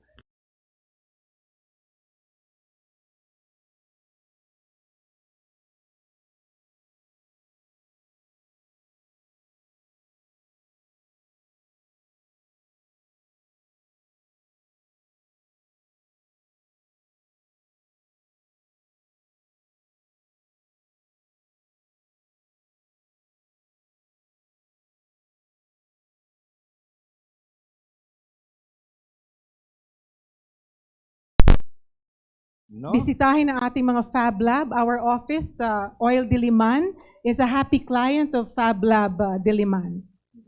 Yeah. So, Nako, bago tayo maglakwatsa kayan, no?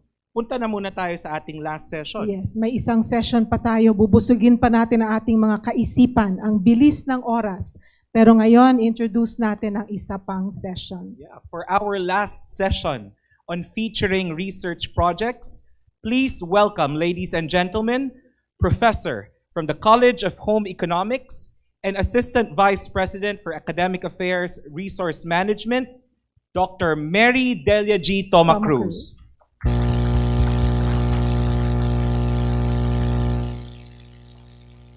Thank you, Kayan and OJ. Good afternoon, everyone. Thank you. This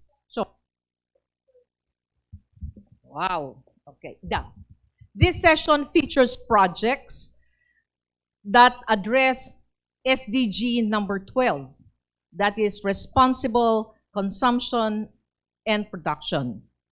It showcases research projects and innovations on food technology and environmental sustainability that amplify the call for promoting sustainable lifestyles by doing more and better with less. So this session on responsible consumption and production is called Okay Ka Ba, Chan? Thank you.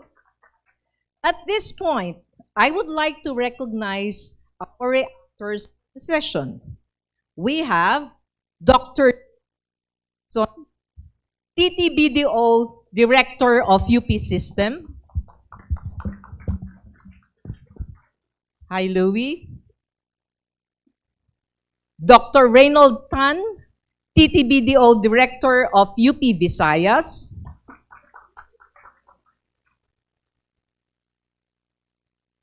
Hello, Dr. Tan. And Sir Jason Nieva, TTBDO Director of UP Cebu. Our first presenter for this session is from the Institute of Fish Processing Technology, UP Visayas, to tell us more about tuna tapa or tuna jerky products. Let us call on Ms. Rose Mueda.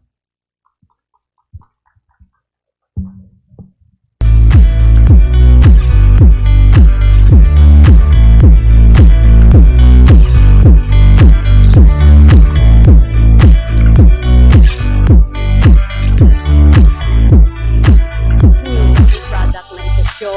Mag-tell na lang po ako. Esteemed guests, ladies and gentlemen, good afternoon. Of course, it is such an honor to be part of this UP event and to tell you something about my USAID STRIDE project on tuna jerky. Most of us have a busy and active lifestyle, more so the young professionals. While traveling or during busy days at work, we need some food to nibble, a snack food that is nutritious and healthy and could be conveniently eaten without so much mess. How we wish we have that ready-to-eat food which are high in protein, with omega-3 fatty acid, and contains micronutrients, free from artificial additives, and which caters to consumers who are health conscious. Of course, these were the product ideas during the conceptual phase of the project, which ultimately turned into an innovative product. These product ideas were to translate the abundant tuna resources and plant-based ingredients into a healthy, nutritious, ready-to-eat, on-the-go food through the USAID-funded project. The processing of tuna jerky, or the Lasang Pinoy line tuna tapa, has utilized plant-based ingredients or natural ingredients, which have antimicrobial, antioxidant, and flavoring properties. The process starts with a strategic decision to utilize resources that can be found within the locality in southern Iloilo and nearby towns of the province of Antique. We are known for that tuna resources. Only best quality raw materials are utilized to ensure its safety in compliance with good manufacturing practices. The plant-based ingredients, like fresh ginger, were extracted and kept frozen to ensure its steady supply even during off-season.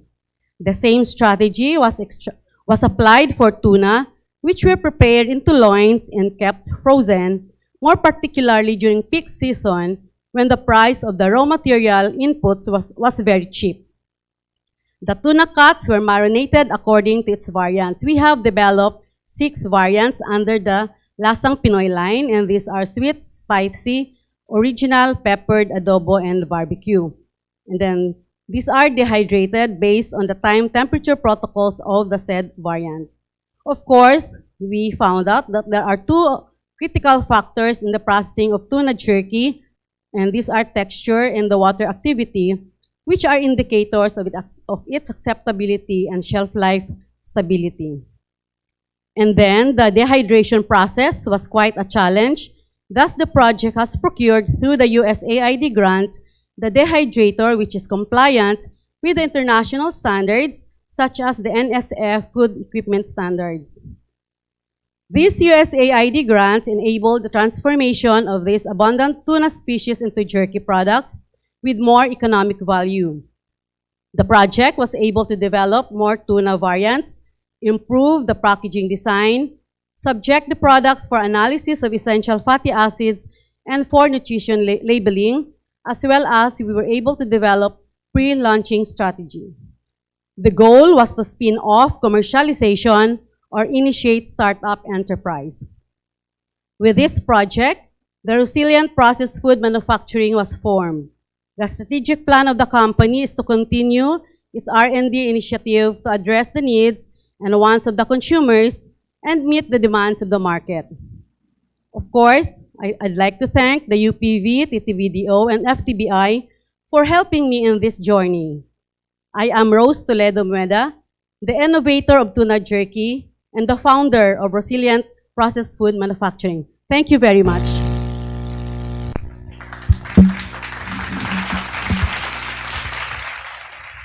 Please take your seat on the center stage. Ladies and gentlemen, we are so fortunate this afternoon to have another TTBDO director, this time coming from UP Mindanao. So may we call on Ms. Linda Buenaobra to join us with our panel of reactors, as our panel of reactors. Hello, Ms. Linda. Okay. Before we start craving for that nutritious and delicious tuna jerky snack food, let's move on to our next presenter. Their product is called Home Grow. It's a low-cost, all-natural root growth enhancer. So please welcome Ms. Maria Kimberly Suministrado from UP Los Baños.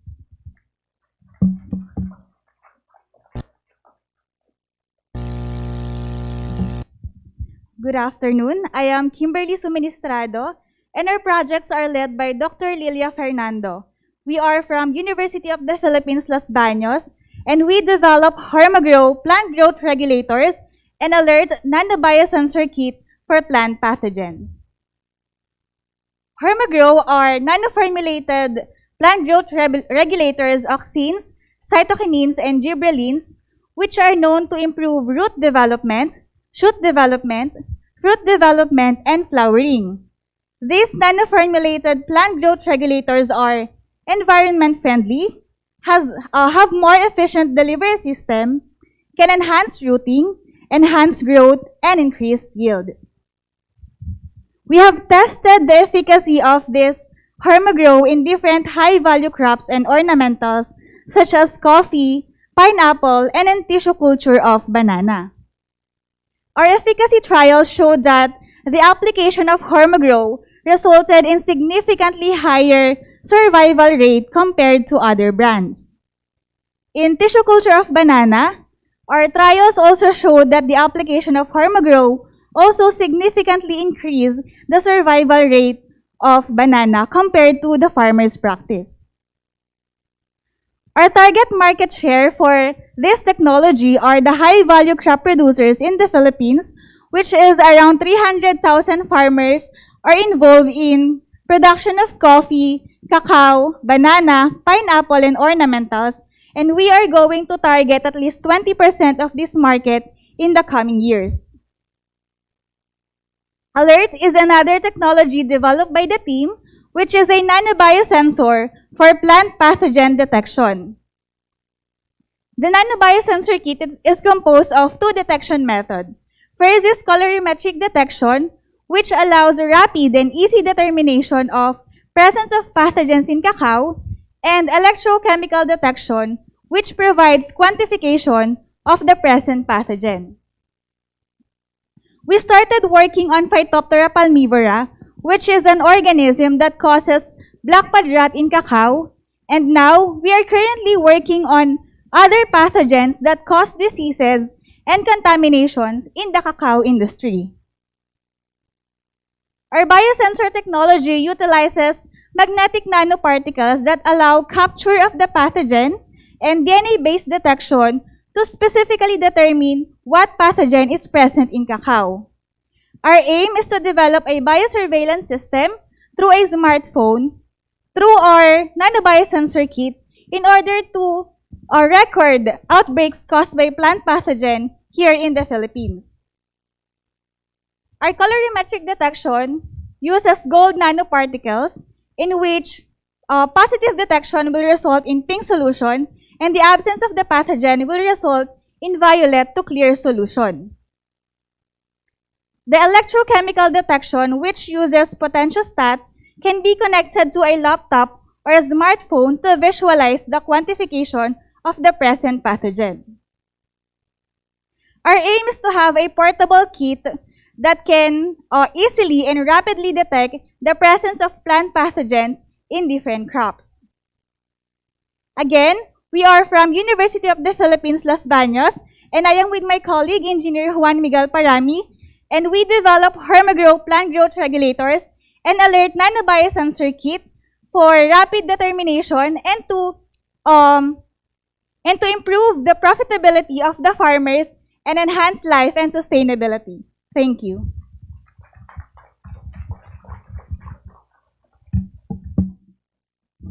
Thank you, Kimberly. Mga kasama ko ditong plantitos and plantitas, meron na tayong technology para maging mas matibay ang ugat ng mga halaman natin. Okay, this time from UP Mindanao to show us their technology on direct lactic acid, let us listen to Dr. Melvin Pasaporte.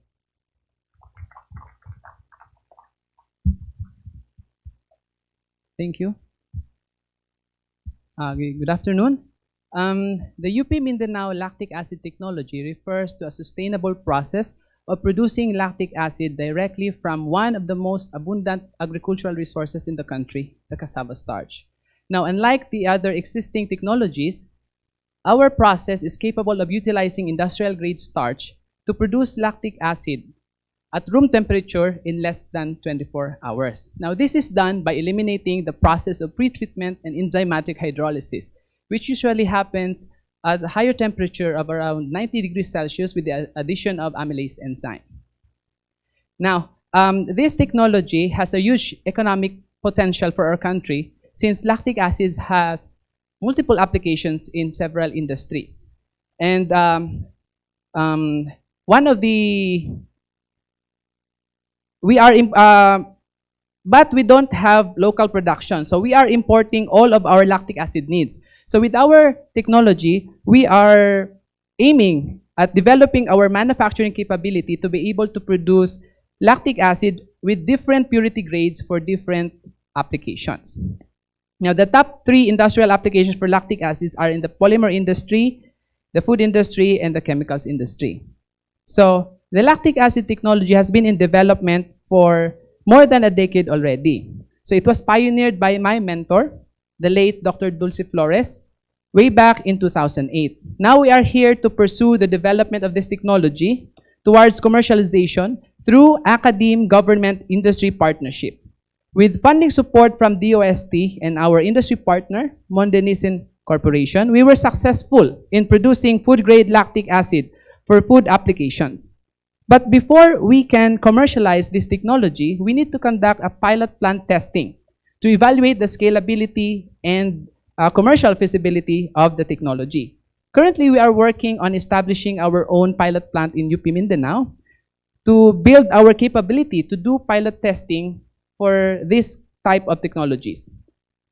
Okay. In addition to a pilot plant, we are also simultaneously working on the second phase of a collaborative R&D, which is the production of of polylactic acid or PLA. Now, as mentioned by Dr. Al Serafica yesterday, the 3S. So the first S is support. We are very grateful to UP System for their continued support to this technology development. So we received funding support to procure equipment necessary to pursue the development of polylactic acid and the funding support for our detailed architectural and engineering design for our proposed pilot plant, which is necessary to scale up our technology. And that's the second S, as mentioned by Doc Al. Now, for the sustainability, lastly, although there are challenges encountered in pursuing this development, particularly in securing the much-needed funding, we commit ourselves to continue with the goal of ultimately commercializing the technology by opening potential partnerships with other interested industrial partners. So in addition to the memorandum of agreement with Monde Nissin, we also received several letters of intent from other potential industry partners, including Starkson Packaging, Nanotronics, the Philippine Textile Research Institute, and a foreign company which is based in Singapore, the COA Asia Pacific. They are interested in lactic acid commercialization and PLA development. And we were invited actually by COA Asia Pacific in Singapore to further discuss potential partnership with UP Mindanao in lactic acid commercialization by next year, January. So we are hoping for the best for this technology. Thank you very much. Thank you, Melvin. I'm sure the participants here who are into processed food found your presentation highly useful. Okay. Ladies and gentlemen, our last, but definitely not the least presenter, will tell us about NICE, N-I-C-E.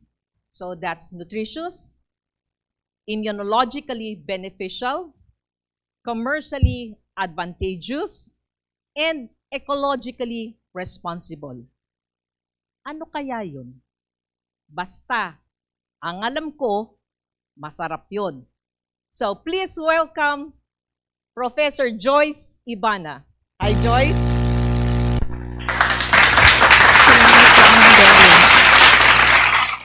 So, show and tell daw ang sabi, so may dala-dala ako.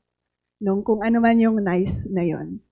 So, our esteemed guests, officials from the government, UP administrators, colleagues, friends, students, ladies and gentlemen, good afternoon. Have you all ever felt overwhelmed with the many problems that we face in the world today? There's war, there's hunger, poverty, social injustices, and there's many more, perhaps even the traffic in getting in here. But probably like me, you came to the humbling realization that you have to pick a problem that we can solve within our human capacity, physical and mental, and within a definite time frame. And as a biologist, I contemplated on this question, and I realized there's one human activity that we have to do every day, and that is eating food. So, with food alone, take an example of Carabao's milk. There are feeding programs that uses Carabao's milk. And there is malnutrition in our children that can affect their cognitive development. There's also problem in gut-associated diseases that could affect public health. There's problem in antimicrobial resistance that could affect the treatment of these diseases. Now, when we go back to food production of Carabao's milk, there is a problem in storage and shelf life if you use this in feeding program. So at the Immunopharmacology Research Laboratory, with the support of UP System, USA Stride in building this laboratory, we have created a library of beneficial microorganisms at a food grade. We have characterized this genetically, look at its biosynthetic clusters, and assay them for gut pathogens, which are isolates from human, which has known antimicrobial resistance. So we have this, and we use it in making food products. So in collaboration with a student of the late Alonso Gabriel, Miss Ingrid Pentespina, who is from a family of world-renowned cheesemaker, we incorporated these findings in our laboratory in making nice for gut, aged Carabao's milk cheese. So this nice for gut was produced before the pandemic. And true enough, when we sent samples of this to a third-party testing company, they found no spoilage microorganism. It's still good and smells good actually. And we have this before the pandemic. Then it's 3 years now. So compared to your kesong puti, which spoils in 3 to 7 days, this is something that you can put inside the bread for children, and perhaps even as a cheese sticks. Perhaps a blueberry one, a mango-flavored one. So now we have a long shelf life with gut health benefits. And the way that we tested this is that we tested this as a matrix for delivering microorganism with health benefits. And we subjected this to the acidic stomach condition and also with different bile strength. And we were able to recover the probiotic microorganism at 10 to the 8, which is sufficient to categorize it as a probiotic. And we even tested it on activity on antibiotics, specifically ciprofloxacin-resistant Shigella that were isolated from humans. And we found that it can control it. So we have this as an alternative, a low sugar, high energy long shelf life with gut health benefit. So yesterday, I remember we were talking about hugot lines of scientists. And I think I will make my late father proud, Henry Ibana, because I found a better solution for his many failed attempts on putting an antibiotic inside the banana. Daddy, kung nasaan ka mayon, ano na lang, banana-flavored cheese na lang. Mas masarap siya. It's nutritious, it's enjoyable for children, and it can solve a lot of our problems. But this is just the beginning. So NICE for Gut, as mentioned, stands for nutritious, immunologically beneficial, commercially advantageous, and ecologically responsible. I'm actually an immunologist, and the commensal microorganism has now been categorized as one of our innate immune response. It helps in our health. There's gut-brain axis. There is also recently respiratory gut axis. So it's important to have good gut health. So in collaboration with agencies that are responsible for producing milk, and it's not just Carabao's milk. Depending on the terrain, it can also be goat's milk. And so these are some things that we can do as a roadmap to scale this up and provide this as an alternative for providing nutrition and gut health benefits to children. But it's not just that. This could actually be used for other food products so that we can reflect the rich biodiversity in our country. There are many food products that has been researched. I went to the DTI exhibit of biotechnology recently, last week. There's many food products that can reflect the rich biodiversity. And if we can test at the research laboratories in the academe at the molecular and cellular level, the basis of these health benefits, perhaps we can have a huge economic impact by making these high-value export products. So therefore, with this, we see a future where we can capitalize on the rich biodiversity and the human resource. The talent pool of our students is just amazing. So when we have this in the academe, perhaps we can say that, we come to a point where we can actually merge biodiversity and our rich human resource. And then we have a nutritious, economically beneficial, and a prosperous country. And we can say that we can solve problems by eating food. Thank you.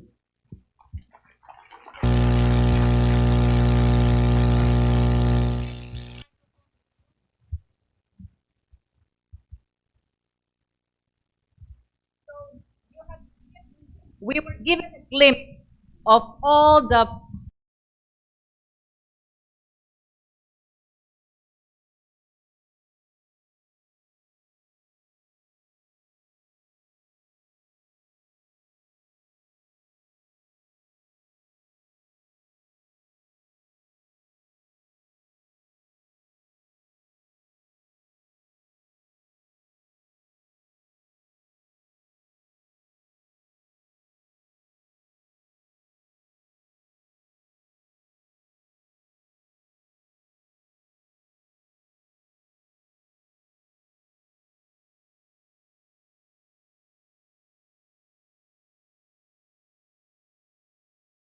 presentations and products. No? Very diverse, no? So, medyo mahirap mag-isip na isang tanong that will address all of them. No? So, I guess I will focus on food, no?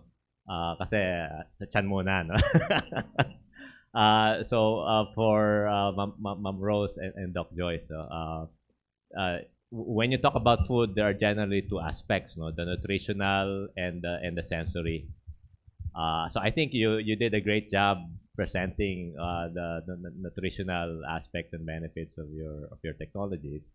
What I think would be good to share is what have been your experiences and maybe tips and challenges in doing the sensory part.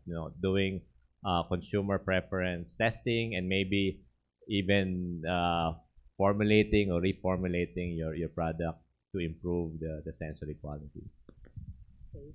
Thank you, sir, for that question. Actually, in coming up with the tuna jerky, the most challenging part is the texture. We are very familiar with the tuna jerky that is imported. And based on our texture profile analysis we did, and that is equivalent to beef jerky. It seems that the Filipino consumers have different perception on what texture of a jerky is. They are not used of a little bit, the chewability is a challenge that we have to meet the consumers' needs or wants for the texture of the product. And I think that is one continuing research on my part, and I'm very lucky that Picard gave me the texture meter analyzer. I requested in other project, which I use for my USAID project. That's why it complements. That is the major determinant there, the texture, and of course the acceptability, because that is low salt, and the shelf life should be at least 1 year for a dehydrated product. So we face a lot of challenge in mixing the right combination of the plant extracts in lieu of the salt that we normally use, or the nitrites, the sulfites, and other artificial additives. Thank you for that question. So actually, this prototype is a product of the thesis of Ingrid Pentespina, who is from the family of really well-renowned cheesemaker, and also of the awardee of Young Innovators program of PSHERD, Janina M. Guarte. So when we did the sensory analysis, so this was in the context of a college student. But cheese preference would actually depend, I think, on the target market. For example, if you want to pair the cheese with wine, baka gusto nila yung mabaho na cheese. But if you want to target children, they might want something that is mango flavored, blueberry flavored. So if you want, so I guess there is a challenge in further developing this, and for any food product or for any product, I think in general, you have to have a specific target market when you develop this product, and then diversify as your scalability increases. I hope that answers your question. Thank you. Thank you. Okay. Thank you, Rose and Joyce. Thank you, Louis. Reynold? Thank you very much. Thank you very much. What we have seen was just a very inspiring and very amazing set of presentations, and it is an affirmation that UP is very responsive to the needs of the Filipino people, especially in addressing SD12. So my question is, how can ordinary people, we've been talking about addressing the needs of people over the past 2 days. How can an ordinary farmer or an ordinary fisher folk join or at least benefit from your respective projects? Thank you. Thank you, Reynold. We can start with... So good afternoon, everyone. Just a brief introduction kasi I'm with Miss Kimberly Suministrado. So usually my main job in the team is the executive driver. Akala ko yun ang gagawin ko ngayon. Pero minsan sumasideline rin ako sa chemical engineering. So nandun ako sa development of the pilot scaling of the products of Dr. Fernando. So isang challenge nga rin dahil we are from the lab is to introducing it to the farmers. And that is where I come in. Kasi from the lab, the volume, kasi we are agricultural products, or Hormogrow is an agricultural product, so we require a large volume for it to be introduced rapidly to many farmers. So isa yon yung pilot scaling, and thankfully we have a project and the pilot plant of the Hormogrow plant hormones is nearly operational sa UPLB. So I think that's one kasi TTBDO, the UPLB TTBDO is helping us naman a lot to introduce it to cooperatives, farmer cooperatives, and other such places on networking. So at least yun na lang po yung kailangan namin scale para the farmers can try it for free, and pag nakita nila sa market, maging familiar na rin sila. So thank you. With the nanobiosensor detection technology, we're actually working with researchers who focus on integrated pest management. So if we can have a kit that can rapidly detect this pathogen, then the other team can apply what pest management they can do on the plant in order to produce good quality products such as in the coffee, cacao, different agricultural industry. Thank you. With the question of how can we assist the fisherman and then the farmer, at first in the conceptual phase, I really thought of that. That's why the plant-based ingredients that I used are those plants that are abundant in the locality, like Miagao, because it is known to grow luya, the ginger, and then the variety that they grow. Another thing is the fishermen. Not only we have with TTBDO, we have contacts in Antique, that during peak season, we have a strategy to utilize the tuna from the fisher folk, even in the community in Miagao. So that is the very reason why I choose those commodities. Okay, so in our case, for the lactic acid, we are using cassava starch as our raw material. So I guess our project will eventually benefit the cassava farmers. So according to the data from DA, cassava is one of the abundant agricultural resources. And in Mindanao, the two regions that produce cassava in huge amount are in the Region 10 and the ARMM. So sometimes, because sa ngayon, ang use ng cassava is on the feeds, no? And sa food then. But dahil doon sa limited use, medyo mababa yung price. So yun yung daing ng mga farmers. But with this technology, if ever this will be commercialized, then it will increase the demand for cassava and will eventually increase the price and benefit the farmers. Thank you. So, okay, so in terms of Carabao farmers, what I could see is that first, Carabao gestation period is about more than 300 days. So there will be a period where the farmers will not have milk for 6 months. So by storing milk in terms of cheese, then you can assure that they will have higher value product. So when you make cheese, the milk actually is, at the time when we made this, is about 90 pesos per bottle. But it will curdle, and then you will make a cheese that will be around 300 to 200 pesos. So that's 20%. So what we did is we actually applied for a grant, a cradle grant, where we can actually use the whey, the byproduct of cheese making process.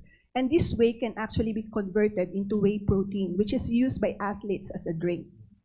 So this way, instead of having a 90 pesos raw milk, which is spoils in 2 to 7 days, you create more value for Carabao farmers.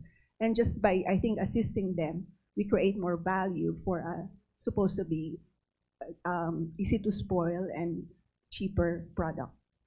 Thank you. Thank you, dear presenters. Thank you, Reynald. Yes. Jason? Good afternoon. So, first of all, congratulations on that very good presentations. No?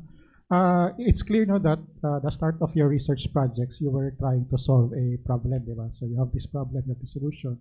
So I'd like to know, or maybe anyone can share, at what point in the research project did you truly appreciate the commercial value? Yung para bang nasabi mo nga, bebenta talaga to. Parang ganun. At what point in your research, nasabi mo nga, sure ako, bebenta talaga to. Thank you. Thank you, Jason. Perhaps we can start with Joyce. Whenever I talk about this product to almost anyone, they're always interested on when will it be available. So it's kind of, that's my problem. It's sandali lang po.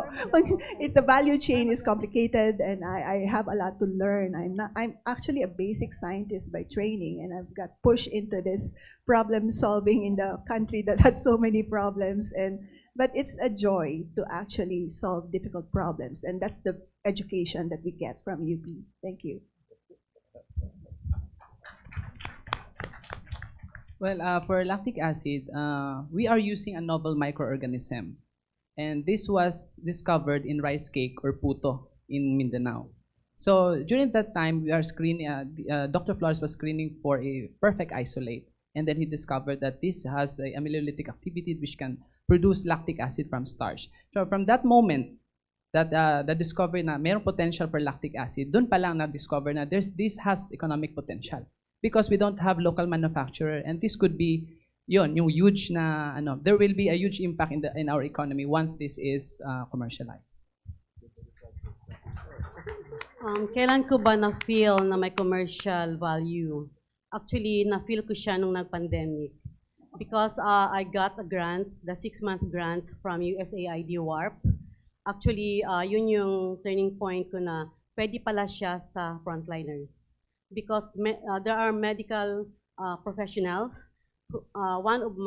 Some of my consumer panel are the medical doctors and nurses. And they said that, oh, meron na pala akong protein, may omega-3 pa ako, at pwede ko siyang madala kahit saan. Hindi ko kailangan magutom or lack of nutrients while on duty. So, and then they're pushing me to commercialize it. That's why I registered a company.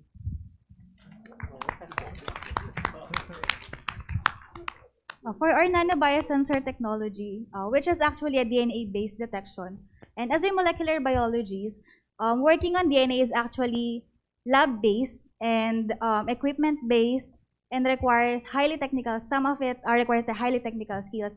But when we were able to develop this nanobiosensor technology, it was very interesting that we were able to perform it outside laboratory, point of care actually in the field. So when we collected samples, we were able to detect the presence of pathogen. And actually that is very, I think it is very helpful for the farmers to have this kind of detection that can work on the field and they don't need the laboratory. And the other is that the visualization of detection is color-based. So it can be easily determined if the pathogen is present or not.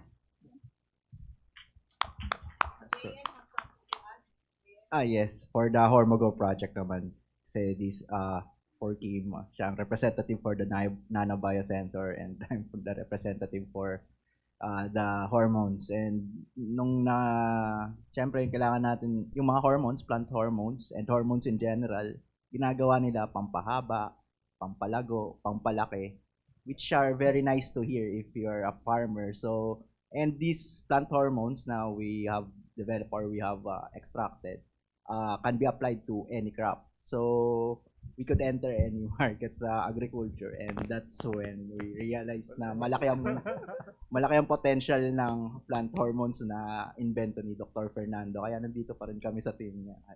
Kasi malapit na kaming yumaman yata. Thank you. Didikit na ako. Thank you very much. Thank you, Jason. Miss Linda? Yes, good afternoon. It's very inspiring listening to our researchers presenting their technologies. Kami sa TTBDO, para sa amin, yung mga ganito gold, tama ba sir? Gold ang tingin namin dito. Now, my question is, while some of the technologies are already ready for commercialization and some are yet needing further development, so I understand that most of the technologies are developed through project funds, no? So tulad ng pag-ibig, walang forever sa funding. Faced with the various challenges and limitations and resources, what drives you to hang on pursuing the development or scaling up and eventually siguro commercialization of your projects? Okay, thank you, Linda. This time we'll just ask who wants to answer the question. Yes, Miss Rose? The one, yung nag-hold on sa akin to commercialize because I know that there is a demand. I address the problem, especially those, one is the frontliners or those with active lifestyle, the young professionals who need nutritious food, a snack food that is nutritious. So yun yung kahit maraming challenge, ano ko pa yung profitability and everything, but I think I have, R&D is a continuing process. We have to improve. I have to scale up and look for fine-tuning on how to increase the profitability of the venture. Okay, thank you. Anyone else who wants to answer? Joyce? Yeah, that is a very interesting question kasi ako minsan parang every 3 years parang gusto kong sumuko, parang napapagod ako, tapos bangon uli. But I think that's we get to the cycle where we push our boundaries and we feel like giving up. But something inspiring that I learned yesterday is what was said by one of the speakers. For example, this could benefit the farmers, this could benefit the children, this could benefit health, this could benefit our country. And when we know that we're doing something good, we just keep on moving and we don't give up. And what I realize is that whenever I am about to give up, some help will come my way. And that's something that I value in UP. There's always somebody who help us, and in our country, it's like that. Okay. Nicely said. Bagay na bagay sa nice forgot. Paad, ma'am. Okay. Thank Ma'am, you, Liz. paad. I think yung isa pa dahil meron tayong enabling environment. Thank you, TTBDO and FTBI, I think. Yan. Thank you, TTBDO. We have come to the end of our segment. Our presenter spoke on a variety of interesting topics, from an all-natural snack food, okay, the tuna jerky, to an all-natural root growth enhancer, Grow, to lactic acid that was derived directly from starch, and, of course, the aged Carabao milk cheese. Nice. So, having said that, we would like to thank our presenter. Thank you so much. You all are truly wonderful. Thank you for always thinking of what is good for the Filipino people. Thank you very much. Of course, we also want to thank our panel of reactors. Maraming salamat sa mga tanong nyo. And our audience, thank you so much for listening. Thank you. And OJ Ok Kabadsan. Yes. Oh, stay for photo op daw. Yay.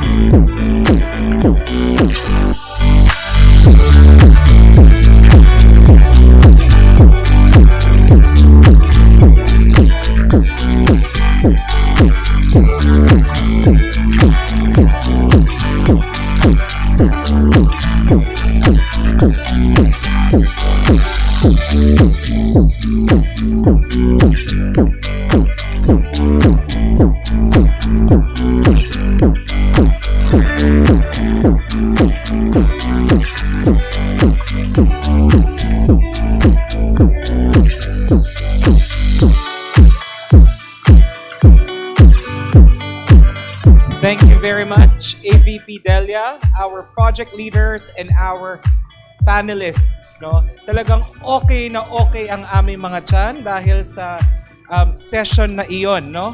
Kayen? Yeah, basta food, no? Basta food, always interesting.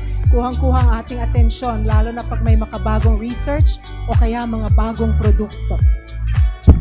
Yeah, so tama-tama. Speaking of tiyan, para magandang segue yung naging session na yun towards a 15-minute break before the next part of the program. So please take this time to stretch your legs, network with your peers, catch up with friends maybe we haven't seen for 2 years, diba?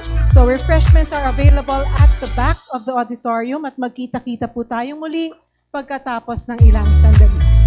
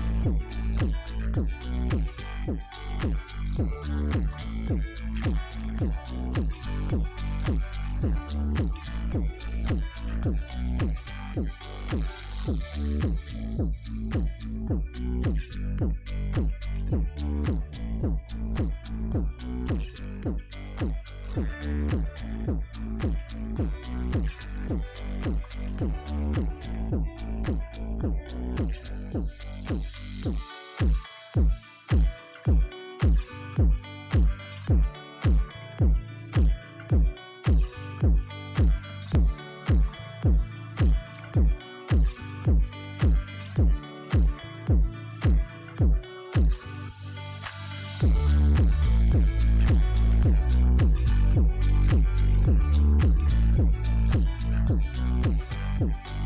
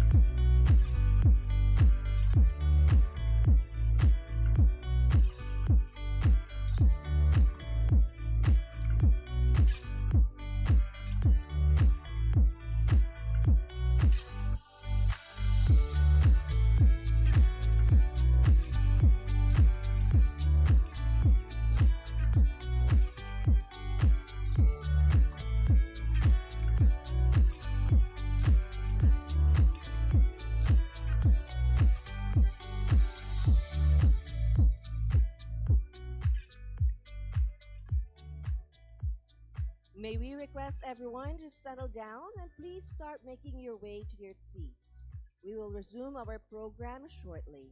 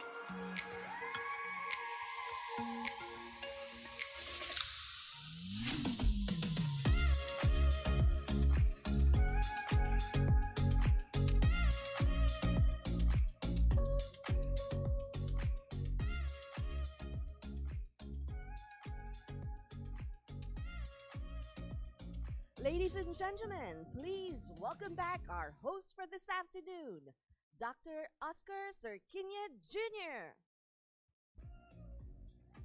Welcome back, everyone. I hope you had a worthwhile break. For this part of the program, we will be recognizing our esteemed scientists behind the research projects and technological innovations you have witnessed since yesterday. Sa pinamalas nilang husay at galing, natunghayan natin na ang taglay na karunungan at kakayahan ay ginagamit sa mga pamamaraang makakatulong sa bayan. Higit sa kanilang pansariling interes, pinatunayan nila na ang kanilang mga trabaho ay para sa ikabubuti ng mamamayan. Sila, kayo, ang mga siyentista para sa bayan. At this point, we will be watching a short video.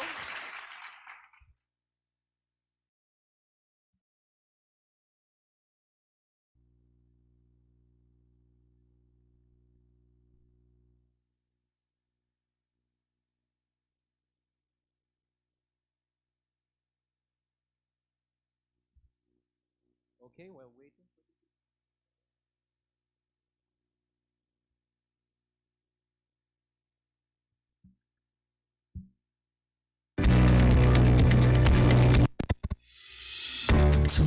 '19 University Scientists, Scientist 1.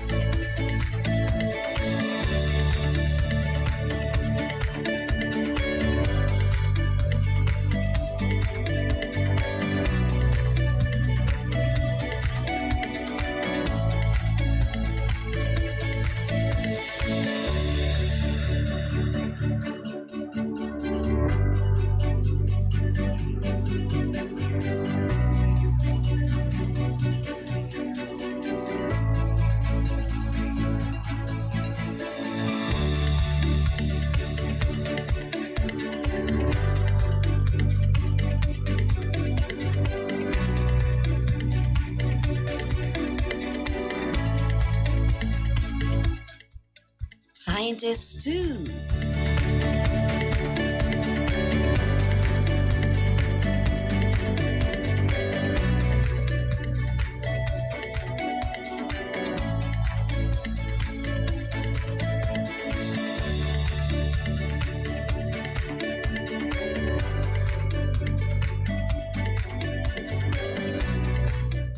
Scientist 3.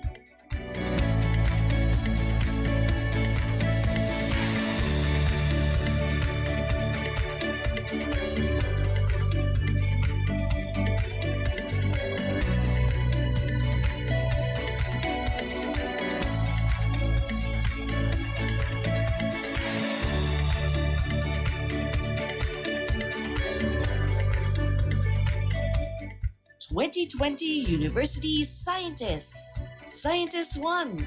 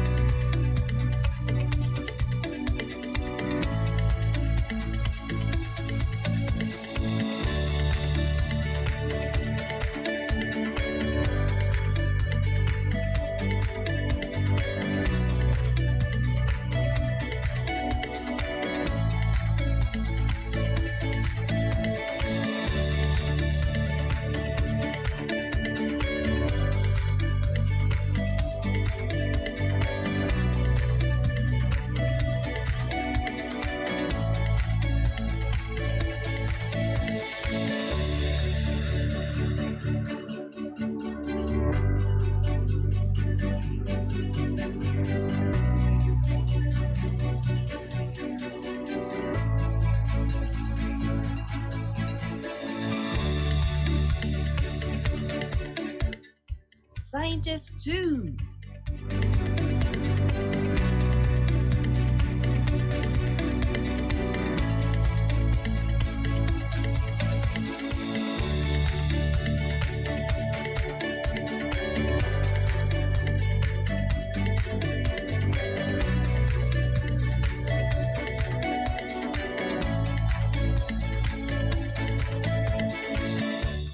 Scientist 3.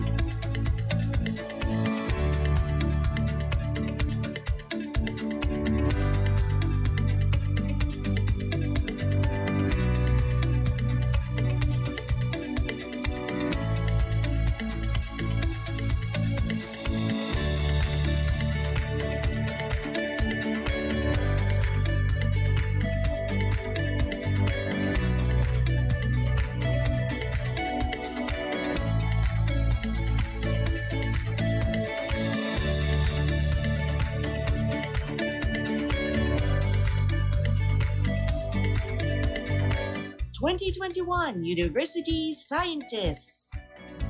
Scientist 1.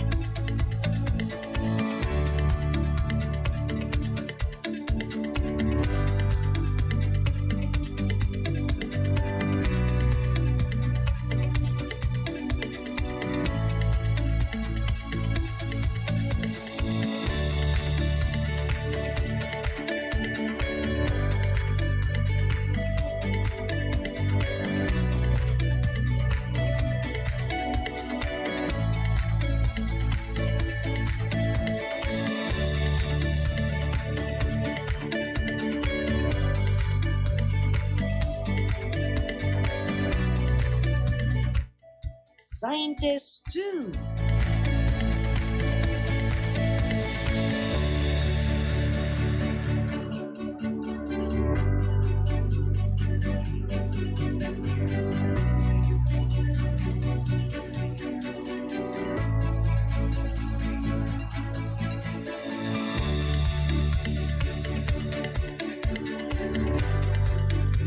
Scientist 3.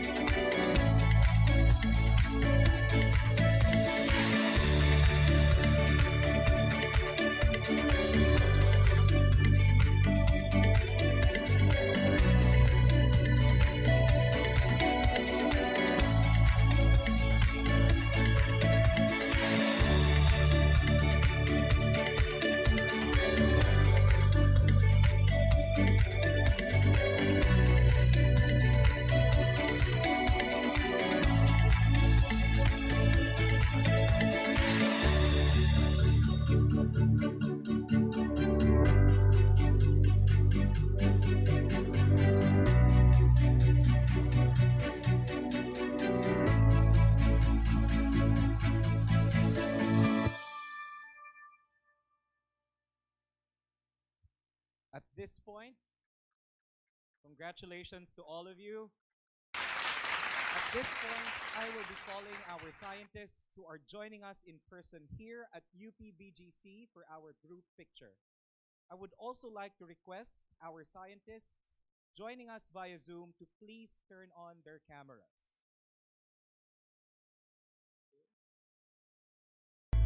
Thank you. Technology, we can be all together to celebrate your achievements.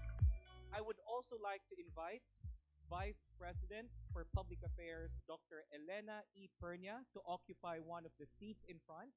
May I also invite all the Assistant Vice Presidents, Chancellors, and Vice Chancellors in the constituent universities to join us for the group picture.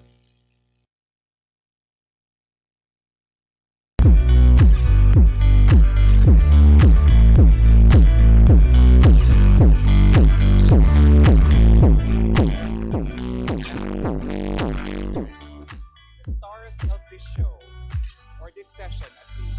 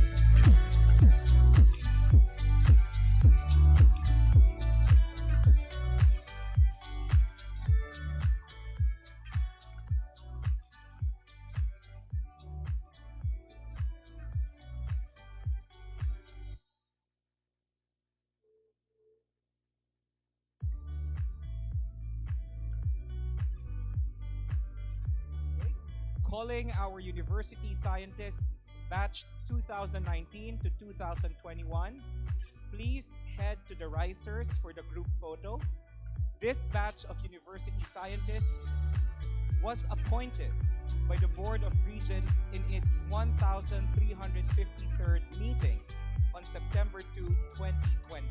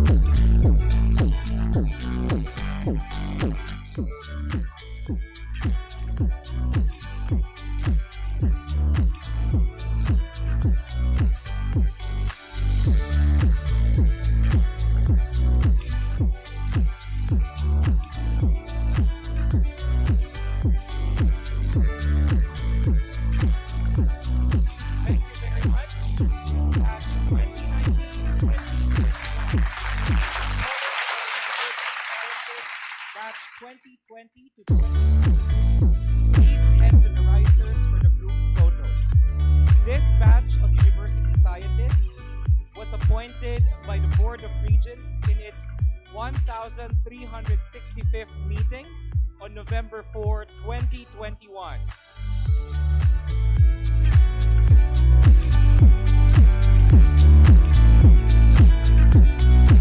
This is absolutely a very big batch, showing not only the brilliance but also the dedication and commitment of our UP faculty to producing path-breaking, relevant, and indeed responsive research that will benefit society.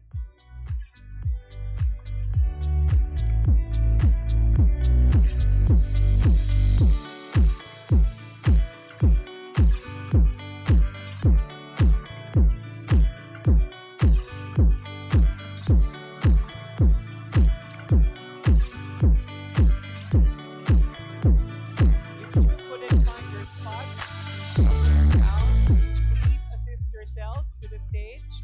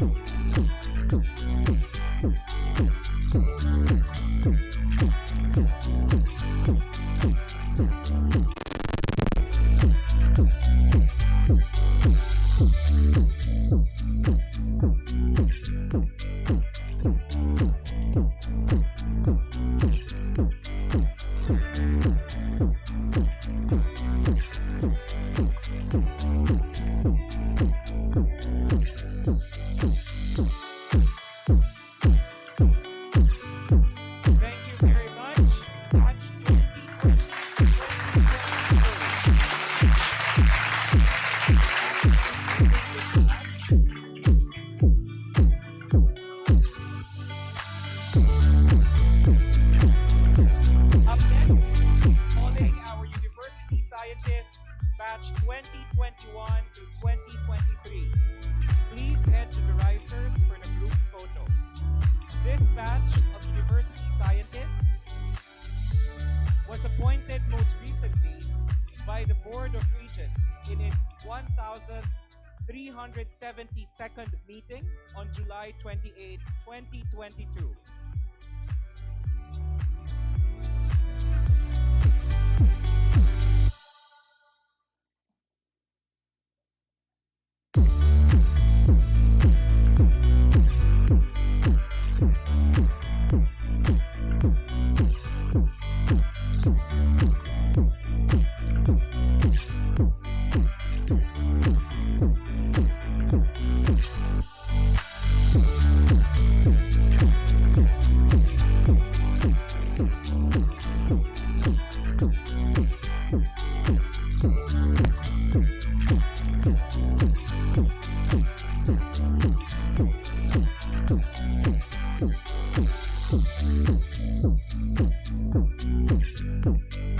May we request the recipients of this award who are currently on Zoom to please turn on their cameras as well. We would like to include you in our documentations.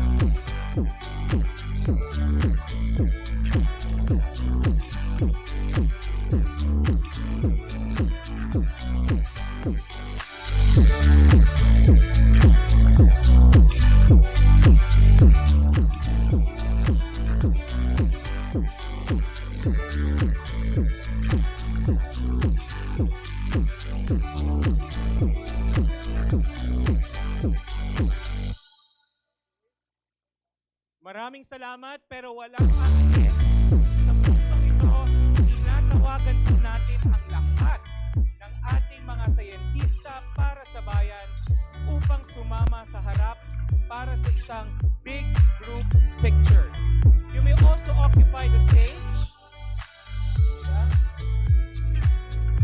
Find your spot. At muli, hinihiling natin na yung mga university scientists na nasa Zoom, please turn on their cameras as well.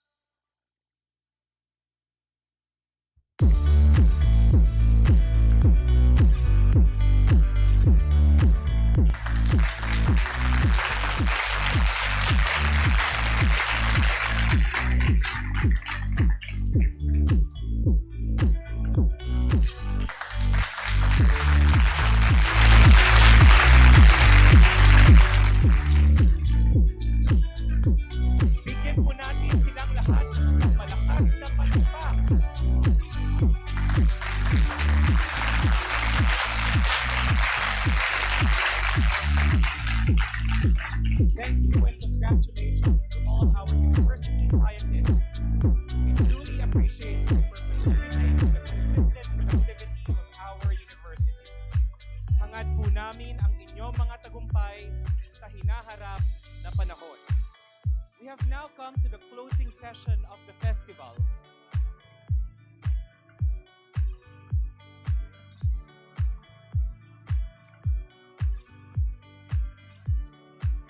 Nakakatuwa marinig ang tawanan, ang palakpak, ang galak ng ating university scientists.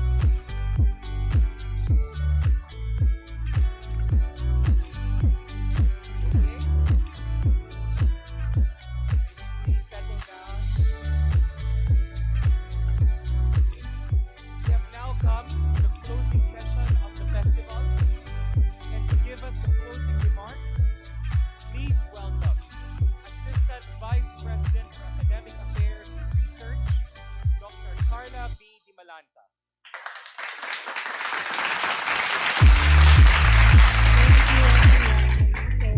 We're very glad that we were able to convene this event, and we are very happy to see your smiling faces in our class picture for the university scientists.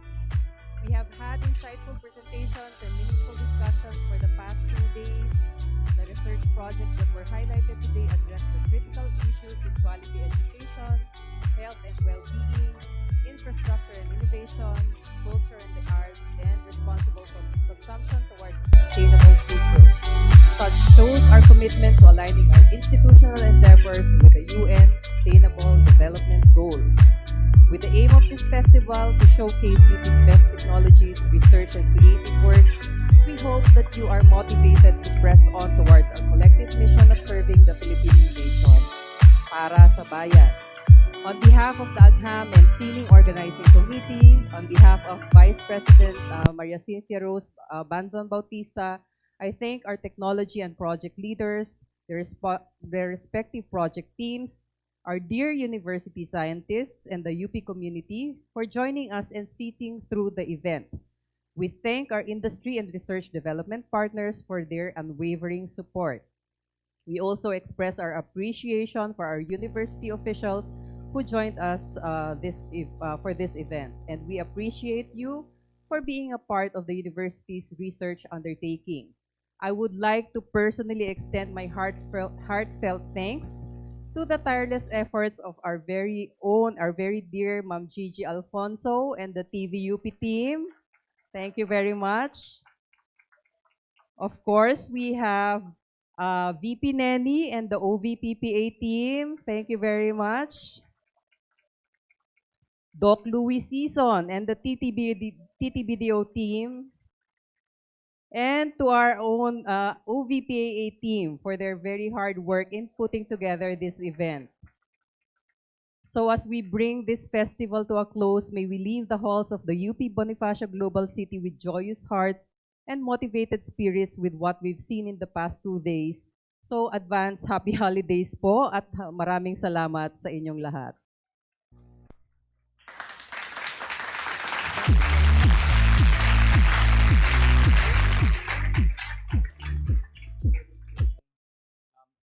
Festival.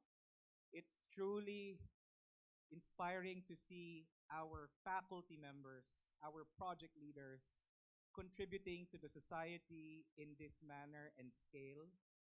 But like all good things, even this festival has to end. At dito na nga nagtatapos ang ating programa sa buong 2 araw. Nagpapasalamat kaming muli sa inyong pagpunta at pagdalo. Nagtatapos lang naman ito para magsimbolo ng isang panibagong simula sa atin lahat. And what a future we see. So bright, no? So bright. So pinasasalamatan din natin ang mga opisyal ng gobyerno, ating mga kasama sa iba't ibang mga HEIs, at mga natatanging miyembro ng universidad. Maging ang mga viewers natin mula sa live stream, maraming salamat po sa inyong suporta. Nawa ay magkita-kita po tayong muli sa mga susunod pang mga kaganapan ng universidad. Disyembre na sa susunod na buwan, kaya gusto ko nang unahan kayong bumati ng maligayang Pasko. Regalo ko, OJ, ha? Ang dami kanina mga sample. Pwede sa museo, pwedeng tuna jerky, yung tuna jerky na yan, cheese, diba? Inaabangan ko yung tuna jerky na yan at yung keso. yung flavored cheese. Wine na lang ang kulang Wine na lang ang kulang. para maging Paskong Pasko happy na. ang ating holidays. Kaya hanggang sa muli, ito ang Agham at Sining UP Innovation and Knowledge Festival 2022.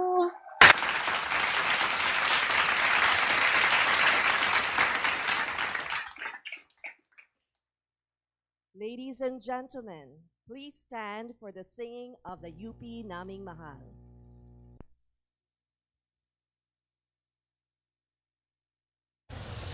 You